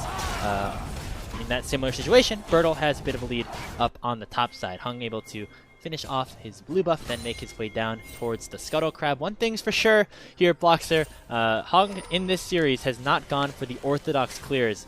Been very heavy invading, and now maybe looking for a play onto Jackie and Joao. Yeah, I mean, he could potentially just go for another one of these. There we go. Okay. Stun not quite going to land. If it did, that could very easily have turned into a good, aggressive gank that would have at least blown some summoner spells. And this is what you want to look to do on the Trundle. Just trying to blow summoner spells off your opponents as much as possible. With this LGD composition needing to get rolling through the jungle early on, good spot right here onto Hung, recognizing exactly where he is, and this is one of the joys of the Ashe, right? An underutilized factor often in solo queue, but tracking your enemy jungler through, so useful. Ooh, Bertle might have face checked Tian, but instead gonna do the Pantheon heading back to base, picking up a couple of long swords as he is once again accelerated over Hung. That's the thing about Hung going for these creative clears. If you don't get a kill, all of a sudden your enemy jungler is going to be pretty far ahead, as is the bottom lane of top esports. The Rangers focus, forcing Xiaoya back. As much as this Mel does have some level of pressure as we get later on into the game, there's a reason that the Ashe Seraphine has been so strong. You land a single bit of slow, it can be almost impossible to just walk back away once again. Really are going to have to keep a good eye on this bot lane, because Xiaoya just trying to clear is going to put him in range of that threat. It is kind of funny that, you know, we talk about them going back to the old stuff, but this old style is what top esports found a lot of success on back when they were winning a lot of games in the Split 2 regular season and even the playoffs. Of course, locking themselves a spot at MSI through these dominant 2v2 lanes, and then having, you know, Tian and Cream kind of just stably play that big jungle duo. So perhaps going back to what works for them is the strategy for top, and so far they found a decent amount of success, still looking to try to push that lead further. Indeed, indeed. Nothing too explosive coming through at this point in the game so far. Obviously, we do have that first Drake available, and both junglers heading down towards the bot side. And the rebuttal, sending that volley back towards Jackie for a little bit of extra poke. Hung making his way over to this dragon, still only level 4. TN does have that level advantage over him, but still going to have enough bot pry with the wave bouncing back that LGD feel comfortable starting up this dragon for now. And as much as you do have Tian in the area, he's not going to get here too early on, although he will get here within time. Tankyuan has been able to push in the mid lane though, and will be able to walk over, cover this entrance off, and Tian even showing up on the ward. Just going to be nice, quick, early Hextech Drake going on over, and everybody loves an early Hextech Drake to be picked up for their squad. Good extra power into the back pockets as we watch on through. Let's see if we're going to get a repeat gank coming through as well. With the flash down onto the mid lane, now would be the time for Hung to go back into the mid lane, try to get another gank through. Best spot for him to potentially find a kill. It's a smart sequence there from LGD. Of course, their mid and bot lane have been pushed in for a majority of this early game, but they both found opportunities to get one wave into their opposition, and that was the exact timer that Hung used to pick up the first Hextech Dragon of the game. So it's a smart macro play have resulted in LGD picking up a small objective.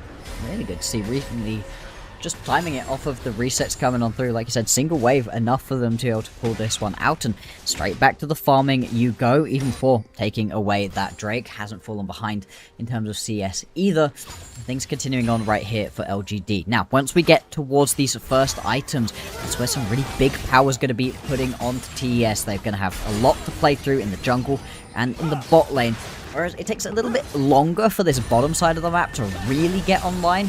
The Jace is in a pretty good spot very early on at this point, and we'll see what Birdle's going to be able to do, because in the previous game, he was kind of embarrassed on that one. Yeah, he's able to get that one solo kill, but it's off of a mistake from Zion. Otherwise, things go wrong, and yeah, speaking of going Birdle's wrong. going to be in some trouble. Hero's entrance potentially in to save him, but no, it does not end up coming through, and at his first blood, picked up for Zoyan as Birdle just caught on a really bad roam timer, giving over that first kill of the game.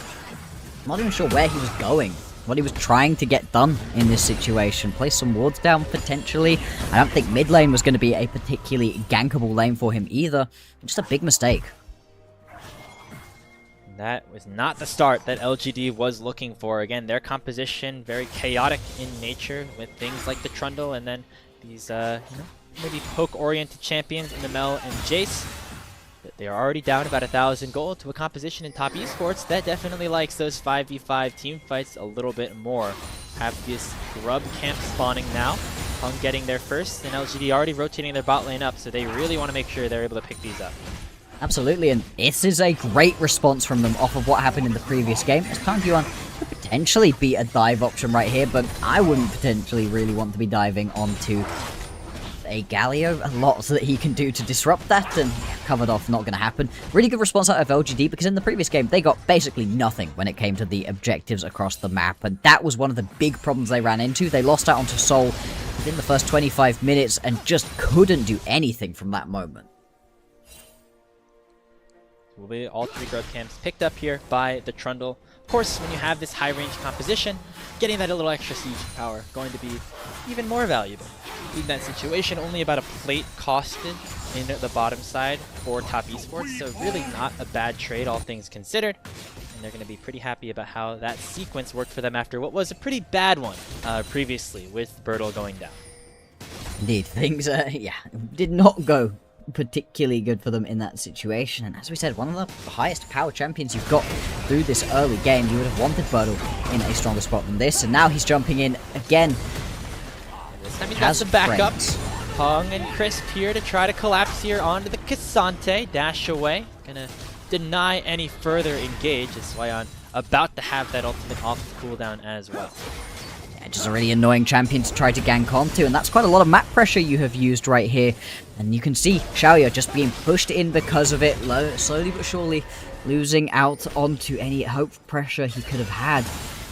There should be a turret plate as well picked up right here for Jackie Love. So LGD using their roam timers, but not really making it work. 1,600 gold in a deficit. Nothing too major at this point, but it's not going to get too much better as we have the next Drake spawning in a couple seconds' time.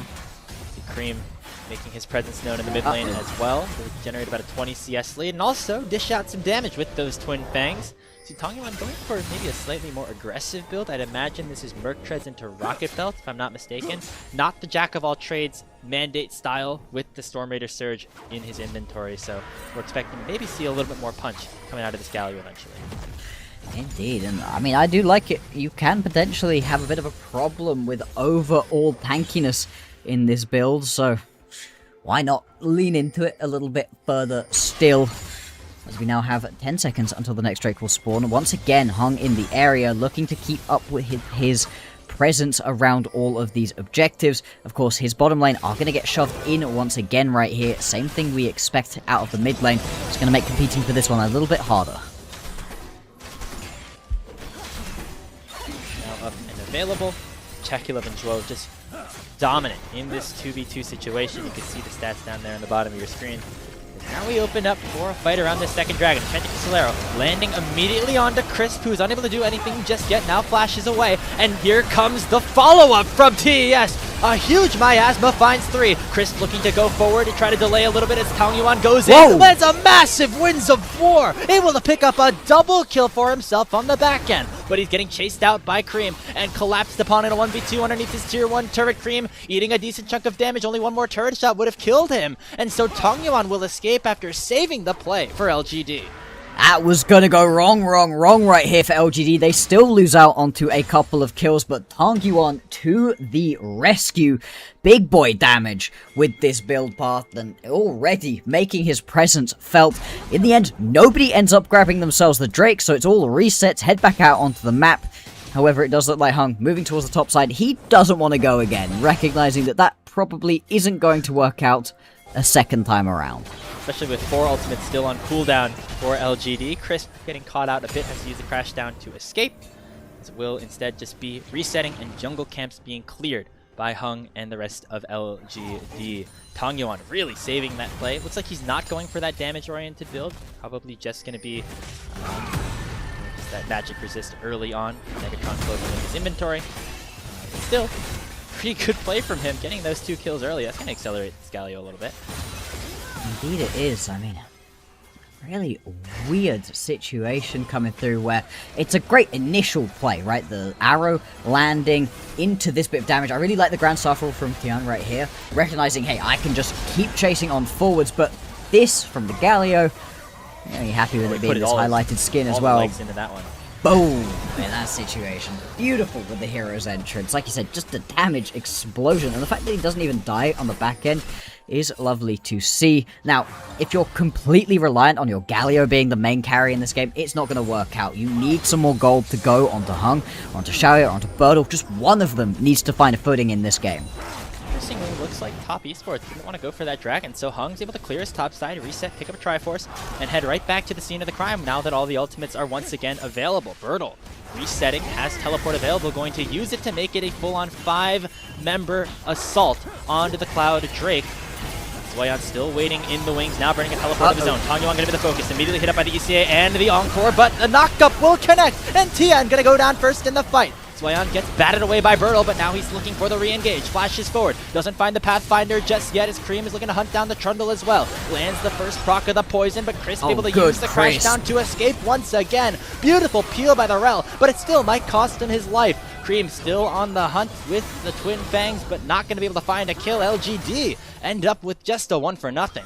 They are playing on the edge right here. LGD, the chase ability from this composition out of TES is kind of horrifying. You land just a single auto attack from Chekilov and you saw flashes blown, every escape tool in the book, and it was really well done from Crisp. Steps up, just about manages to land that Shattered Lance, and then crash downs away, just turning his back in time to not get caught by that petrifying gaze from Cream. I mean, he was so close to either getting his jungler killed or himself killed, and he manages to get both of them out alive. You know where we're going, Blockster? Right back to the dragon. Huh? Let's do it again! Once again here. Does not have the subjugate available just yet, but a lot of those ultimates on LGD still up and ready, while things like the Enchanted Cristolero and the Petrifying Gaze on cooldown for Top Esports. No teleports available here for Birdle or Zhuo, so they're going to have to walk all the way down here if they want to join the play. Looks like the Ashe Seraphine pushing away LGD for now, but nobody wants to take this dragon just yet. Remember, it was 3 early Drakes for TS at 18 minutes. That has not happened here in Game 3. And not for some lack of trying when it comes to these Drakes. I mean, Hung has started this one up every time he's felt like he has an opportunity, but just gets rebuffed again and again. Here we go, time number 3.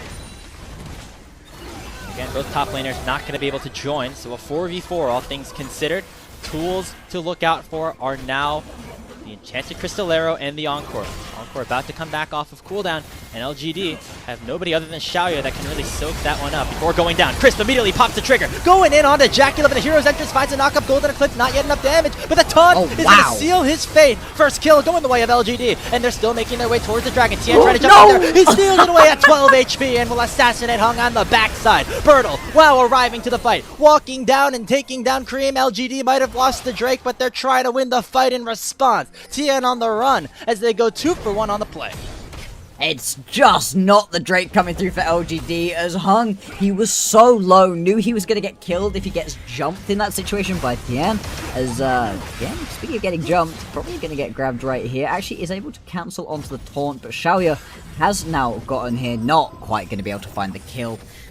Hung, he thinks he's going to die, so he's just a bit antsy with the smite, like you said, 12 HP, leaves it on. Still, you win the fight as LGD, they get themselves some extra gold into their back pockets, but boy, after all of that effort, so many attempts, they would have loved to have come away with the Drake as well. It's Chris who starts this play. Man, they threw the kitchen sink after Jackie Love. Yeah, they did, and they only just get him in the end as well. Tonghyun has enough to be able to jump in and keep going. Watch this from Hung though. He sees Tien walking in, he's like, oh, I need to get out of here. Just miss smites, and that sucks so bad, especially on the Trundle, right, where you've got yourself the Chomp and the smite. That combo should outsmite a Pantheon, but yeah, just happy to take that one away. So that's a big win for Top Esports to at least neutralize the Dragon counter, but LGD able to win out on back-to-back skirmishes. Now looking for the Rift Herald potentially next. As Tien hunting aggressively on that top side of the map. Top tier 1 turret was taken down by Top Esports as Zweyan was able to hunt that one down in the ensuing aftermath of the team fight around the Drake. And so that is where Top Esports still are able to get a little bit more in the gold department. Indeed. It makes things really close right here in this game number 3. Exactly what we wanted out of this series. Exactly what we wanted after, you know, Series 1 of the day was just a complete and utter domination. Some of the fastest games that we've seen, a fast series overall. This one giving us an extra level of hype right here. Only our second series of the day. There's another one after this as well. Plenty on the LPL here. BLG JDG. Not necessarily an undercard in the slightest. Our rematch of the Split 1 finals coming up after this one. Make sure you stay tuned to the Twitch stream.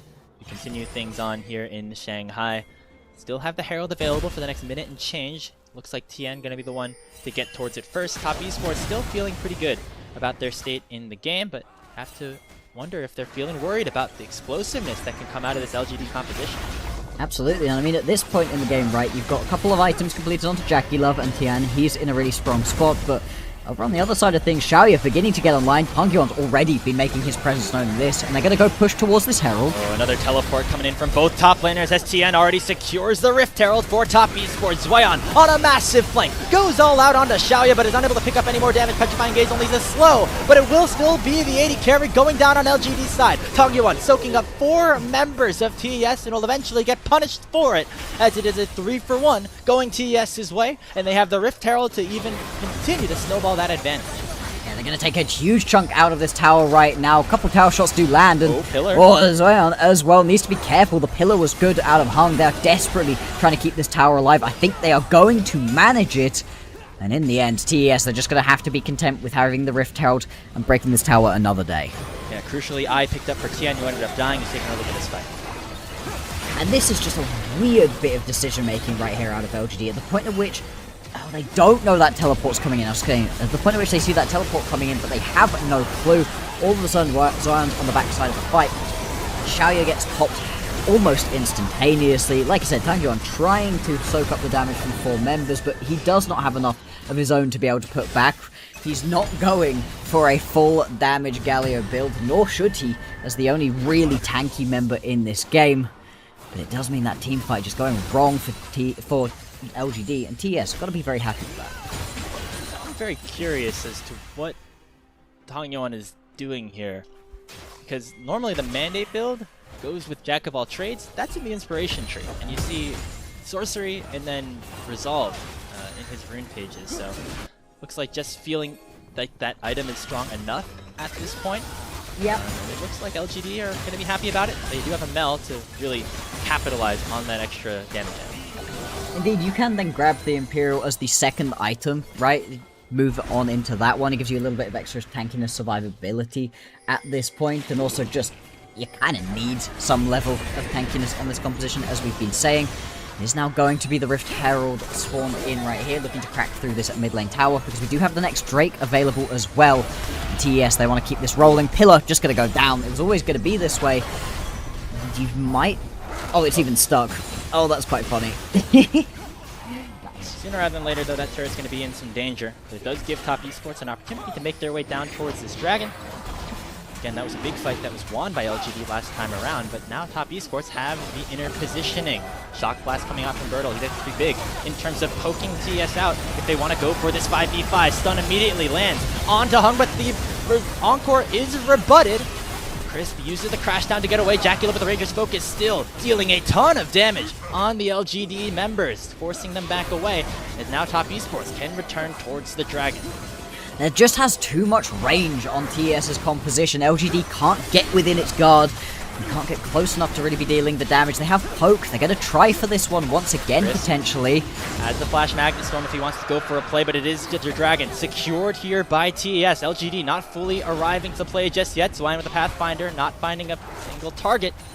So it will be Top Esports backing away for now. They still have the Hero's Entrance for Tongyeon if they want to go for an engage. And Cream is now chasing with Tien in with that Grand Starfall. Landing the stun onto Chris. Hero's Entrance comes out, but it might be a little bit too late. And now Tongyeon is stuck in a 1v5. Finds a little bit of damage onto the Pantheon, but Chris is going to go down first. Tongyeon second, and Xiaoya and Bertle just all too late to the play. Swayon still all out, able to dish out a ton of DPS, and Tien flashes in to find the stun onto Xiaoya. 3-0 in terms of a team fight win for Top Esports as they clear the game open at the 22-minute mark. And they can keep hunting right here. Bertle is caught on the wrong side of the map. Gonna have to teleport himself back away. At least he gets out alive. But everything falling apart for LGD. TES, this is how we expected them to be winning against one of the lower ranked teams here. Now they've got themselves pushes happening in the mid and in the bottom lane. And all of this sets them up really well for the Baron, which will be the main prize they're looking for. Has not been perfect, but Top Esports still seem to be able to eke these series out against some of our lower tier opponents as they get another look at this fight. I don't know how you win these team fights right now with the composition that LGD have for themselves. It's great for the ganks early on, but the Jace, the Mel, they're not far enough ahead to actually be doing any damage. The Galio's not going to provide it for you. I don't know where you're really hoping for it to work out. And even beyond that, the range advantage that you have on these TES carries, and then just the damage that they're able to lay down as well, is crazy. They've got better tankiness as well. The only thing that's really been putting any thorns in their side at the moment is Xiaoya being able to chuck a bunch of their own spells back at them. But that's really not just going to change the game here. Yeah, when your best teamfight tool is one that belongs to the enemy that you have to try to reflect. Yeah. Not the best situation right now for LGD. It really has to come down to Crisp on these engages. We saw a big one earlier on in this game. You have to really coordinate with Tongyeon, this new support here for LGD. Former world champion Juan, alongside Tien actually, on Fun Plus Phoenix in 2019. Gonna have to get back to some of that old form if he wants LGD to have a chance to pull off the upset. I mean, they're going to need a miracle at this point to really get back into this one. 5,000 gold, the deficit is not too much at this point, but it just feels like the overall styles that they're being played are really quite different. Tongyeon has got that 2-item complete. Is the Imperial second, as we were expecting to come on through. Baron, now the main focus for TES. They've got a ton of setup around it. I mean, there's no deep wards at all for LGD at the moment. Any hopes of a flank that they may have had are not going to come through. There's really not a lot of damage on LGD's comp at the moment, specifically ability to kill this Cassante. Swayon still deathless in this game. It's picked up 2 items in the Jaksho and the Iceborne Gauntlet, working towards a 3rd with that Kindle Gem in his inventory as well. Of course, you have the Trundle to land the Subjugate down, but you still need some follow-up damage after that, and right now, not a ton of tank shredders available on LGD. No. With enough time, they would be able to get through Zoran, but are they going to get enough time in any of these team fights before Cream and Jackie Love start their mauling? And I think Tian's been really good so far. The Grand Starfall, he's layering it on top, means any of these potential picks that you grab by Zoran or by Jackie Love with the arrow, he's then able to keep it on going, and the survivability as well that this Pantheon has is just enough to overcome the initial burst of damage that LGD are trying to lay down. Gonna have to be some sort of miracle play by LGD, or just somebody on top esports getting caught out of position that results in an easy pick, and then a potential Baron start for LGD. Looks like top esports is gonna make that very difficult. They are still about 5,000 gold in the advantage, and Tang Yuan now getting focused down by Zoyan. Does not win out on that 1v1. He's gonna have to just wait for that wave to crash underneath his tier 2 turret. Bertle gets hit by an arrow. That's followed up by the encore immediately from Zhuo. Don't even need the Grand Starfall to take the LGD top laner down. And that's top esports now in a 4v5 for the next 45 seconds. And guess what? Here, Blockster, the Baron, is up and ready for the taking. It is indeed. They can move straight on towards this one. They're also roaming Zoyan around as well, so they're just going to be in a numbers disadvantage. The teleport hasn't even come through from Tang Yuan yet. I mean, I don't know that it's even worthwhile to do so. This is just simply going to be the Baron, unless you've got some magical steals coming through. Yeah, no teleport in yet. It's just going to maybe be Hung on a one-way trip. Trying to flash over. Looks like they don't even want to do that. That's going to be Zoyan sending out the rest of LGD and allowing for top esports to pick up the Baron buff. And they can also just take their full resets, head back out onto the map, and go play around this Drake. Grab Soul Point for top esports, as everything is coming up in their favor. LGD, the pick, they just don't have any potential way of dealing with it. The only person who can survive in that situation would be Xiaoya, and if he reflects that Enchanted Crystal Arrow, if you're going on to anyone else, they're just going to get taken down, and Bertle having a second pretty bad game. Yeah, just hasn't had an impact just yet on this Jace pick that was so highly coveted in the pick ban. Going to be Soul Point as well as that Baron going over to top esports. They are in a great position to try to close this game out in the next couple of minutes. They want to just end this one up as quickly as possible for themselves. Get back to those winning ways as we had talked about. Even with a win here, I don't know how convinced I'm going to be of TES. We will obviously have to wait and see. As we've said, right, they've got some pretty big matchups coming up for them soon as well. Right now, looking to close this one out. Tier 2 turret taking down Cream, dishing out a ton of damage on this Cassiopeia. Anyone has to wait for potentially Crisp to go for some sort of engage. He jumps forward to Justice Punch, actually gets hit up by a ton of damage, but in comes the Wombo combo. Oh, the reflected encore, able to take down 2 members of TS, but Zoyan wasn't even at the fight yet, and Hung's gonna go down for the third on TS's side. It's a double kill for the Pantheon, and top still have the numbers advantage for the next few minutes. Yes, they do. Xiaoya available, Bertle available, so you're probably not going to be able to end the game in this one push, although I wouldn't even be too confident in that statement. They're looking to grab themselves this bottom lane inhibitor. This mid lane tower now going to be the next bit under threat, and things just getting harder and harder for LGD to play. Jackie Love going in! Flashes over, trying to take down Xiaoya, and he wins out on the 1v1. Bertle able to get a trade, but now he's the only man left standing on LGD's side. Tian jumps forward, finishes off another kill, as Chris has finally arrived once again from the Death Chamber and will delay the end of the game for now. Tang Yuan's up in 2 seconds, should be able to help his team once he comes back from that respawn, but it will be another tier 3 turret down, and top esports blowing the game open to a 9,500 gold lead. Indeed they are, with the bot lane inhibitor open at this point. You've got so much pressure constantly pouring into the base, and LGD, they tried their best. I was really impressed with the way that they played game 1, but game 2 and 3 just have not worked for them. Hung hasn't been able to get ahead, and you talked about it, Grapes. You talked about how the funky pathing he does early doesn't necessarily allow him to actually just establish any kind of lead unless it goes really well. It's done multiple times we've seen him going a little bit too far in, getting caught out, and just not being able to help his team out in the ways they would really want to. Weird compositions from LGD as well in games 2 and 3. It's such a shame, because game 1 from them looked so good. For the side of TS though, if you're a TS fan, or just, you know, a fan of good top level League of Legends in general, This is better from them. I worry about how they're going to be able to play versus their next opponents in JDG. They're at least looking much better here. Yeah, I mean, not the cleanest of series as they obviously got demolished in that opening matchup. It was but such a Top fast Esports, game one.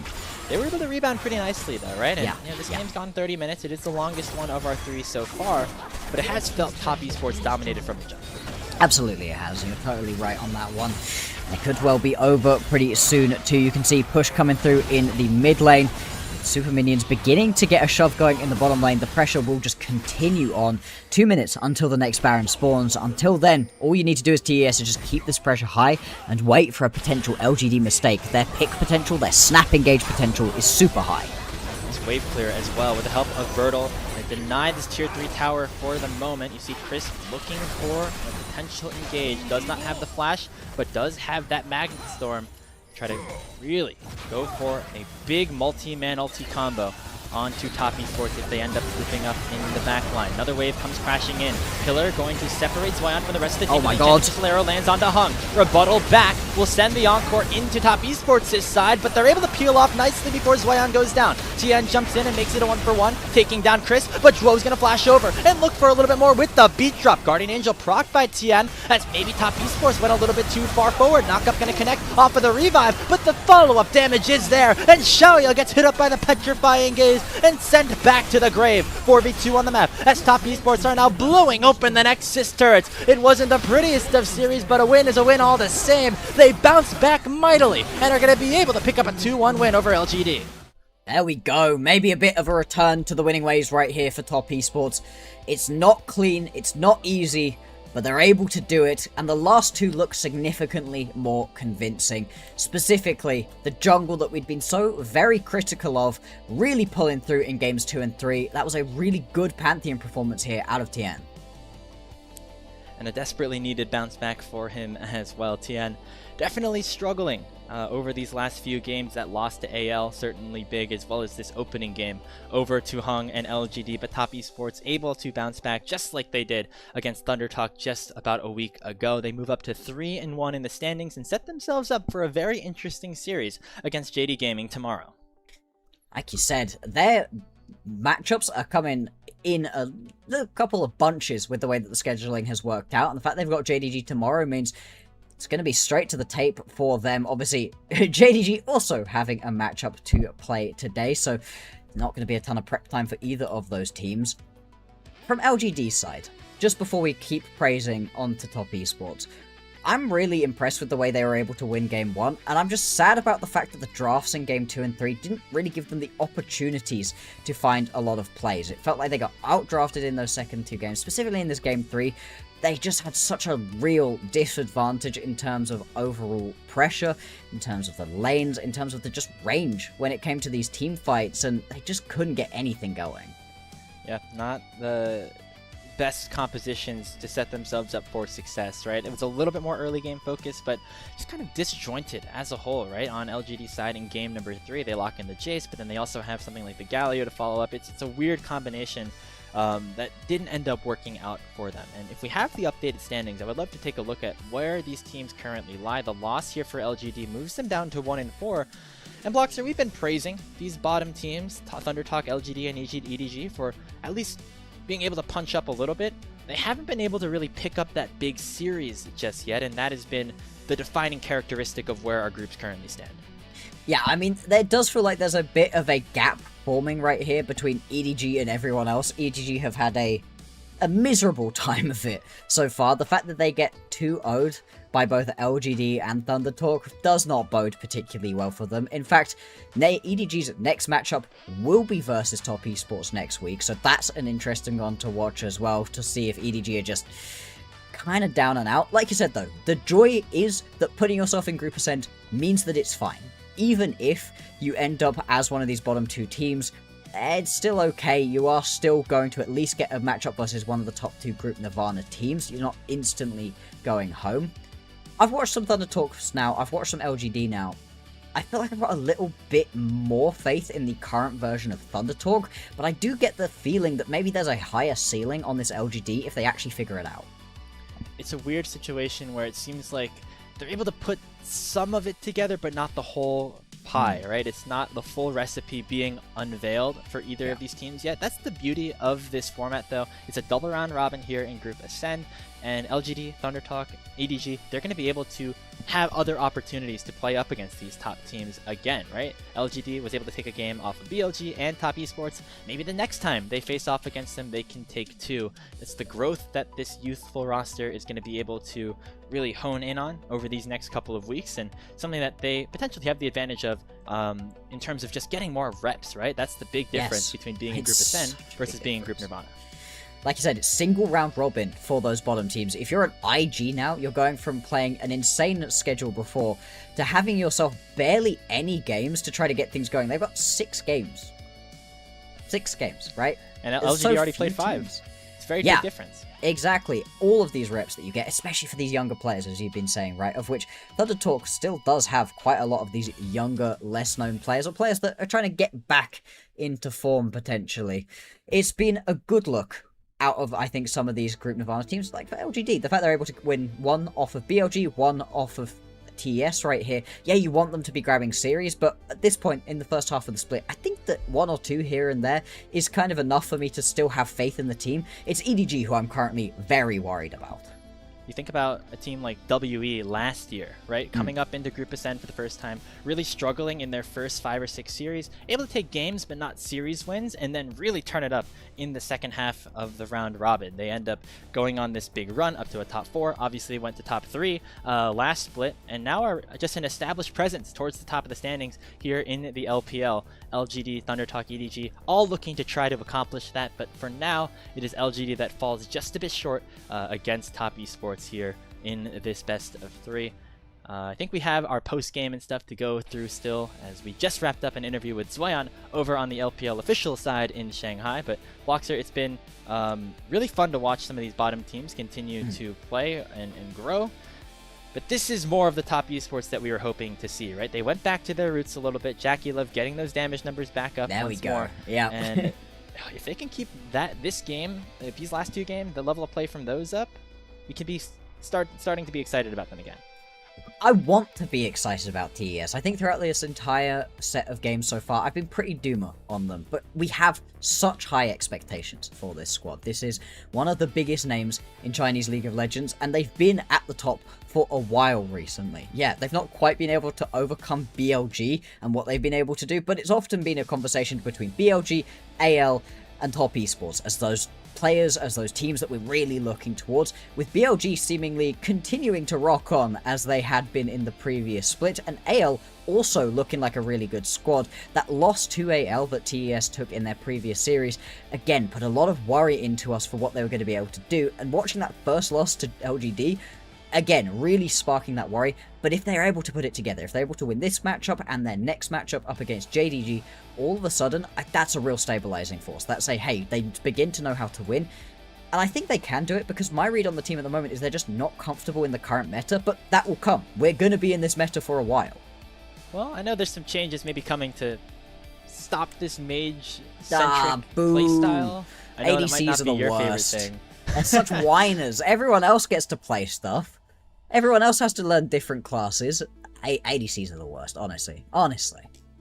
Hey, the good thing for Top Esports specifically is that due to the championship point situation of them getting second place in Split 2, if they just get like top 4 in this split, odds are they're going to be in a good position to make Worlds, or at the very least just have one series to win in order to qualify for that World Championship. So it's all about scaling up for that potential moment, whereas conversely for teams like AL and even some of these bottom tier teams like LGD, they really need top level performances in Split 3 to make up that championship mark and even be in position to play in the gauntlet once we get to the regional finals at the end of the season.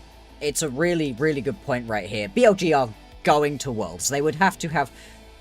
I don't even know if they could possibly drop out of one of the World spots. If they started losing now and kept losing until the end, they'd still have such a ridiculous lead over their opponent. They're a full 100 championship points over the next best team in Top Esports. Top Esports have 90.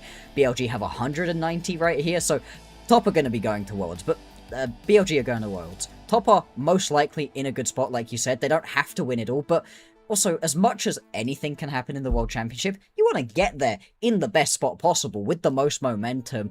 And if your team are struggling versus some of the bottom teams in your domestic region, it doesn't fill any of the LPL fans with that much faith that you're going to do better there once you make it to the championship. Yeah, not like a lot of top esports fans have had faith in them internationally recently That's to true. begin with, right? So That's just true. adding a little bit more of that confidence would be great if they can continue to ramp up as this regular season continues. Reminder, this is not the same team that made it to top 2. They have a new support, and support's very important to the current state of the meta. Seems like right now, though, TES preferring to play this more bot-centric playstyle, at least in this series against LGD. They went for the 2v2 domination with the Lucian Milio and the Ashe Seraphine, and both of those worked to a T to help deliver them that 2-1 win over LGD. I believe we're waiting for that player of the game. Still a number of people it could go to. I'd imagine TN gets a little bit of love here for his Pantheon performance, but I think overall everybody on Top Esports should be rather pleased with how those last 2 games played out. I can see Jackie Love picking it up as well. He was able to do a lot during those team fights, but I think the jungle makes the most sense. It's top lane, actually. Zion picking this one up, and you know what? I'm happy for him in this situation. Zion playing a really just competent game of Cassante. It doesn't often look like that much when a Cassante is going off, but he was able to do enough for his team, and I think that's really quite emblematic of how much of an overall team win it was, that nobody really stuck above the rest. And you have to imagine, for winning both player of the games of this series, that Zion will be voted player of the match as well for the victory over LGD Gaming. That's all for this second series, though. On our side, Bloxer, a pleasure as always. We're going to step aside for our third series of the day, a rematch of our Split 1 finals between JD Gaming and Billy. We'll have Rudu joining us on the other side once we return on LPL English.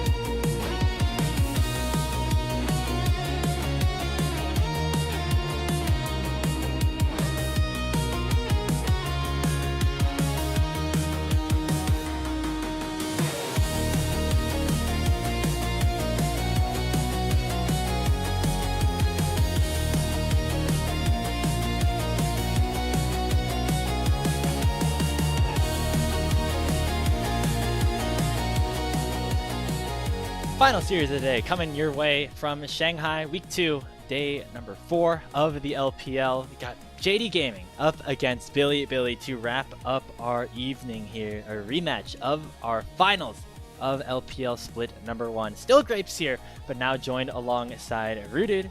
And Rude, this is going to be a great way to close out our day, and for JD Gaming specifically, an opportunity for them to bounce back. Yeah, this is a good opportunity. I think they had a series win earlier on in the week. I was fortunate enough to get to see them play up against Undertalk, managed to take that series, and now we get to see them in a matchup against BLG, which is just obviously going to be much more difficult, as BLG actually coming close to the end of their first round robin.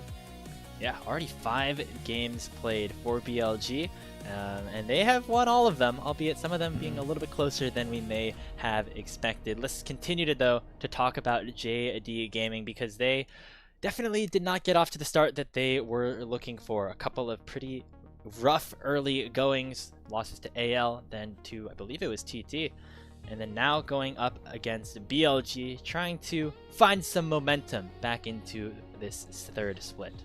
Yeah, and you know, they had a little bit of a slump at the end of Split number 2. We were expecting this team going into the playoffs of Split 2 to maybe be challenging for that other MSI spot, and as it was, the playoffs just did not go their way at all.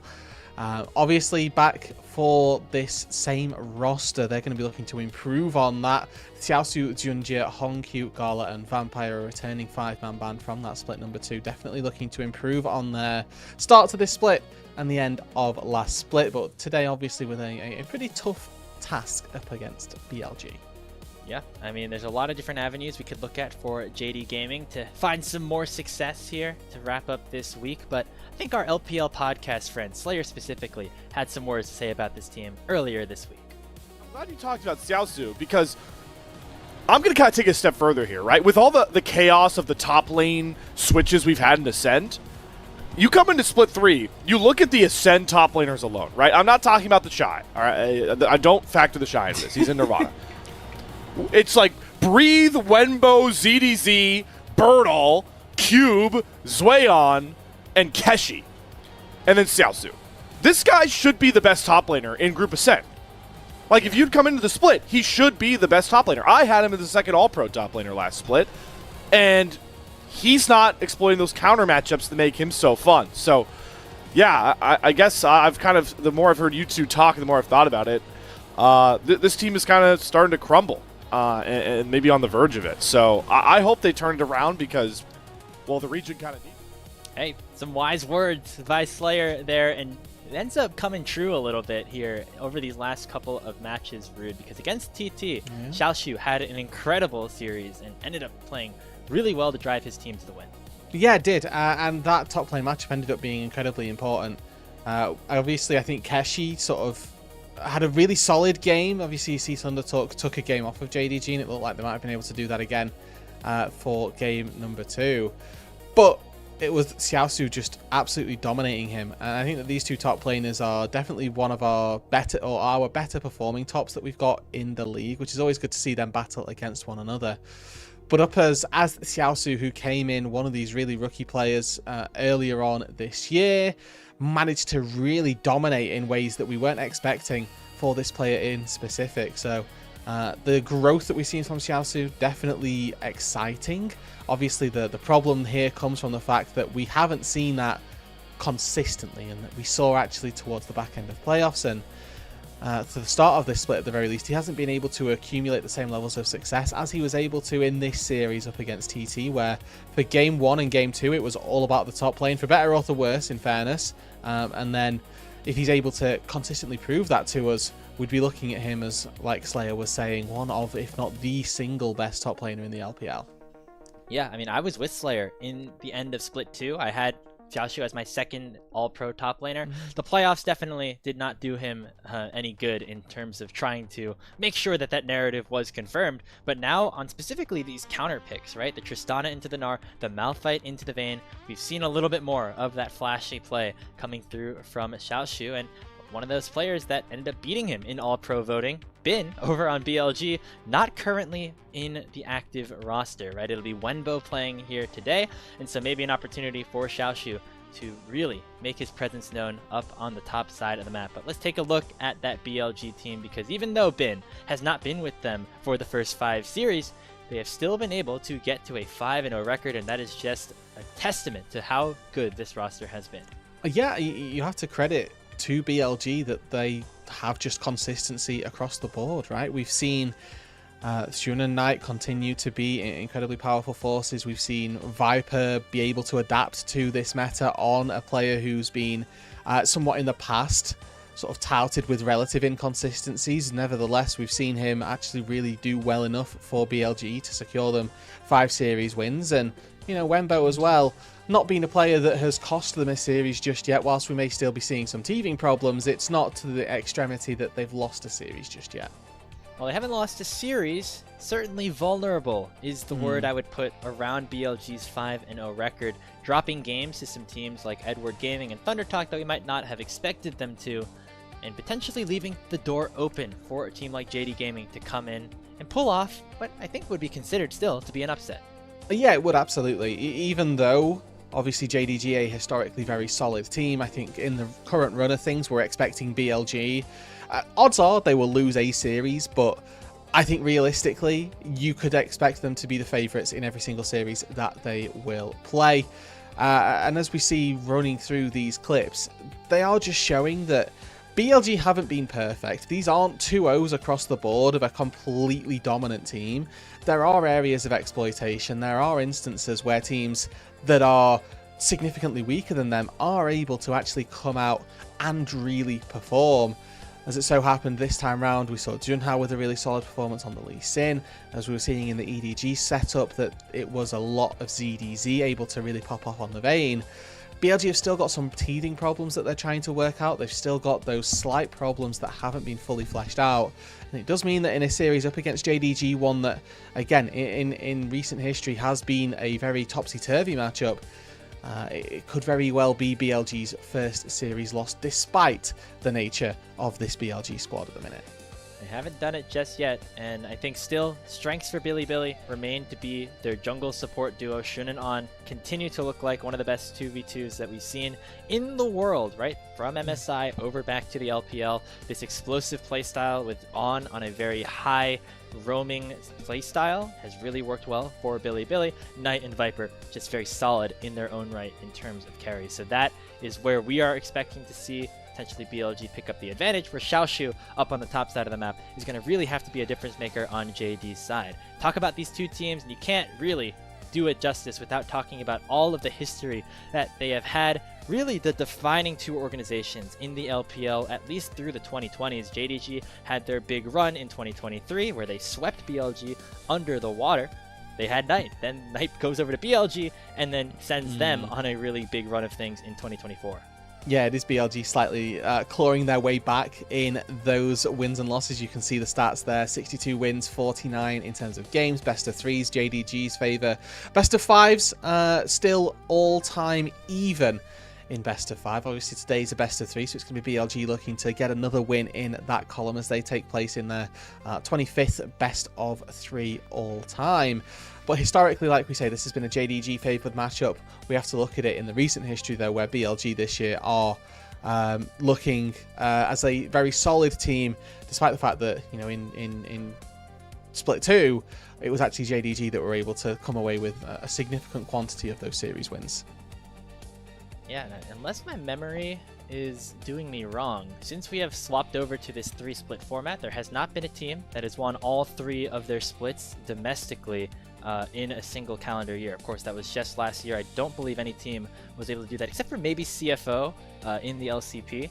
But definitely hasn't happened here in the LPL. We had 3 unique winners. BLG looking to try to become the first team in this region specifically to accomplish that. Of course, they weren't able to complete the Golden Road, but still a lot of expectations remaining on this team, with eventual changes to the top lane potentially on the horizon as we get ready for our final best of 3 of the day here from Shanghai. JD Gaming against BLG. We're going to start by introing JD. Of course, we're going to see them in their home arena next week over in Beijing.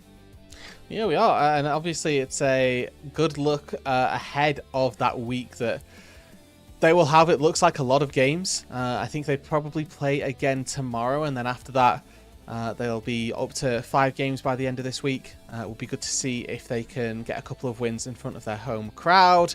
But like you say, Shanghai, isn't it, for this week? So going to be in a little bit of an away day for the JDG fans. Yep, they'll have Top Esports to face off against tomorrow, who just came off of a win themselves over LGD. And there is Billy Gaming, Knight at the helm as always. And the rest of the team also able to deliver so far to bring them to that undefeated record. Yeah, I mean, again, a team that, led by Knight, has been really consistently here. Really incredible player from Split number 2, Split 1.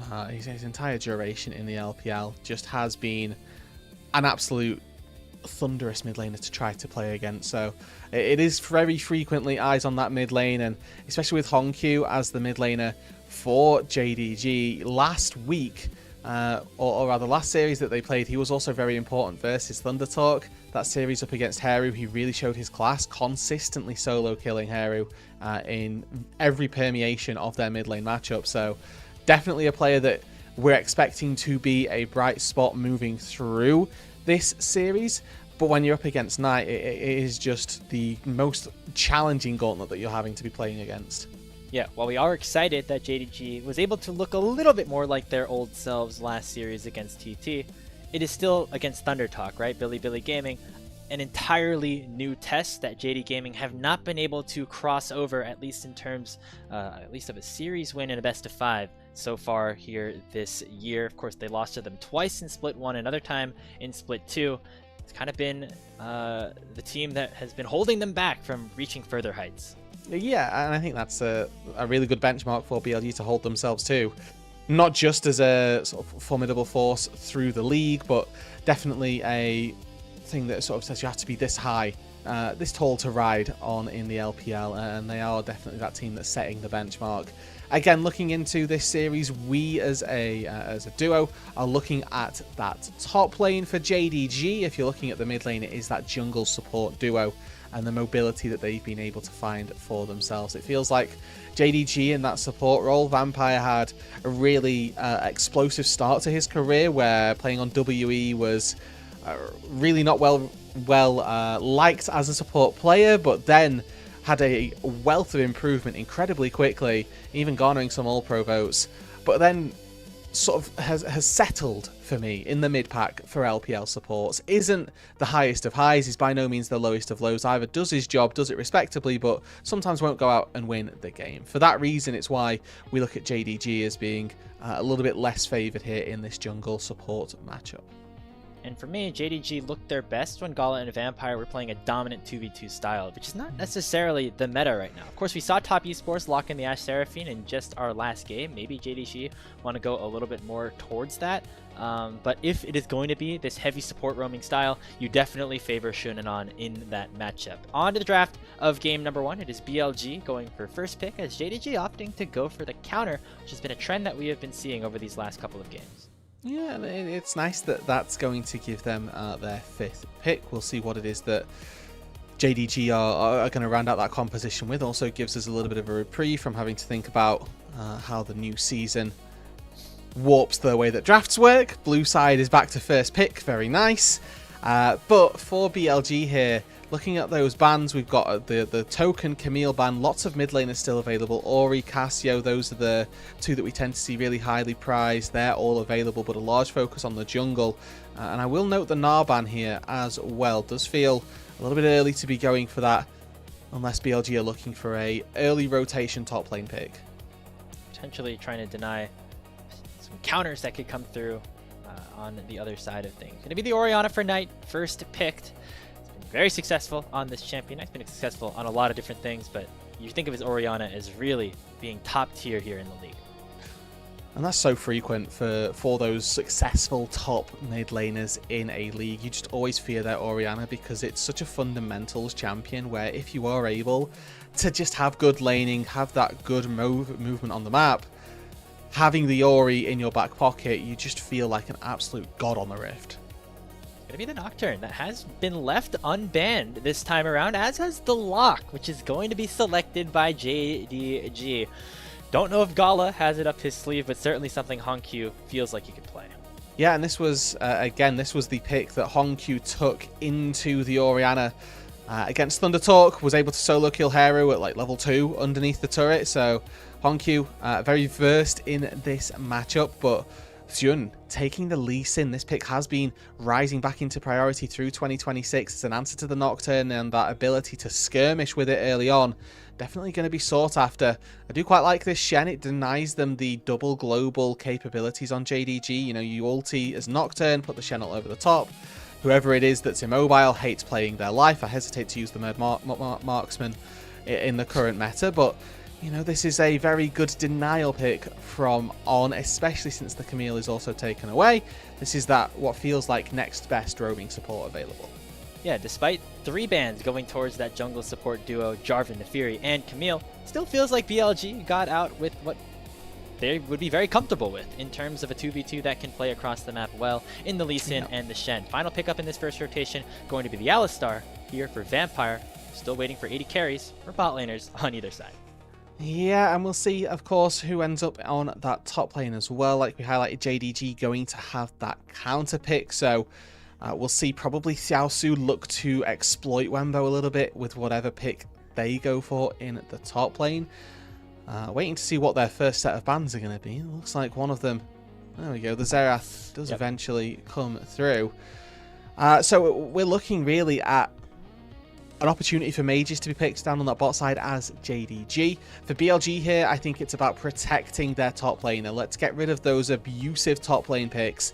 The Vayne fits perfectly, the Varus if they want to, maybe Tristana as well, to lock something in on that top lane where Wembo can just play safe. What a world we live in where it's like, yeah, let's ban Vayne and Varus, the 2 top lane picks, when 80 carry still also hasn't been selected for Gala. That's just kind of the way League of Legends has been played over these last couple of months. Final ban here for JDG, going to be that Vladimir. That Viper definitely will be able to whip out as well. Zig's still available here for both of these sides, and I mean, if you're looking at people who love playing the Ziggs, Gala has been a aficionado of that since before the mages in the bot lane really took over, so I wouldn't be surprised to see that get taken up here. It allows for Vampire to get those roams through.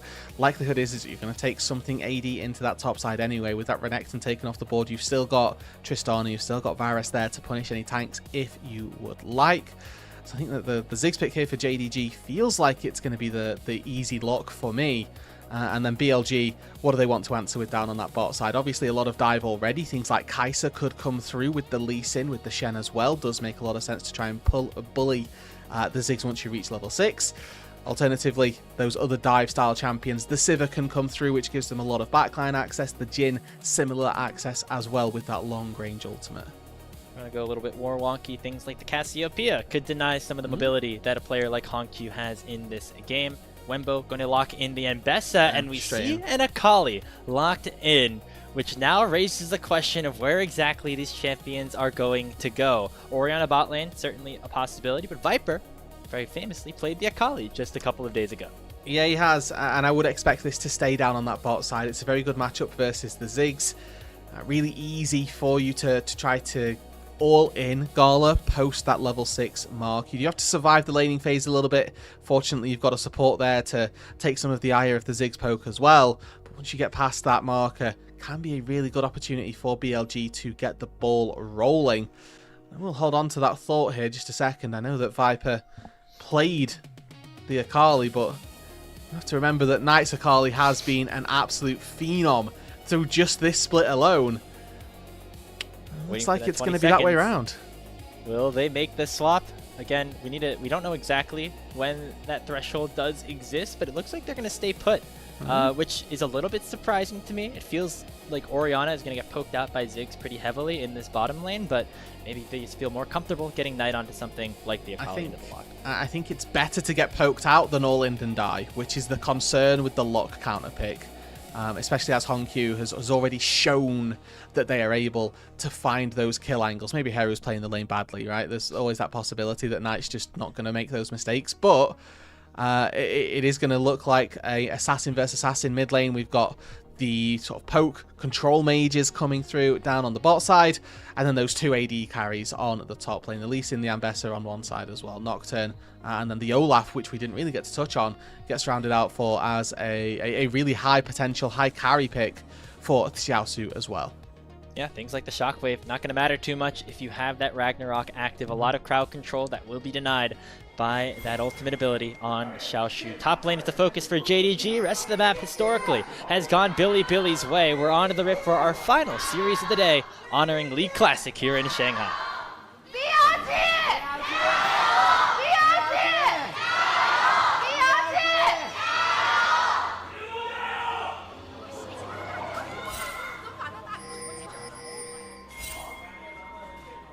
Okay. Nice and active for game number 1 of this series. Honky with the Ignite, I want to note, took this up against TT as well. So going to be looking for those all-ins, looking for a lot more kill threat than we're used to seeing from typical mid-lane matchups. In the bottom lane, seeing some trading early on, just taking a look at the runes to see where exactly things are at. I think the most notable thing, Rude, Storm Raider Surge for Viper, so opting for a little bit extra survivability instead of going for a more poke with something like the Comet or the Airy. Vampire misses on the knock up there.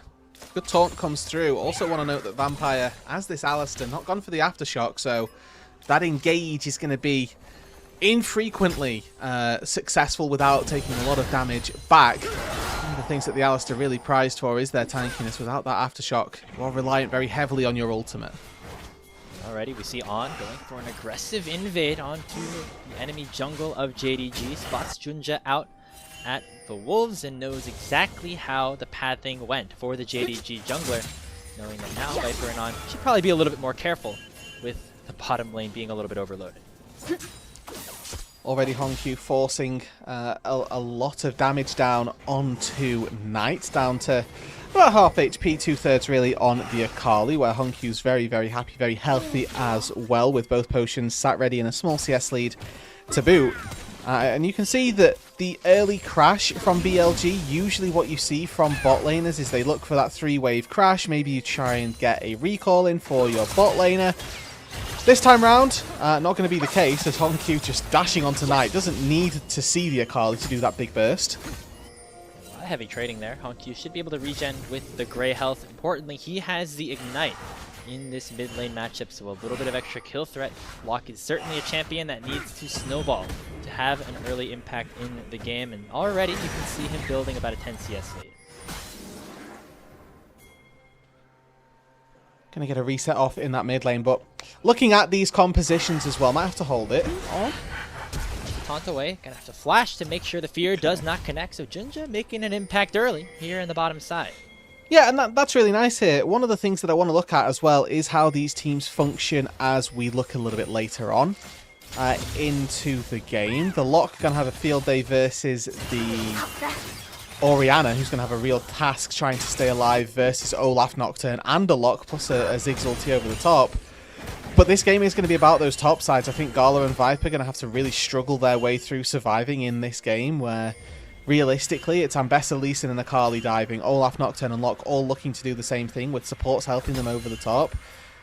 These skirmishes are going to be fought on very close margins, and whoever gets that small lead early on really can run away with things. BLG's composition may be a little bit better in terms of the ability to counter-engage, as we see some heavy fighting on the top side. Xiaoshu popping the ghost, flashes away from the undertow is Wenbo, and Xiaoshu will flash as well to match. Both top laners very low, Wenbo not able to close the gap, as it was a very close call up there for the Olaf. Yeah, double summoner spells burned on both sides. Obviously, Wenbo with the TP got back into lane. A lot of movement from the supports also. Good flashes on either side. It's worth calling out, dodging away from those vital skill shots.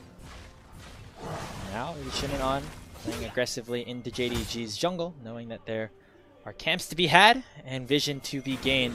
Vampire doing a nice job so far. Has the ability to re-engage as the tethers connect onto the Lee Sin.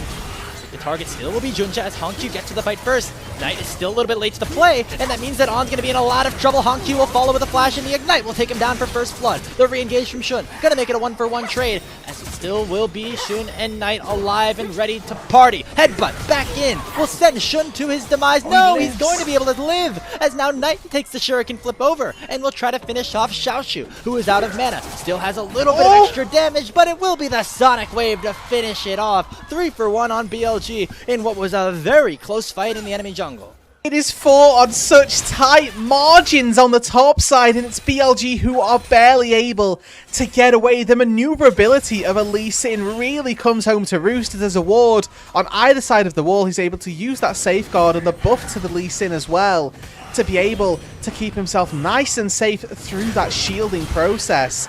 We thought that with Hongq getting this first move here, that maybe he'd have been able to just take on and then find a fight after the fact. With this reset, may be able to just get away, but actually missed out on one of the ritual nails, which meant that the auto attack didn't execute, and it meant that him flashing over actually disjointed JDG for this entire fight. They could have fought it on the right hand side of this wall and been just fine. Instead, they end up not having the right number of people to go to and from each side of the wall. BLG just that slightly bit more mobile, with their champions able to get over the wall back and forth. And we're not done just yet. Vampire goes in with a headbutt pull, but Shun able to escape for now. Again, not a bad fight by JDG, all things considered. They executed very well. It's just BLG are just a tad bit better. One of the best teams in the world, and we saw it right there. Yeah, it again came down to just those really tight margins, and now is when that snowball can come through, right? This is probably going to be another situation where Jun, with that extra kill, he was able to pick up a longsword, able to pick up a ruby crystal, and that could very well be the difference in the following skirmish that is going to come up.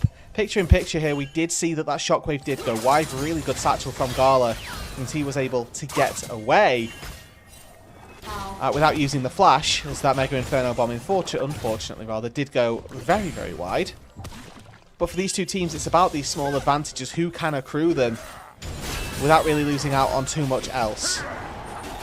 Take another look at this top side. Mbessa versus Olaf matchup slightly going Xiaoshu's way. We saw Bertle struggle in this one up against Zoyan in our last series. It's really one where if you're the Mbessa, you want to take these shorter trades, while Xiaoshu on the Olaf will win in the long run. Xiaoshu needing to be that big carry for JDG in this series, as Shun is able to pick up the first dragon of the game on the opposite side. Yeah, and it's going to be about, I think that Xiaoshu is going to get a lot of value this game from that Ragnarok, but it is going to be about how easily BLG can kite out the Olaf.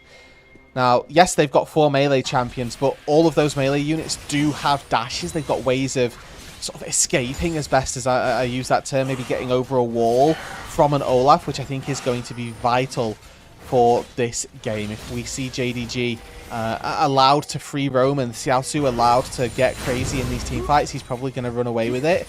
If, however, they can cut him out, that's when their advantages will come through. X-Flash over from Vampire to maybe start some sort of scrap, but it will be the Grubs. 1 out overall by JD Gaming. They go 2 for 1, as Shun's able to collect number 3. Still a small advantage for Billy in this one, as both teams honestly have some pretty good team fighting at their disposal.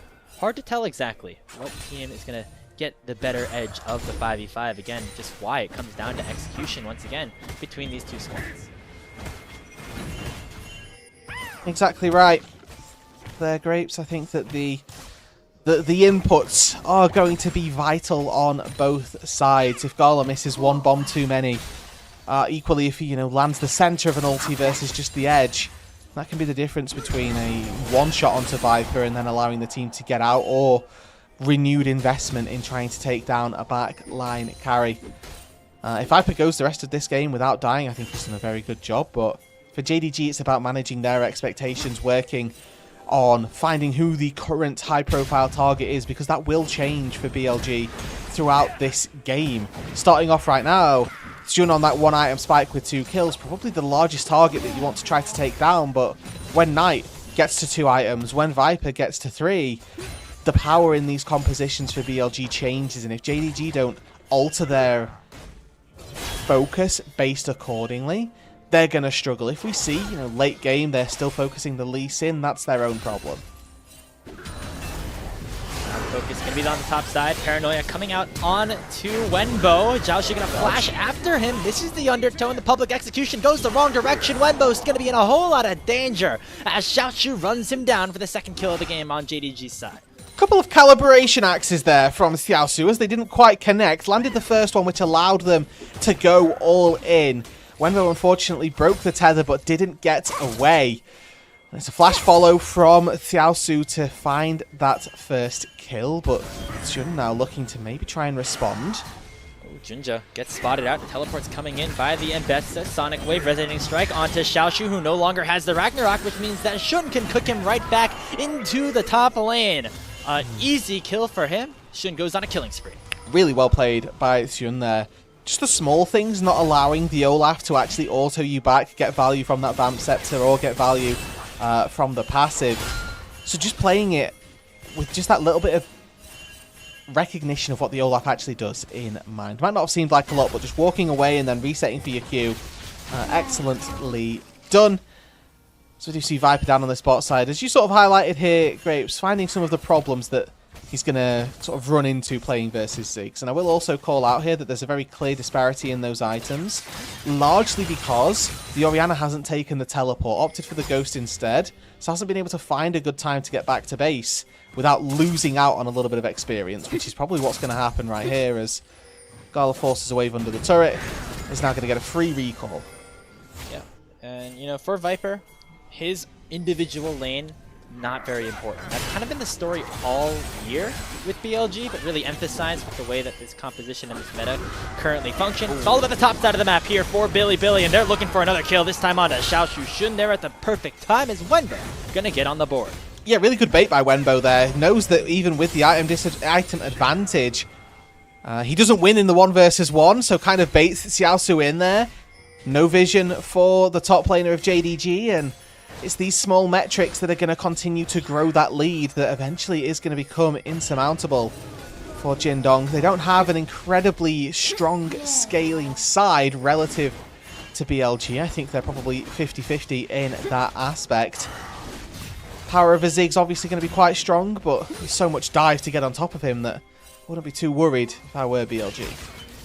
Yep, you've got more than enough tools, especially when a lot of them aren't going to be able to be used onto somebody like Xiaoxu's Olaf when he has the Ragnarok in tow. So both teams have very good engaged potential. We'll see if that comes into fruition around this second dragon. Looks like JDG have the positioning, but not the desire to go for the objective right now.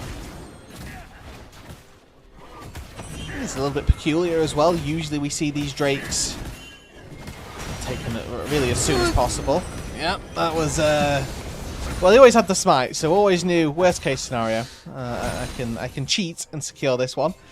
It does mean again gonna have to wait a few seconds before we look toward that dragon, as it's now JDG sniffing around, looking across the board. First items picked up for everyone except the supports, but looking at the XP level lead in the top lane and the jungle.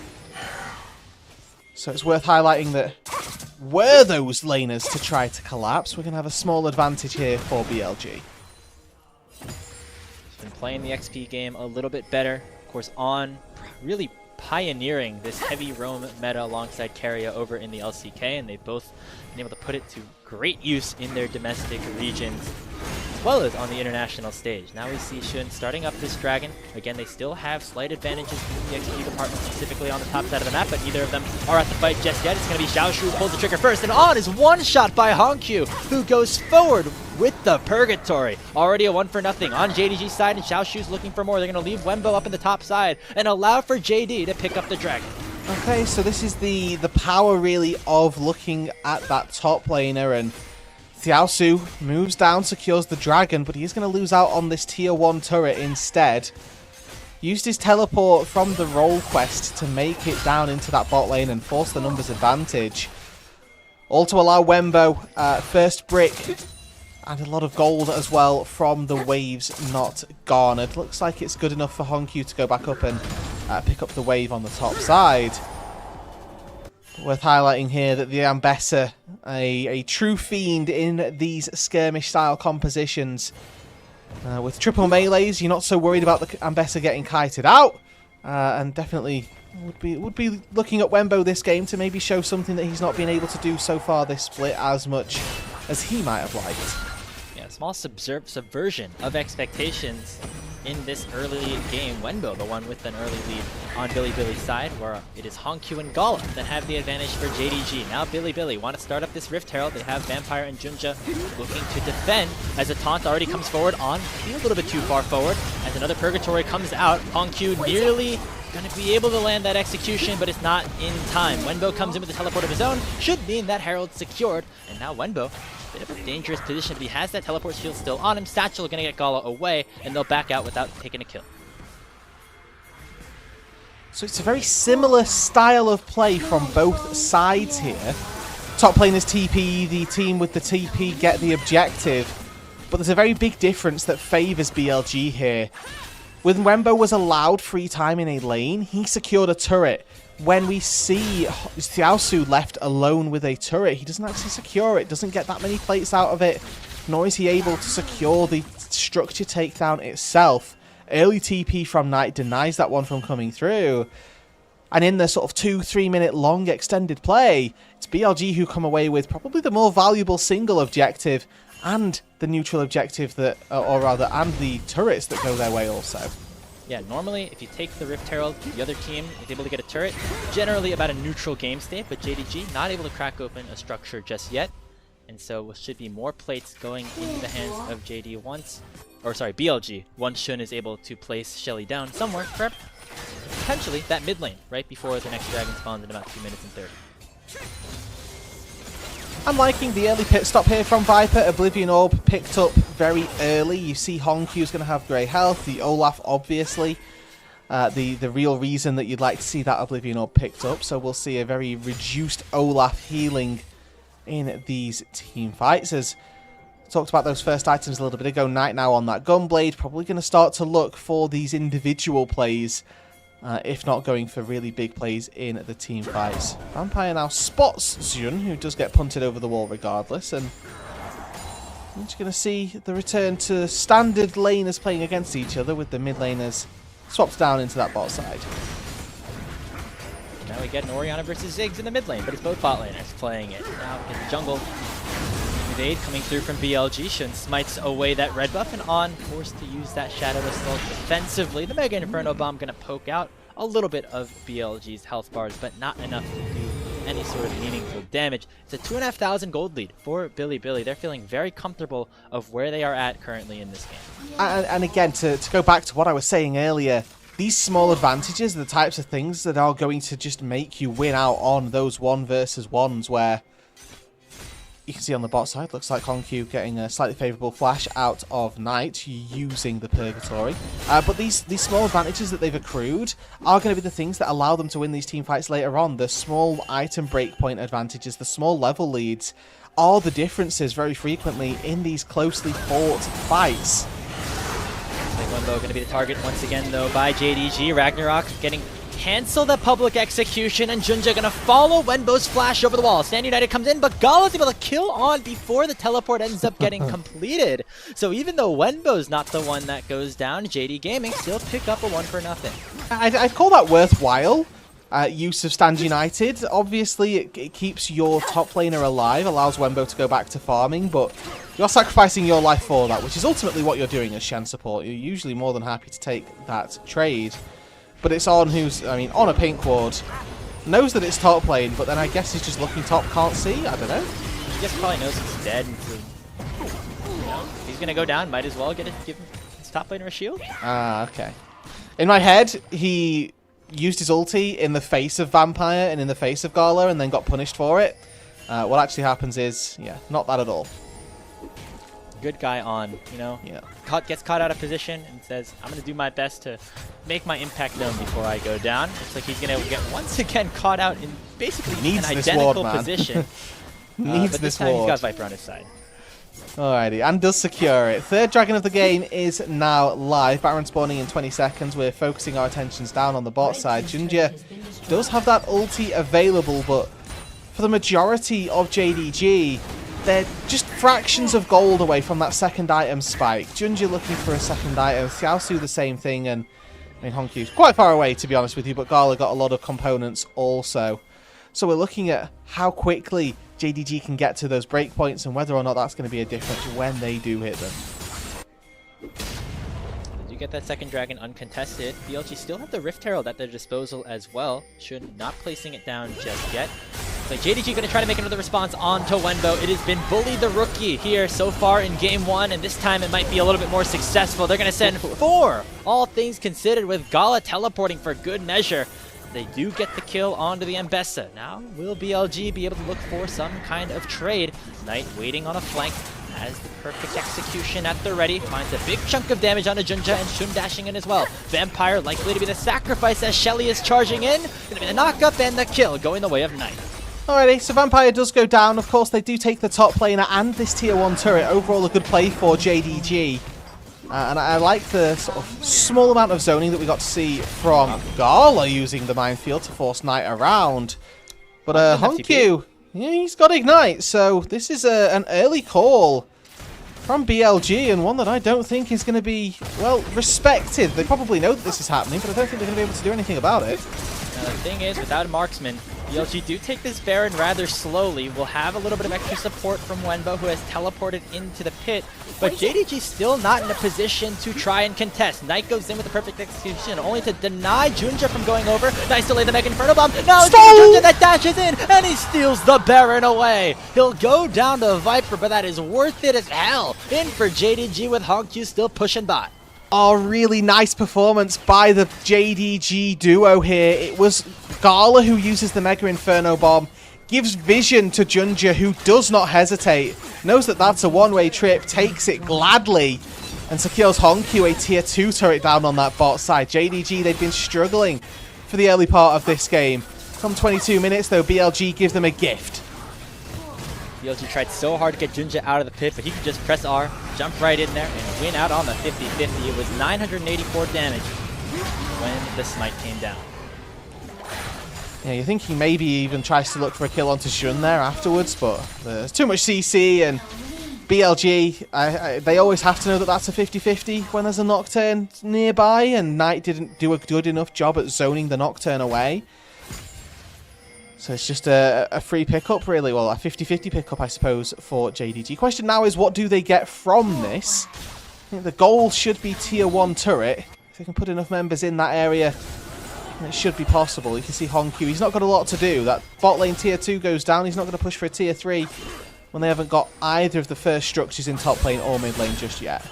Baron Wave crashing into this top lane tier 1. Wenbo taking a while to clear these minions out, and so Honkyu essentially fishing for a play. Looks like Shun being there enough to deny that for now. Now it's On coming in onto Honkyu. They found out the lock, but he's still able to survive with the help of the Grey Health. And now they can go for another engage onto Shun underneath the tower. Is the Lee Sin. He's at half HP, but the health bars on JDG. Not necessarily in the great position either. And that means Knight can come in to try to finish off this game. Shockwave lands onto 2. And there's the Wombo combo. An instant double kill picked up for the Akali, as Knight is now chasing down the rest of JDG. Vampire the next casualty. It is overall a 3-for-1 as Billy deny the Baron push of JD.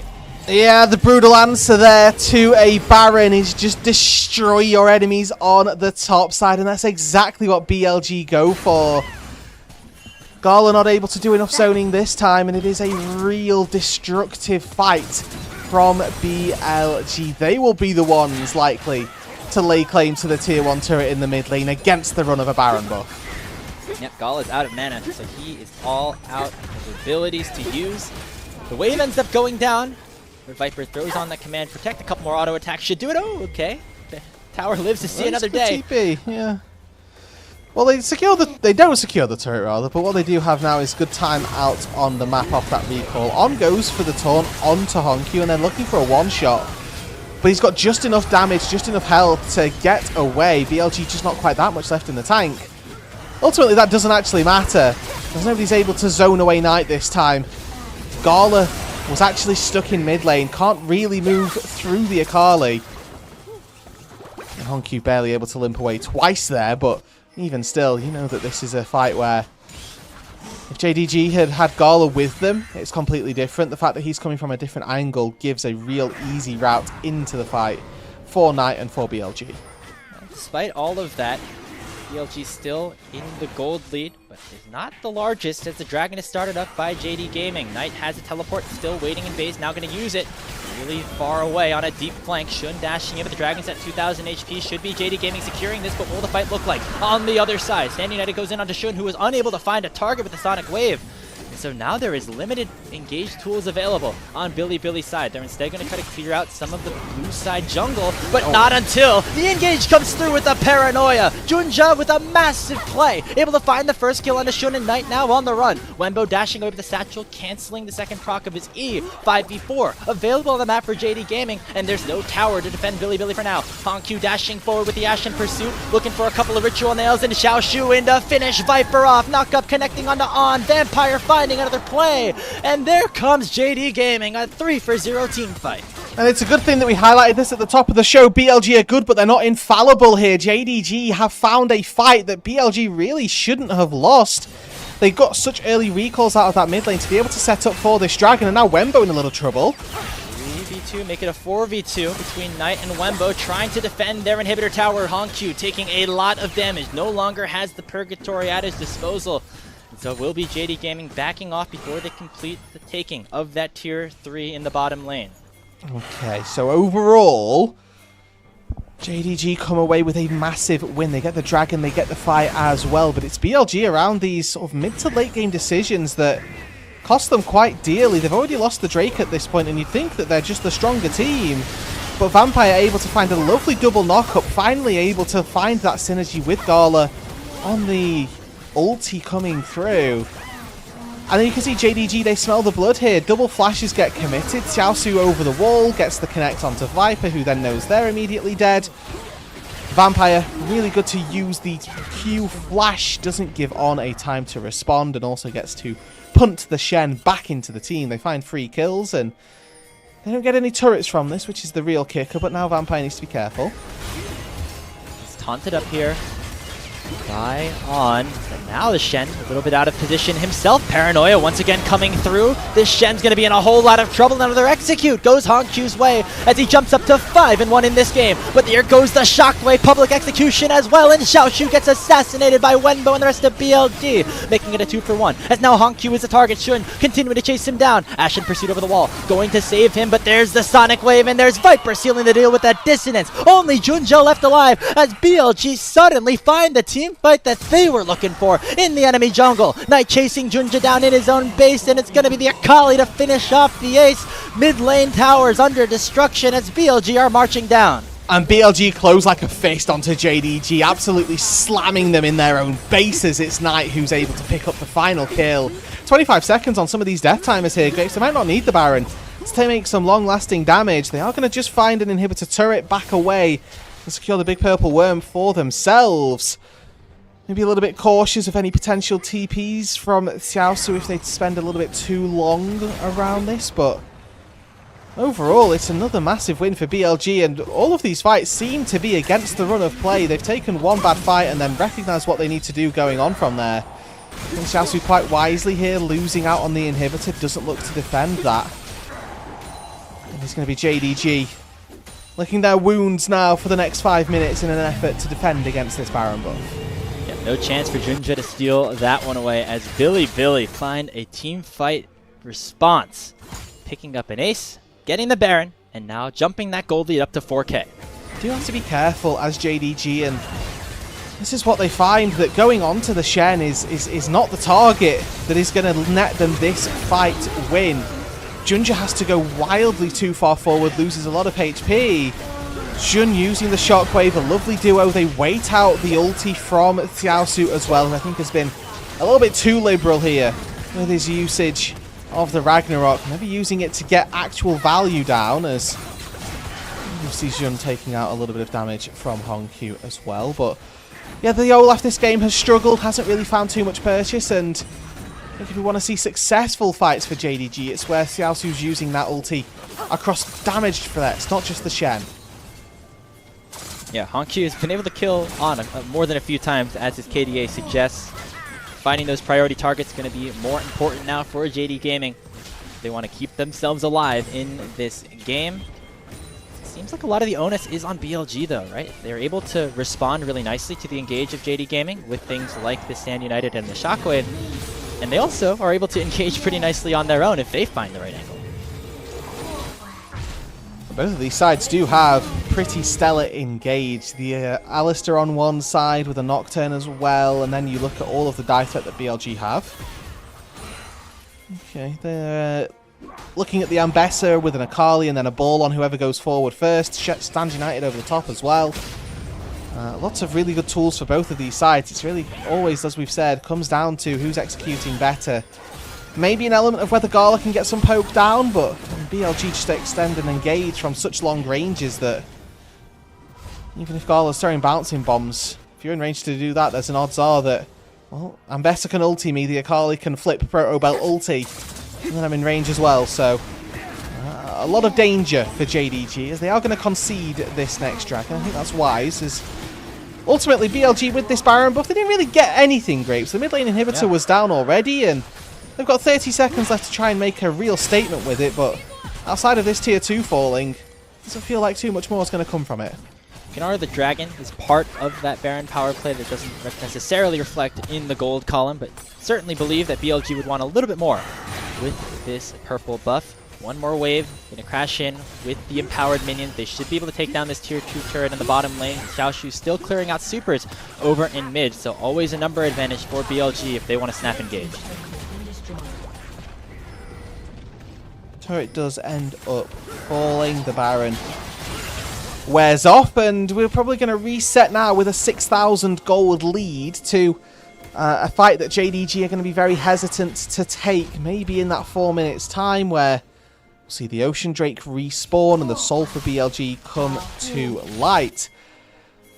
Again, all about the execution for these sides. Looking at the individual gold leads, how is that manifesting in terms of the items? The only real advantage that we've got comes from Knight, who is a full item ahead of Hongq, down a level in that mid lane. The flexibility out of the draft from BLG has been very impressive, moving the Orianna down to that bot side to, you know, get poked out by the Ziggs, but not be bullied away by the lock. Jun with a small item advantage. The components are there. That Hex Drink are really the difference maker for top and jungle. See Knight with that Banshee's fail. Talk about all the engage. They're going to go towards another target. This time it is Wenbo once again. 4 members of JDG collapsing, but the Ambessa is able to survive for a long time, allowing for On to join the fray. But now the Shen is going to be the target, but he's just waiting arms for Viper to land a massive shockwave. Junja goes down first, and JDG are over index. Y'all are going away as it's Knight that lands the perfect execution. Shun getting chased down by Xiaoshu, but he's now stuck in a 2v5, and he does not win that fight. It is going to be Shun to finish it. Vampire the last to follow, and it is BLG with a clean ace as they march down mid lane to take game 1. And all they did was respond. They just waited for JDG to hand them the game. That's exactly what they've done here. All too easy in the late game team fights. BLG proving they're still one of the world's best. In 33 minutes time, they break open the Nexus. The inhibitor is going to delay a little bit, actually. It's 15 seconds on Junja. Should still be the game going their way. Yeah, you'd like to think. Knight here went to go and get a Medjay's nice and quickly. Don't know that he's going to get too much chance to put that one to good use as JDG respawn just in time to see their Nexus fall and BLG take game number 1. Great win overall. Of course, Shun and On really providing a lot of value, but I want to give some credit to Wenbo on the Ambessa. He absorbed so much pressure in the early, mid, and even the late game there. Of course, 4 members of JDG going on to him, and the rookie held strong and allowed for the rest of his team to come in and sweep up the rest of the fight. Yeah, absolutely. And I mean, I don't know that Wenbo will get an MVP for this game, but I think that the amount of pressure absorbed, it's definitely worthy of that conversation. Because for me, the most part as well, this game wasn't won through, you know, an individual lane truly outperforming their counterpart. Felt like it was a lot of team fights that gradually went BLG's way, and then eventually that snowball started to come through. So for me, I would really, you know, I'd advocate really for Wenbo and the power that he had, just the pressure absorption that went on in that top lane. For him being the real linchpin for how that game felt a little bit easier for BLG as the game got later on into the match. We don't have the full stats available just due to some API issues with Riot and the LPL, but with the data that we currently have, Wenbo entered whatever set of days that have been recorded with the lowest gold differential at 15 of any player in Group Ascend. He was on average falling behind about 700 gold every single game. A lot of that is because BLG decided to leave this rookie on an island, but this game he was able really to deliver it, and we're seeing a good showing out of the player who is the youngest player that we have currently active in the LPL. Yeah, I mean, had the most damage in this game as well. I think for me, definitely, advocating even more so for that player of the game status. Yes, there was a lot of protection for him, it's worth noting. If you look in the ban column, right, Gnar, Vayne, and the Renekton all taken away to make sure that this Ambessa had a somewhat decent laning phase. And after that, there wasn't really anything that BLG did for the Ambessa. I think that we got to a point where they decided, oh, we can actually start fighting now, so maybe we'll go and help out. But through the laning phase, Wenbo got focused pretty heavily. Very rarely did we see On actually use the Stand United, other than at one time when he was dying anyway, to try and protect the Ambessa. And I think as a call out to how easy this game felt for BLG, again, the fact that Viper only has one death this game on an immobile mage kind of just goes to show that JDG not putting their eggs in the right basket for these fights. And once again for JDG, it just feels like they aren't able to get everything together for just, an entire game, right? It was the mid jungle that looked pretty good here in this game. Sometimes it's Xiaoshu with top tier performances, Vampire going on the roams. Felt like this time around, Gala really was not as impactful as we might have wanted to see on the Ziggs. Obviously, it's a champion that is able to snowball pretty well, but, for a player of his caliber and of his, pedigree, I'd like to see a little bit more from him, especially in a lane that he theoretically should get a good lead in. Yeah, there was a small advantage for the Ziggs, but I think that the problem I have with Ziggs as a champion is that he's not a 1v9 superstar, right? Like, I'm never looking at a Ziggs game and going, we need to see Gala pop off in a way that we've never seen before. Whereas if you give him things like, just as an archetype, a Jinx, for example, Jinx can always do that in the late game, where I don't feel like Ziggs has that possibility, which is, maybe a little bit of a problem with how this composition was always going to play out. Able to be that 1A, but yeah, not necessarily the champion that could hard carry in many situations. BLG's team fighting just looked pristine. You don't have the traditional, Nocturne Orianna composition, but they were able to do a lot with the Shen Orianna, the Lee Sin Orianna, Viper, able to land really critical shockwaves in a lot of these late game fights. Yeah, and again, Viper continuing to prove his worth here, just playing any different mage that gets given to them. And it's such a power to have as BLG, the fact that, they take a mage into the mid lane thinking, well, now you can play an Orianna if you need to, but if it gets counterpicked by Locke, we can just swap it down to that bot side. And for Viper, like, this is such a skill that I feel like goes a little bit underrated as marksman, right? Gala hasn't actually defaulted to many mages, has played the Ziggs notoriously, but not one of the players that we'd expect to see anything else from just yet. And you saw the respect that had to be paid in the bans as well, where we saw things like the Xerath be taken off the board. Yeah, I mean, we of course know Viper as being an awesome marksman player, but over these last couple of months, really proving he's got a lot more in his bag. Things like the Orianna, which is always a night staple, even playing the Akali in one of their games as well, just proving that he is going to be the X factor on this team once BLG once again return to that international stage, being able to get a lot of different opportunities to play different things for this team. Player of the game going to Shun on the Lee Sin. We talked about Wenbo, but I think this is also a pretty decent choice. Wenbo was robbed, IMO. I think that Wenbo makes that game so much easier than Jun does, to be completely honest. I think that the Lee Sin was really good in the early skirmishes. It's not to take anything away from Jun, just in terms of who was actually most valuable to the team this game. I'd probably say the top laner, to be honest. I think I'm inclined to agree. Another rookie getting robbed of a little bit of extra love. BLG taking game number 1 over JD to start our final series of the day here on LPL English. We'll see if JD Gaming can bounce back and force that decider once we return from this short break.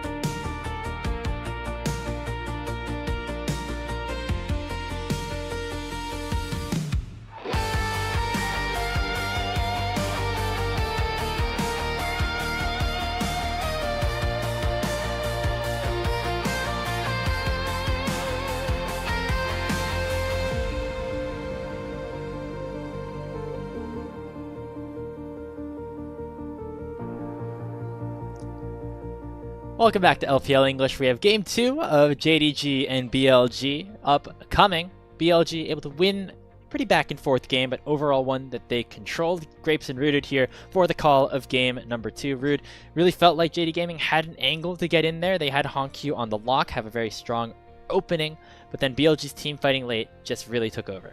Yeah, it did. Ultimately, there was just not a lot that was possible for JDG given the composition that BLG had also drafted into them. I think that when they fall behind, that comp really lets them down, that it's always going to be such a snowbally style for both of these sides.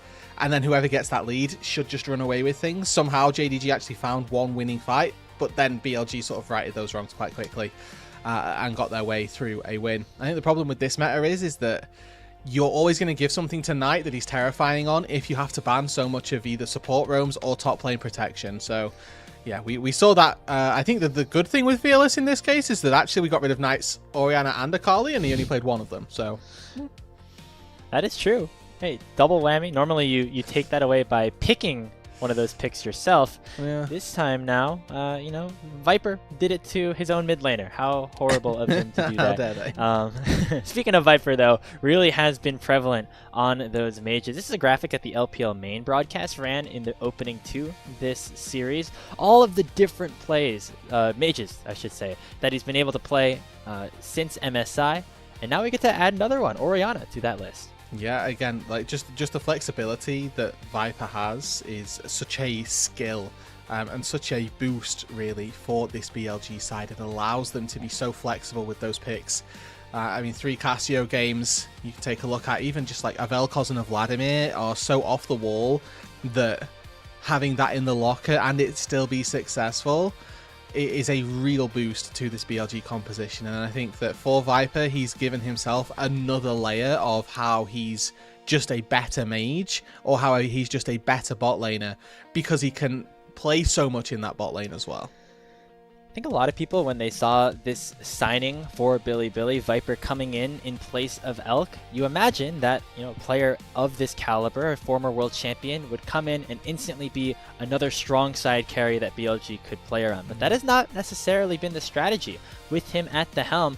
Similar to what he was looking like in previous iterations of teams like Griffin and HLE, where Viper is more on the weak side and is very good at playing that style, and it allows On to be across the map alongside Shun and play this heavy roam playstyle that BLG have gotten so comfortable on.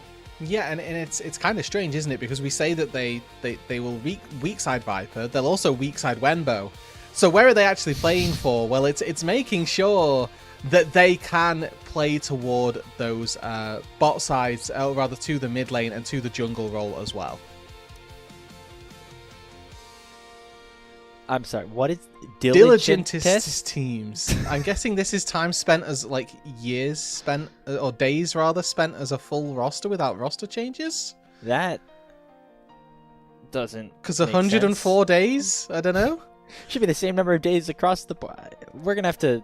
Days without roster changes. I don't know. We'll get a little bit of a fact check on that one. There are other teams on there like Lion and KC that also haven't changed their roster, so. Yeah, that's true. I'm not too sure. Maybe it's total games played as the same starting 5 because LEC and LCS play way less. I'm not sure. Possible. You know what? Whatever that is, we'll also, get a I look. don't think diligentist is a word. I could be wrong. No, probably not. I think it's most willing diligent, to be fact-checked if we're on being that. grammatically correct, but... Yeah. We here at LPL English strive to always be grammatically correct, as you clearly do we? see in Oh, all of the calls. Why am I on the show? Yeah, Oh, no, definitely something that we really excel at on the broadcast. So certainly are right to be criticizing all of these graphics as we go forward into game number 2. JDG gonna have to find some way to respond. Finding a lane to play off of is going to be important. Obviously, Xiaoshu was where we initially drew that focus, but he was shut down a little bit by Wenbo. Yeah, and I did just pop this into a very quick translator. The most diligent means team. The little subtitle was teams with the most league games played in 2026. So it was just JDG had played the most games. Which I guess makes them diligent in some sense. I don't know. They play a lot of game 3s. They go down into the lower bracket very often. Lots of game They 5s. play 5 games against BLG. Yeah, I mean, I guess that makes sense. I would They expect are a very BLG to be a diligent little team. higher up. That's what we can say. Globally, even the most diligent team. I think this is just a credit to the LPL schedule. As we it are is. very much aware, it is a grueling one as we head into the draft of game number 2. JD Gaming opting towards that second pick once again, or that first pick, I should say, whereas BLG opting to go towards blue side. Yeah, so a change up for the Bucks here for JDG. They're going to look to try and get something strong early doors, and we'll see what it is that they're looking for. Again, Poppy and Yorick as bans this time round, which the Poppy was on there, but the Yorick something that I think is broaching the first time around. So maybe they've got something specific in mind. Could be looking at a Jace, I don't know, as the pick that you want to go for. Yeah, well, never mind. They've seen that coming. Well done, BLG. Yep, Xiaoshu definitely can play it. Junja and Honkyu probably can play it as well. Heck, maybe even Gala knows how to play that Jace. This is definitely a high-value pick in this state of the meta. We'll see what JDG want to select first. As notably as well on the other side, Wembo's Yorick taken off the board, so that is kind of the next champion that he has on the tier list. Alrighty, and we'll see what it is that JDG look to first pick. Frequently, a mid laner Cassio is open if JDG would like to get something nice and early. The Rise ban away. Oh, JK. Sorry, guys. Sorry. Not allowed to be first picking mid laners, or anything, actually, if you're JDG at this stage. So Xiaoshu will get -6 LP as we will reset into the draft 5-minute again. dodge timer. Xiaoshu, do you have a Smurf to pick? It gives us more time to talk about what diligent test means. Oh my goodness. I guess. That's what everybody needed. That's what we needed. That's what we need more of on the show. Yeah. We had a draft issue last series as well, so maybe just some technical things happening here. But hopefully getting the game rather soon. Yeah, this is well, it's just the problem with competitive league. Occasionally, you will just find that you have a random pause, and we'll deal with that. We'll podcast it, Grapes. That's how you have to deal with these things. Looking across the fans, they're not happy. Immediately out onto the phones. Start scrolling. No longer bothered if no draft happening. Need that dopamine hit. Yeah. Right, I can't look at the big screen. I'll look at the little one. Also, just a credit to how the LPL functions, this split specifically. We're going on those road shows every week. We were in Shenzhen last week, Shanghai. This is the first time we are in this brand new Invictus Gaming Stadium.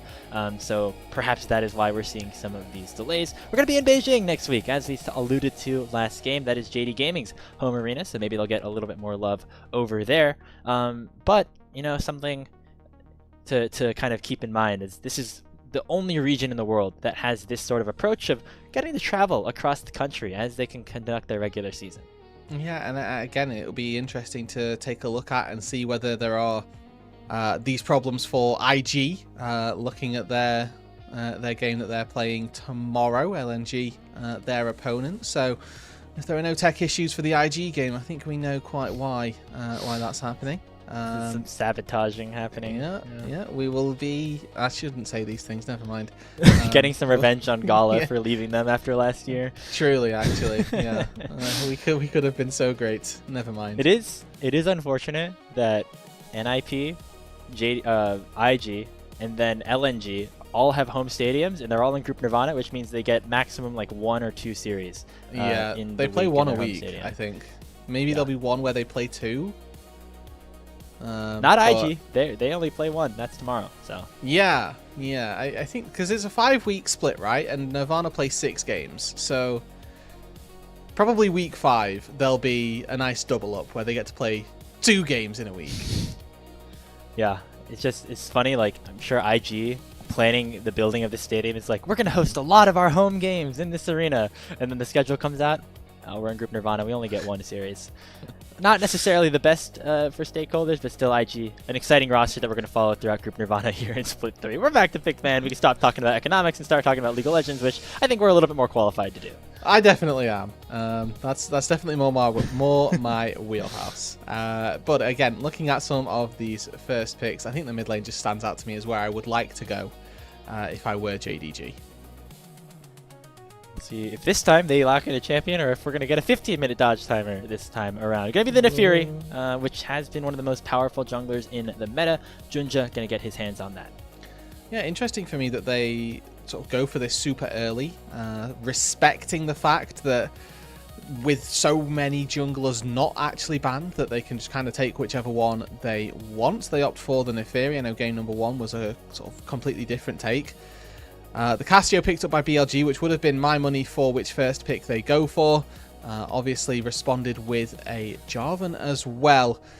So they're just saying they're going to keep as many of their cards close to their chest. I don't think the Cassio reveals all that much about a composition. Jarvan doesn't do that either. Does mean that you kind of want to take a marksman down on that bot side. I love the enhanced attack speed that Jarvan gives to marksman, but we'll see whether or not that ends up coming to fruition. For JDG here, they lock in an immediate Lucian, which does tend to suggest they need to go for the Milio here, which also then means that that mid lane pool is going to get pinched from Hongqiu in the second round of bans. We just saw last series, Top Esports dropped game number 1 and then decided, all right, we're going to put Jackie Love on some lane dominant player champions instead. Went the Lucian Milio, then the Ashe Seraphine. Maybe that's the formula for JDG to find some success. As we round out our first phase of picks, potential pick for Wenbo. He got his pool pinched just a little bit last time around, so maybe an opportunity for him to lock in a safe Gnar, still allow for that flexibility. The Cassante works all the same, and then ban away some counters that Xiaoxu might have up his sleeve.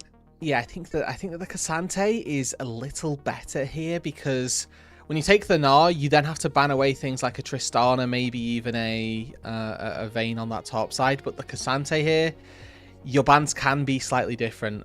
Looks like they're going to go for the Gnar. They're going to probably go for the Vayne as well after this. But it gives now Hongqiu his free reign of mid laners, and I think that Nefiri pairings are actually really important. You want something that's going to set up for the Nefiri here, so things like the Annie tend to rise really highly when you've got the Nefiri locked into the jungle, which would have been my pick for something that they tried to ban away as BLG, so instead they've obviously gone a completely different direction with it. And then you look at JDG, what they're going to look to ban away. They've got this Lucian Milio, incredibly dominant bot lane pairing. They need to try and ban things that are good in response to that. The Caitlyn taken off the board. If they want to get rid of the Ashe Seraphine here as well, I think that's a really good takeaway if they can. Looking for that final ban here, yeah, the Ashe as a response to the Lucian Milio, always going to be pretty decent. See if it's the bot lane focus or instead something towards either Knight or Viper. I'd imagine that, yeah, it's going to be the Lulu taken away, so getting rid of potentially another Ashe pairing there. Yeah, and this is sort of saying that we don't mind if you take Ashe Seraphine. Obviously, the Milio, the inherent counter, this was the pick that, or the Lucian Milio was the pick that people were taking into Ashe Seraphine because of the Breath of Life. Now I get to see what BLG want to respond. Obviously, they're uncontested in this second round, so whatever they end up taking, we know that they're going to get a good pairing for it. The Rakan is locked in, first of all, to give them another way to go forward. We'll have to see whether or not that Xayah gets locked in response. For JDG here, it's about them getting double counterpick on those solo lanes, and what do they choose to do with it? I don't know exactly where this Cassio is going just yet, but you can at least kind of try to give them something that would disincentivize Knight taking that one into the mid lane. Rumble for Xiaoxu, a very safe pick into the Cassante that'll get a pretty decent laning phase. And then we'll see what exactly Hongqiu wants to select here on the 5 pick. Yeah, you're quite right. This is completely went over my head, but this is a blind pick actually for Hongqiu. Has to be able to play this into anything. Because we've seen Viper already pilot the Cassio, and he might just do it again here. The Galio, obviously, a very good matchup into the Cassiopeia, so if BLG here decide that they want to try to swap it around, they're more than enlightened to do so. Instead decide that it's good enough to take this pick and will be fine with it, keep the Lovers duo as a pair down on that bot side. Almost a normal draft that we have between these two teams. What is this in the Big 26? I think specifically for BLG, this is a very rare occurrence. Some other teams have resorted to compositions like this a little bit more frequently, but it seems like they're happy enough going for the traditional 2v2. Obviously on the Rakan, still going to be able to make his presence known alongside the Jarvan of Xun. The JDG also have a little bit more stability now in that bottom lane. We'll see if Gala and Vampire can pick up a significant advantage in the 2v2.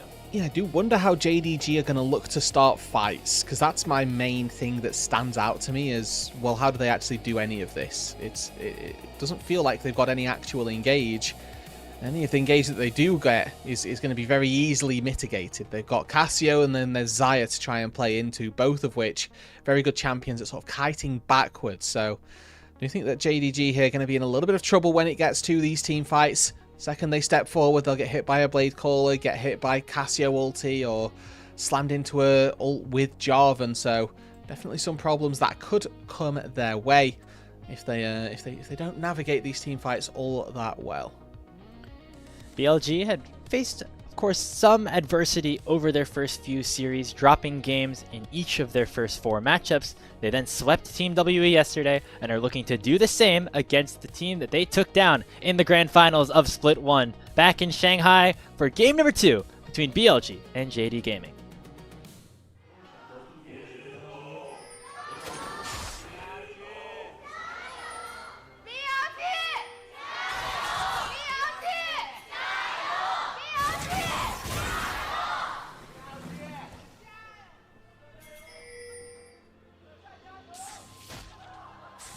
Early wards down onto the Raptor pit here for Knight as he gives a little bit of info over to his jungler. And they'll be looking to spot out the pathing early on of Junja. What is the Neferi going to get up to? Maybe an early gank onto the top side, maybe one down into the bot lane to try and give this bot lane a even bigger boost to the early stages of this game. Another summoner spells being burned in the bottom lane. Gala has that exhaust on top and forced to pop that barrier. Taking a look at the runes real quick, it's a Conqueror for Viper in the bottom lane. Not something you typically see. Normally things like a Fleet Footwork or Lethal Tempo are more popular, but perhaps BLG thinking they're going to be playing some long extended fights against what JD Gaming have to offer. Alrighty. I don't mind that as an idea, as a concept. Level 2's hit down on the bot side. They do need to be careful. I think on clearing that ward is a massive suggestion that their jungler is up to something. It's Jarvan at the end of the day. This is a very real possibility here that, you know, we get an early gank. So I'd like to see JDG just play a little bit more respectfully. Yeah, you don't always see On do the crazy roam down to the bottom lane, right? That's not typically in other areas. Whoa. What's he doing? How dare he to be down here over these first couple of minutes? But that is probably more of the game plan than usual for BLG, just knowing how powerful the Xayah Rakan is in a 2v2, and also how strong the Lucian Milio is, and trying to mitigate that in the slightest. Both of the junglers did go back to base.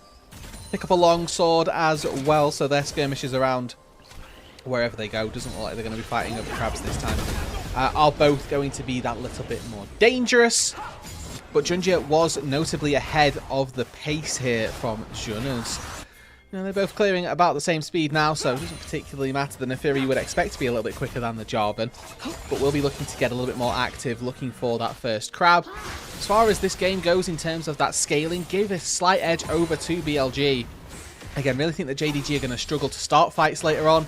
I think that they're going to struggle to have enough damage later on as well. Cassio gets so much HP and so much damage, and then Xayah has so much safety as well as damage. But it's JDG early on, looking to try and find a dive. Easy with Neferi and that turret reset. Who will the first target be? It looks like Viper flashes away early on, and it looks like the first kill still will go the way of Gala, and everybody on JD Gaming out scot-free. Nicely done there. Vampire starts up by tanking the turret just with an auto attack, so it doesn't give any wiggle room on that outplay.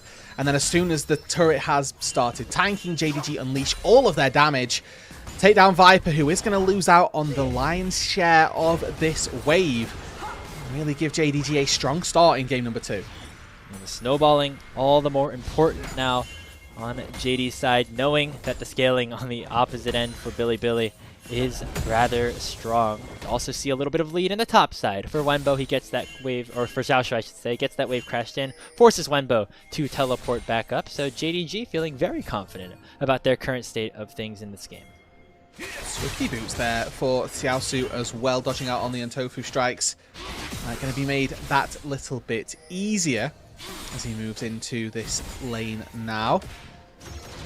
Jungle is looking to try and complete their second clears, and you can see Xion has gone for a very organic Jarvan build path here, with just brute forcing the damage as best as possible. And now maybe looking to rinse and repeat, get a little bit of vengeance based off of what Viper had happened to him down on the bot side. Now, crucially, despite the dive going through, both flashes are available for Gala and Vampire. We'll see if they can escape this dive. The first EQ going to miss. The knockup lands all the same from On. Barrier pop from Gala. He's staying alive for a decent amount of time, but not enough before he eventually goes down to BLG. Knight then joining the fray. Gets on the board with the Twin Fangs and makes it a 2-for-0. Around the bottom side, and Junja can do nothing about it. And that is a very clean response from BLG. They say anything you can do, we can do better. Pull their mid laner down. And Knight able to find one of the kills on, unfortunately, the recipient of the pickup onto the Lucian, but they won't care. That's a massive wave denied by or denied from Gala.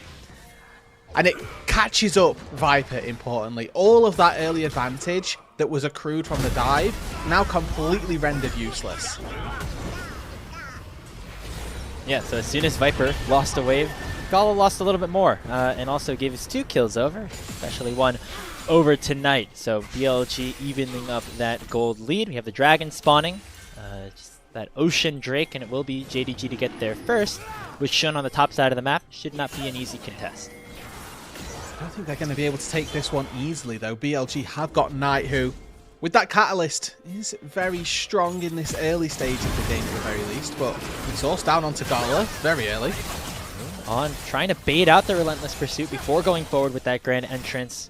Looks like Junja peeling off of the dragon for now, knowing that Shun has an opportunity to roam down. Instead, turning his attention once again towards the bottom lane. Potential for another dive to ensue, but BLG doing a good job holding the wave to make sure that those minions do not crash. And small thing, we didn't get to see it on screen, but Knight was actually chasing Hongq the entire time, forced them all the way underneath the tier 1 turret down on the bot side to make sure that that hero's entrance couldn't come through and that the fight would be even harder. Another play. It's double exhaust, by the way, on BLG's bottom lane. Viper and On really want to make sure this Lucian unable to do a ton, and Shun is now level 6, making his way between the 2 turrets and should be able to take Gala down. There's the knockup. Not even need the ultimate until he finally issues the Cataclysm to seal the 3rd kill in for BLG.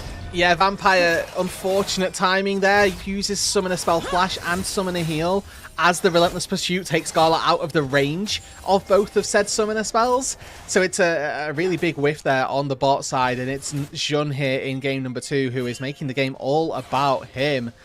And quite rightly so, really. Making a massive statement as this Jarvan and the ability to do things just that little bit better than an Apheri can. BLG proving they don't even have to play the mages. They could play standard too and still beat some of the best that we have in the league. Of course, they now have the 3-1 could play advantage. marksman. True. I mean, maybe it's easier to forget because it's been so long since we've seen him play one. But I mean, that's what he made his bread on for most of his career. This is true. Very, very talented player who is just adding really another layer to the skill cap he will have. Level 6 to level 5, also bone plating for Viper down on that bot side. So just so incredibly safe, really. The exhaust for Viper and then the spell book it was for On that got the 2nd exhaust through. But that exhaust is going to have such high value. The only real person that's ever going to get in range and threaten the Xayah is the Neferi, as now Hongq trying to get in range for an ulti. We have plays on opposite sides of the map. It is Hongq getting chased down by Shun and Knight, and a dive potentially started by JDG, but they end up peeling away to try to save their mid laner. But now it is On going forward with the quickness, landing the knock up onto the Lucian and taking Gala down. It's Knight that lands the final blow. Vampire the next to follow. A double kill for the Cassiopeia, and BLG starting to blow this game open. And another really clean play by BLG. Again, some missed inputs from JDG notably here. Vampire missing out on the Ultra Mega Fire Kick means that Viper can free hit. Means that the Lucian gets rooted up, that follow-up CC comes through, and it again just makes the life of JDG that little bit harder. Gala remains the one with a gold lead, just barely, just slightly here. But you can see that even with that, he's finding such a struggle across the board that there's not really a way for them to come back into this one just yet. And Shun, such a massive part of this early game. Hasn't had his roaming buddy in On as much, but still able to contribute to all 5 kills that BLG had in the first 9 minutes. He is certainly proving to be an absolute menace in that jungle position. Junja here will be able to, at the very least, start up these grubs. He's going to find probably all 3, it looks like. Worth mentioning that Xiaosu here has been able to force Wenbo out of lane once again. Doesn't look like they've recalled since the first time as well. Xiaosu still with the Swifties. Shun almost able to steal that one away, but still will be all 3 grubs going the way of Jindong Gaming. The one small advantage that they have remains on the top side of the map, with both Junja and Xiaoshu ahead slightly in terms of CS. Oh, what a flag and drag from Shun, predicting the finish off of the Justice Punch. And Hongq is stuck in that Cataclysm, gonna get burned down by Knight, who goes on a rampage. Another kill going the way of BLG, and there's more fighting on the bottom side. Exhaust goes out onto Gala. The cozy campfire trying to keep the Lucian alive. The culling comes down, another summoner heal going to save him for now, but BLG continuing to put pedal to the metal here in this second match. And the leads just are everywhere at this stage. BLG have done such a good job at securing advantages across every single area that is important. If your Cassante goes down, we don't particularly care. Now see a play down the bot side though. And there goes the Hound's Pursuit, but on cancels the dash forward with a grand entrance of his own. Viper still will go down to the second proc of the ultimate, going to be good. So it is 2 kills off of the overforce by JDG. It does mean that BLG get a little bit more on the top side for Wenbo. Yeah, and we saw this a little bit here in game number 1, where it's JDG committing very heavily to try and make something happen down on that bot side. What does it lose them? It's honestly a gold onto the Cassante, again, can be valuable, but relative to where you're looking to get gold for yourself, I think it's a sacrifice that they have to be willing to take here. JDG don't win this as the game gets later. It becomes much more difficult to try and play into a Cassante as the game does get later. Now Junja smites and is going to be forced to hop over this wall. Well, he's not going to be if Shun doesn't go over the wall himself, so that's fair enough. Asserted dominance all the same, right? He's going to go back and try to clear these, but has to be a little bit worried about Shun coming back in. Junja, though, has to be a really big piece of JDG moving forward on the Nefiri if they want to have some chance of evening this series up. Does have the Voltaic Cyclist Sword now. He has not gotten as active on the map as Shun, despite both junglers having 100% kill participation. It's Shun that has brought his team to that 1,500 gold lead. You can see in the mid lane as well that it's really starting to explode. Knight able to garner 4 kills, 3 of them from roaming. And I highlighted the Cassio at the start of the draft as one of the picks that I would be taking blind, that you just take in any given situation. I feel like Knight here is going to give us a pretty good reason for why. You see Hongq has gone very defensive with the build path as well, straight into the Abyssal to try to stave off of some of the damage. Of course, the problem here becomes if he gets hit by anybody that's not the Cassio, he's going to get absolutely melted.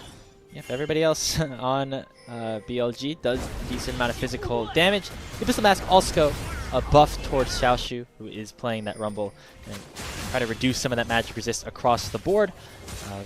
With Xiaoshu also having the Liandry's for a little bit of extra magic pen.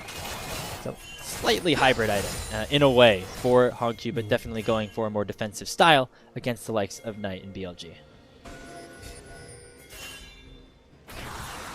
And for this series as well, we painted the picture. Oh, hold on.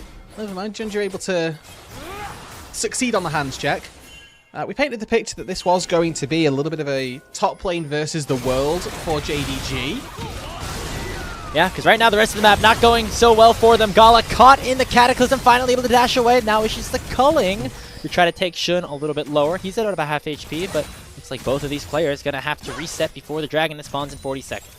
All right, really good stuff by JDG to actually survive that. They do get a lot of cooldowns in a very small sequence of time. Their Knight, Jun, and On all using their ults to try to make something happen. And all that they lost was the barrier and the breath of life from the bot lane. So a chance for that Drake fight in 20 seconds to maybe be a bit more favorable for JDG. Still mid push here for Viper at the moment, with Gala going on the reset. Shun actually not going towards the dragon at the moment. He's currently sitting in the top side of the map, clearing away his Gromp. So JDG gonna get inner workings for now, and we'll see if BLG actually do want to respond to this, or if they are comfortable resetting and allowing the streak to go over for free. Looks like the results of those resets is JDG starting this one up uncontested. Pings on the map are to go and take some space back from the river, but I think it's going to be nearly fast enough here, as it's BLG who are quite happy with this game state right now. don't need to be too worried with the better scaling composition, and 1-0 in the series. Looks like they can close this one out, hopefully without too many difficulties. Yeah, I mean, if BLG aren't in the best position to go for a fight, might as well just try to continue to scale JDG all at their 1-item power spikes at the moment, which is where this mid-game composition is particularly strong. BLG going to continue to scale very nicely into the late game with the help of Knight and Viper specifically. So it will be them opting instead to focus towards other areas of the map and allowing for this game to accelerate further towards that late game. Interrupt on the recall here of Xiaosu, maybe to the detriment of Knight, as there are 3 people on this top side. First time these junglers have really come head to head. Not going to result in all too much. Now back to the mid lane we go. Culling here for Gala. This is kind of the play style that this Lucian Milio wants to employ towards the mid game. Establish mid domination with the help of your ultimate every time it is off cooldown. You try to force Viper and on away. And it looks like that is going to be successful for the time being. I mean, but look at the damage that did, right? Like, On's down 300, Viper down 200. Yes, they used the locket, but pretty low value from the culling. As long as they get the mid lane control, I think that they'll be happy enough with that. We're fighting over this Herald, really. That's what the prio is for. Wembo's proxying down on the bot lane, so we'll be able to move sooner than Xiaosu without losing out on anything. The Herald not started by either team. It seems like both squads interested in a fight, but not one that is not on their own terms. So neither of them wanting to get that first hit onto Shelly, at least for the time being. See some more pushing here in the top side between our 2 mid laners. Knight still awaiting that fully stacked Rod of Ages, and it looks like everybody is okay to back away for now, which again we think, Rude, is going to favor BLG in the long term. Again, I don't know how JDG start a fight. Let's look at their composition of champions and tell me where the engage is, right? That's consistent and that is relatively successful. Junji can throw himself into the mixer and maybe open up for a Galio ulti to get in there. But if that's my engage threat, that just pales in comparison to a Jarvan Rakan duo diving on me with Cassante easily able to take anybody who tries to engage out. And then we look at the tools that they're engaging into as well as JDG. They're going versus a Cassante, so they've got to go through the front or try and find a flank angle, which Wembo should be looking to mark off. They've then got to play into Miasma, Petrifying Gaze, and Featherstorm to try and get onto any of those high-value targets. I just think that as this game gets later, this game becomes so much more impossible for JDG to successfully play. The fact that they're already behind, it just does not bode in any way well for them. They need to try and get a little bit sneaky, start trying to find these mismatched numbers plays, and try and do things that aren't in the League of Legends 101 textbook. Yeah, it's the deadly duo of being the team that spikes harder in the mid game and gets outscaled, and also the team that doesn't have any engaged, so they can't start any fights. Maybe around the top lane though, it's Xiaoshu and Wenbo duking it out a little bit, but this Cassante is very powerful, specifically in the isolated 1v1 setting with the Cane Crooked and the Mercury Treads. Rift Herald going to get secured by BLG, as JD Gaming just did not find an opportunity to get in there. With 2 items, Viper can just clear these waves so easily in the face of Gala. Knows that, especially with the exhaust there, it's super easy to sort of stay safe. And I think that there's always this little bit of chicken that these teams play where Gala never feels like he should jump on to the Xayah for this reason. Gets flashed on by On, but does not land the charm. Knock up instead, gonna go towards Vampire, and On gets on the board. Here's the re-engage from JDG as Hongq comes in, flashes onto Viper, but he flashes in response, and the Xayah not gonna take a single lick of CC. Hongq still alive as he eats another Dragon Strike, and now Shun going to get chased down by Xiaoshu and Junja, but there's just not enough damage just yet. On to JDG's side, Cataclysm forward, but Shun's forced to flash away. Hongq gonna survive with the hero's entrance and give a shutdown over to the Rumble as JD Gaming able to get onto the board. A hair too far forward from Xun there, but he's just buying time for his solo lane, as that was a 3 versus 5 in the mid lane, as we got to see the power that this Xayah has, where she's so easily able to evade engage and to dodge out from everything. Yeah, there's a little bit of Xayah in there, but that was an incredibly well-played fight by Viper as well. We'll take another look at why. Instantly exhausts Scala. Good flash by him to get away from the Rakan and gives him a little bit more free time in this fight. Vampire dies with flash and ulti available, so isn't really able to contribute to this. But then Viper flashes away from the taunt, sidesteps the Justice Punch, and he's able to continue free hitting after this. So just really good inputs, making sure that this Xayah stays alive. And then Xun looks at the map, sees my team are doing so well on the side lane, all I need to do is buy time.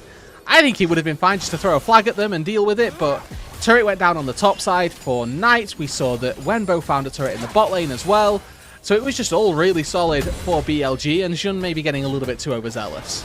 As you mentioned, a 1-for-1 with neither solo lane for BLG there. Not going to bode super well for JD Gaming. They're going to try to force down this dragon, but Shun's going to make it a 50-50, and he steals it away. That is soul point denied on the side of JDG, and they're going to have to back away empty-handed. Alrighty. Either way, the dragon being picked up by JDG there, really big for them as a sort of last-ditch effort that if every 5 minutes they can pick up a Drake, maybe they'll have a win condition in 10 minutes' time. I mean, even still, I don't think that this game goes on that long, if I'm being completely honest with you. I think that even if JDG get to a stage where that dragon is possible, they're just going to get forced out of the pit. They're not going to be allowed access to it. They're going to have to walk through a Cassante, walk through Miasma, Rakan. Any of these things are enough to just stop the Neferi in their tracks. Yep, error on my end there. It looks like the Herald was spawned right as the dragon went down, and so I see Jungler appear on the top of my screen as Smite gets secured and think, okay, it's that guy that steals it away. We are on an Infernal Rift, and the Infernal Dragon goes over to JDG, so should have been my call there. Regardless, though, the Dragon going over, not going to matter too much, as BLG's still in a really good position. They are, and ultimately here, for BLG, the game plays itself. They've got a 4k gold lead, they've got 2.5k gold lead for Knight. Viper can turn his screen off and just let Knight carry the game at this point. It just does not matter if there's no agency for the Xayah, because the Cassiopeia can just do the rest of the work. And I think that we're going to see that tenfold here. Knight very quickly stacking up. Didn't even go for a tier this game, by the way. Very common that we see the Cassios go for that. Instead, went Rod of Ages, bought immediately into that Blackfire Torch. So it's just got so much damage much earlier on than a Cassio would do, working towards that Rylai's luxury item with all of the HP that goes alongside it.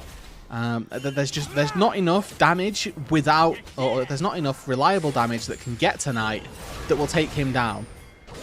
Just trying to spike a little bit earlier, I suppose, in the game. Still going to have enough mana with the help of that Blackfire Torch. And currently BLG just okay to play that long game. Xiaoxu going to try to push the tempo a little bit, but again, Wenbo just unkillable at this point. Rude, there's this concept coined by the Esports Garage in the triple donut that is winning a game while you're 0-0 and 0. Oh yeah. Wenbo's on pace for that right now, although it's a very difficult thing to achieve. Shun, leave! Get out of here! Get out of here, quick! He's doing it up against Xiaosu. It wasn't Xiaosu. We had one earlier this year. Was it Hoya, I think, on a Renekton game that had a triple donut win? And he just backdoored and won the game. That was ridiculous. Not quite a Renekton here is the Cassante in terms of being able to go for those backdoors, but it's still on the cards if this game does continue to go this poorly for JDG. Wenbo not needed to be a part of any of these fights just yet, because the three-man band are just doing so well. Yeah, they're able to 3v5 at this point. Why even bother having Knight or Wenbo at anything? Looks like that's going to be working so far for BLG. On pops the quickness, trying to punish Gala from jumping a little bit too far forward. Speaking of jumping forward, that is what Shun is going to do onto Junja, who issues the call in the pack and hops on out of there. We have Dragon up in a minute 30. That will be soul point for JD Gaming if they can pick it up. If there is any angle for them to try to have a little bit of late game presence here, it will come around to Dragon Soul. Yeah, and there's this notion, again, for League of Legends, that when you are behind, even is good. That sort of assumes that you scale quite nicely. For JDG, that's not the case. Yes, they've got damage as they move later, but the composition just does not favour them really in any way. As now we see BLG starting this up. They're going to be spotted doing it.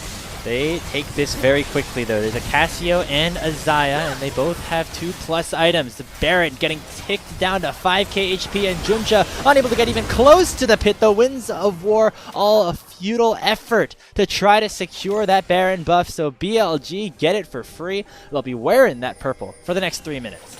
In and out, and job done there very nicely by BLG. Now we look at that Drake, and it all of a sudden becomes such a more difficult prospect. Yeah, they've got a tier 1 in the mid lane to rally behind, but again, when you've got a Baron, you just expect that it's going to crumble with just the slightest amount of pressure.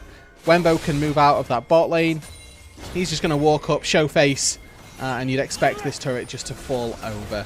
set up for the Dragon in 20 seconds time, deny that soul point from JDG, and then all of their win conditions are just completely gone.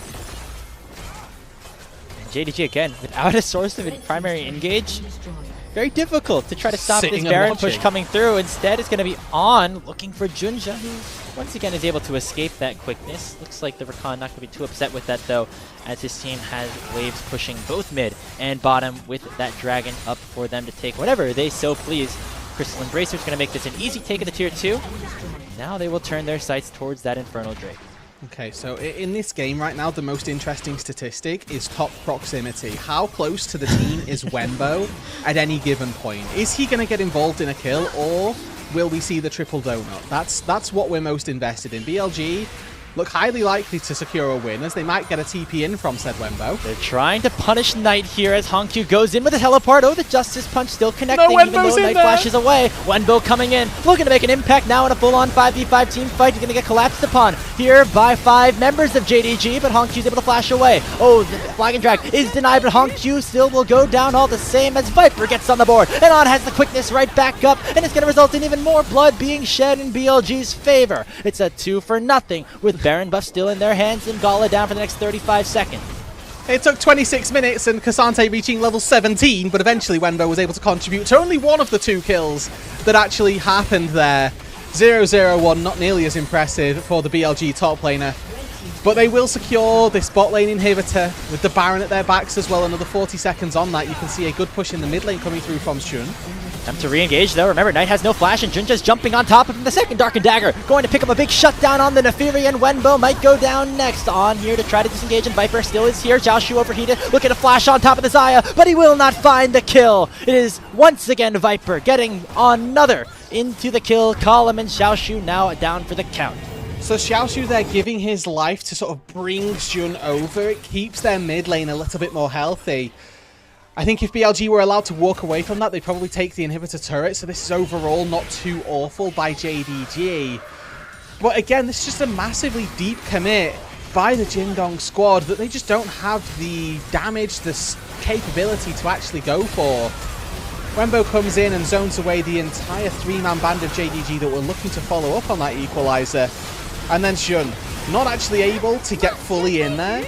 It's a really good peel by Vampire as best as possible, but Viper just goes in, exhaust on top, and that's the CC that Lucian needed. And so even though it looked like a decent fight for JDG, BLG still able to win out at the end of the day. Pump their gold lead up to 7,000 here at the 27.5-minute mark.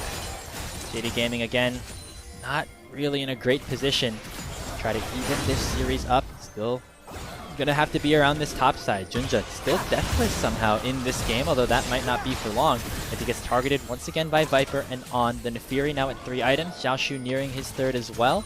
Those two are gonna have to be really big if JDG want any chance to win out on a fight in the next couple minutes. This is Nefiri privilege, the fact that we've got no deaths here more than anything. The fact that you can just sort of escape most things every sort of 20-30 seconds or so. Definitely a pretty valuable tool. And we have a pause. Love to see it. Hopefully not too much of a delay here. We'll wonder what exactly that issue is. We'll inform all of y'all as soon as we get any further information. But BLG looking very poised to get their 6th straight win to open up the LPL split and continue rolling here in the first half of the double round robin. But yeah, I mean, this is, to all intents and purposes, business as usual for BLG. I think somewhat surprisingly that they haven't looked too bad, really. And I say that sounds really negative, but for BLG, so far, they've lost 1 game in the majority of their series. And that's from week 1, a bit of a hangover. Maybe some teething problems and some growing pains with Wembo, who this series has actually just performed to exactly the expectation, exactly the level that his team has needed him to.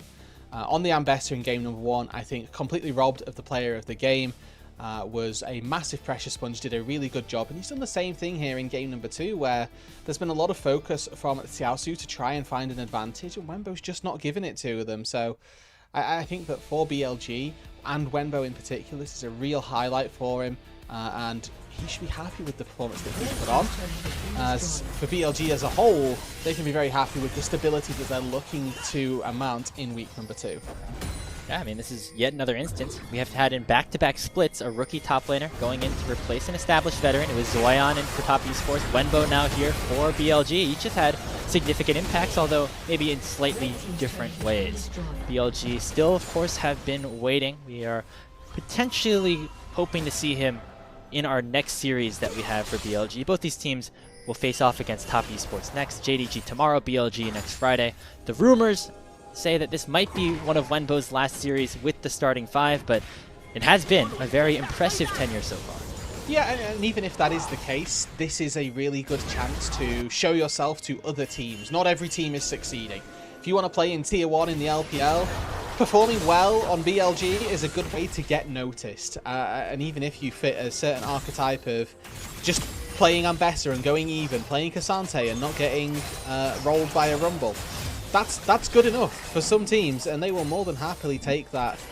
So it's a really good chance to showcase yourself as well.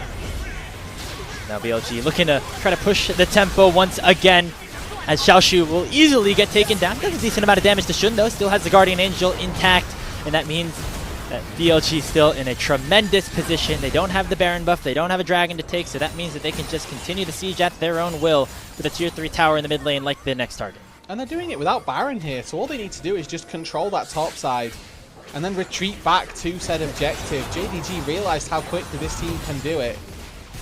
With that Cassia, with that Xayah, it will just melt. The Shun Jungle privileging themselves up through the bot side of JDG, and 4 men diving in the mid lane. Yeah, Gala already forced to flash away. Oh, on! He canceled the Justice Punch and allows for the engage to continue onto the Galio. Honq ticking low. The Petrify engage is going to stun up Vampire. Viper gets one. A second goes the way of the Xayah as well. And it's still 2 members alive for JDG, but all 5 up for Billy. Respawning coming through. 10 seconds on Xiaosu, but BLG still want to try to end this game and pick up a series sweep. Last-ditch effort here for JDG. Junjie, can you do the greatest defense? High value call of the pack, but it's not going to matter. Instantly, Gala is deleted, and Junja runs back to his fountain. They able to get up 1 kill as Viper has gone down, and Xiaoshu overheated, able to proc the Guardian Angel of Shun. Wenbo taking it really low as well, but it is still a 4v1 with only Junja still left alive. He pops the call of the pack to deny the flag and drag once again, but there's no way that Nefiri can escape this situation. A double kill for Knight on the Cassio, and in just over 30 minutes, BLG gonna break open the enemy nexus. They'll move up to 6-0 here in the regular season with Wenbo on their side, and will set themselves up for a date with Top Esports, another finals rematch here next Friday in Beijing. Playing with their food here underneath the fountain, BLG with an 11,500 gold lead.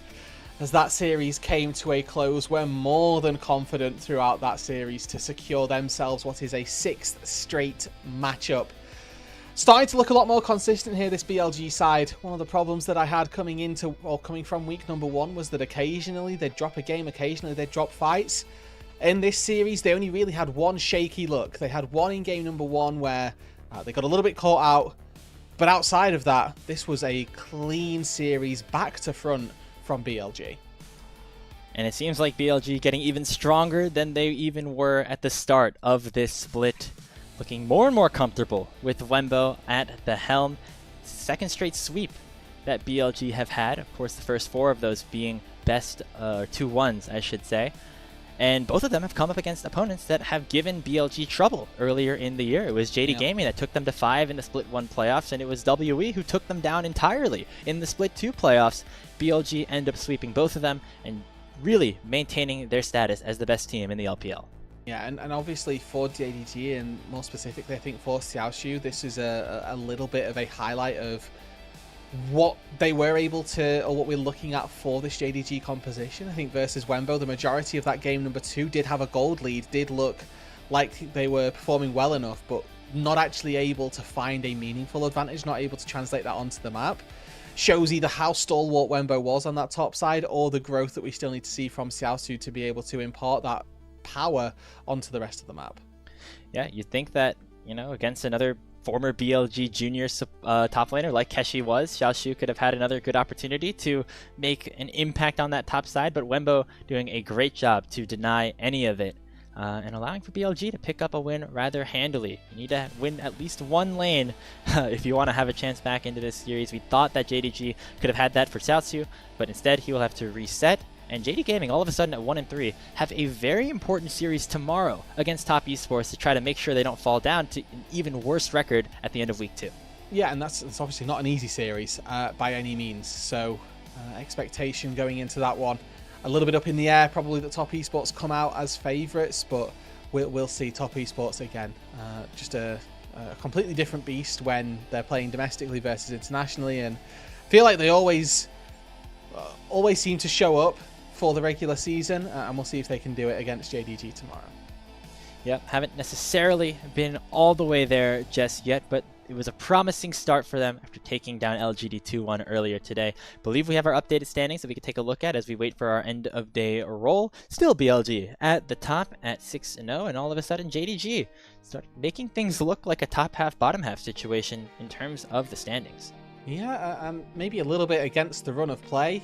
Again, I mentioned this last time I was on, and we got to look at the standings at the end of the show. I think if you swap JDG and WE, the name value of where these teams are seems to line up with maybe what we would have expected going into this split. But for me, I think Thunder Talk, a very solid 6th place team with 5 wins, even though they've lost 4 series. I think they're a pretty strong side themselves. Would be interested to see sort of if they can make it any further out. LGD as well, 4 wins, even though they've only taken 1 series. That they're picking up these wins here. It really feels like EDG down at the bottom of the standings are the squad that are maybe getting a little bit bullied through Group Ascend.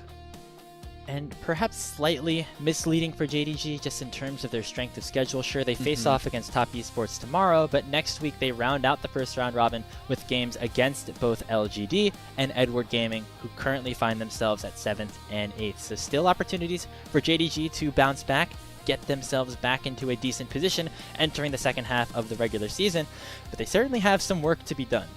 Yeah, and those series will be good litmus tests, right? Like, they've been able to take a game against Thunder Talk, so theoretically the teams below Thunder Talk should be easier. And we'll see whether or not that actually comes to fruition, because that's the real goal for JDG. I think that as long as you finish top 6 in Group Ascend, you're going to go into playoffs, and then you have a good run of things anyway. So the playoffs is where it really starts to matter. Top 6 is the way of getting there without any dangers. Make it that far, and then look at the postseason from there. Yeah, I mean, as we mentioned with Top Esports earlier today, JD Gaming having made an international in a decent position championship points wise. Anyone's Legend certainly out of this kind of top 4 in the worst spot just due to some underperformance that they had in the postseason, specifically in Split 2. But whoever is able to really break out of that pack is going to be able to join BLG for that automatic berth. Right now, it is AL that is slightly ahead in terms of our expectations for them in Split 3, but because they are down in championship points, it really remains anybody's game as to who's going to lock in that auto spot and who else is going to be headed to the regional finals after Split 3 concludes. Yeah, and I think we've got a lot of seeds, and there's a very real possibility that we get to finally send WE back to an international. Which, with the way that they're looking, I think that's going to be one of the really big final regional gauntlet style games that we're going to get is WE versus whoever didn't quite make it themselves. And I really hope that they get to make it. I've been a sort of massive random WE shill for no good reason other than the fact that they're just the underdogs. But looking a little bit later on down the line is going to be a really good fun post-season. For all of those top 4 sides, any top 5s as well, if we get JDG really starting to go back into a sort of winning form. Yeah, WE, a little bit of a wild card, as you never know exactly what you're going to get out of them. It seems like it's been a lot better, at least this split. They've been on the best start that they've had in any moment in Group Ascend, but still have to close out the regular season. You remember last year in Split 3, they bombed out of the playoffs rather quickly, hoping to avoid that same fate here this time around. If you take a look at some of our final damage charts, Xiaoshu actually ended up doing a lot of damage. In fact, 38% of his teams, but BLG just were a little bit stronger at the end of the day. I mean, he was just farming Wembo all game. Just farming the Cassante for damage. That doesn't count. And then, Honkyu, that's going to be a real big... That performance is a massive tank on the stat for damage dealt percentage. I think he did 5,000 damage and 7% of the team's damage share there. So that's a pretty big hit to that stat in particular on Galio. Yeah, not the greatest game from Honkyu, as he really was outclassed in a way by Knight. I mean, part of it was him roaming around and picking up 4 kills basically for free before we hit 10 minutes. That's never a good thing for your opponent to be facing. But Honkyu had a decent start in game number 1 on the lock. This one didn't really have as much of an impact. Yeah, and ultimately, when you're playing a Galio, you are quite dependent on people to get you in. You can't use Hero's Entrance on an untargeted location. You need somebody on your team to be there, and the composition JDG had this time, there was nobody who was getting in there. I think maybe the theory is you do the Galio Neferi, the Neferi goes in, then maybe you can get the Galio on top, but Junja was playing in a way that he was only ever fishing for the extremities, for the excess kills on the backside of things, so it was always going to be difficult for Honkyu to find success in this game. Again, just not really any main engage for JD Gaming. Normally Galio and Neferi, they like to be your secondary engage, and there is no primary to be had as we take a look at this final fight. BLG just was able to control it from start to finish, and that is what we have come to expect. And you wonder what exactly things are going to look like now that Bin is rumored to be coming back sooner rather than later. Yeah, and I mean, with this BLG squad, the fact that they've got a top laner who, was working, their expectation now is that they're maybe going to get into a top laner who they have a little bit more faith in, maybe just based off of history. Like, the fact that Bin is going to come back into the roster, or might be coming back into the roster, is obviously going to add another layer to BLG. So far, the way that they've been playing the team, but so far the way they've been playing the games out, rather, was play through Shun, play through On as a duo, facilitate Knight, and get movement around there. When you've got Bin back in the fold, that adds another area of the map that you can try to play through. Yeah, I mean, Bin has had his share of games on the weak side this season, and most notably last season, right, with Elk there. But I think that Wenbo coming in is a very one-dimensional playstyle. Having Bin gives you multiple angles to go for, which is always going to be a good thing for them. Shun winning player of the game, by the way. I think this one a little bit more deserved than game number 1, but really having a high impact from minute 1 on the Jarvan, even without On by his side. That's going to do it for us here on LPL English for today. I believe we have our final schedule look going into last day of week 2 here in Shanghai. 3 more series starting at 12 a.m. Pacific. Thunder Talk taking on Team WE. Then we get a look down towards Nirvana with LNG taking on the host team in Invictus Gaming. And then, as we said just a couple of minutes ago, Top Esports and JDG. Very crucial match for either of them to try to break out a little bit as we close out week 2 and get closer to the end of our first half of the double round robin. Yeah, really solid schedule for tomorrow. You do not want to miss those games. It's a good opportunity for Thunder Talk to try and assert themselves as a team that can tango with the best. It's equally a great chance for WE to slap them down and say, actually, no, you're nowhere near our level, and we're the team that can perform that well. Player of the match goes to Xun after 2 MVPs. There's no surprise that he gets player of the series as well.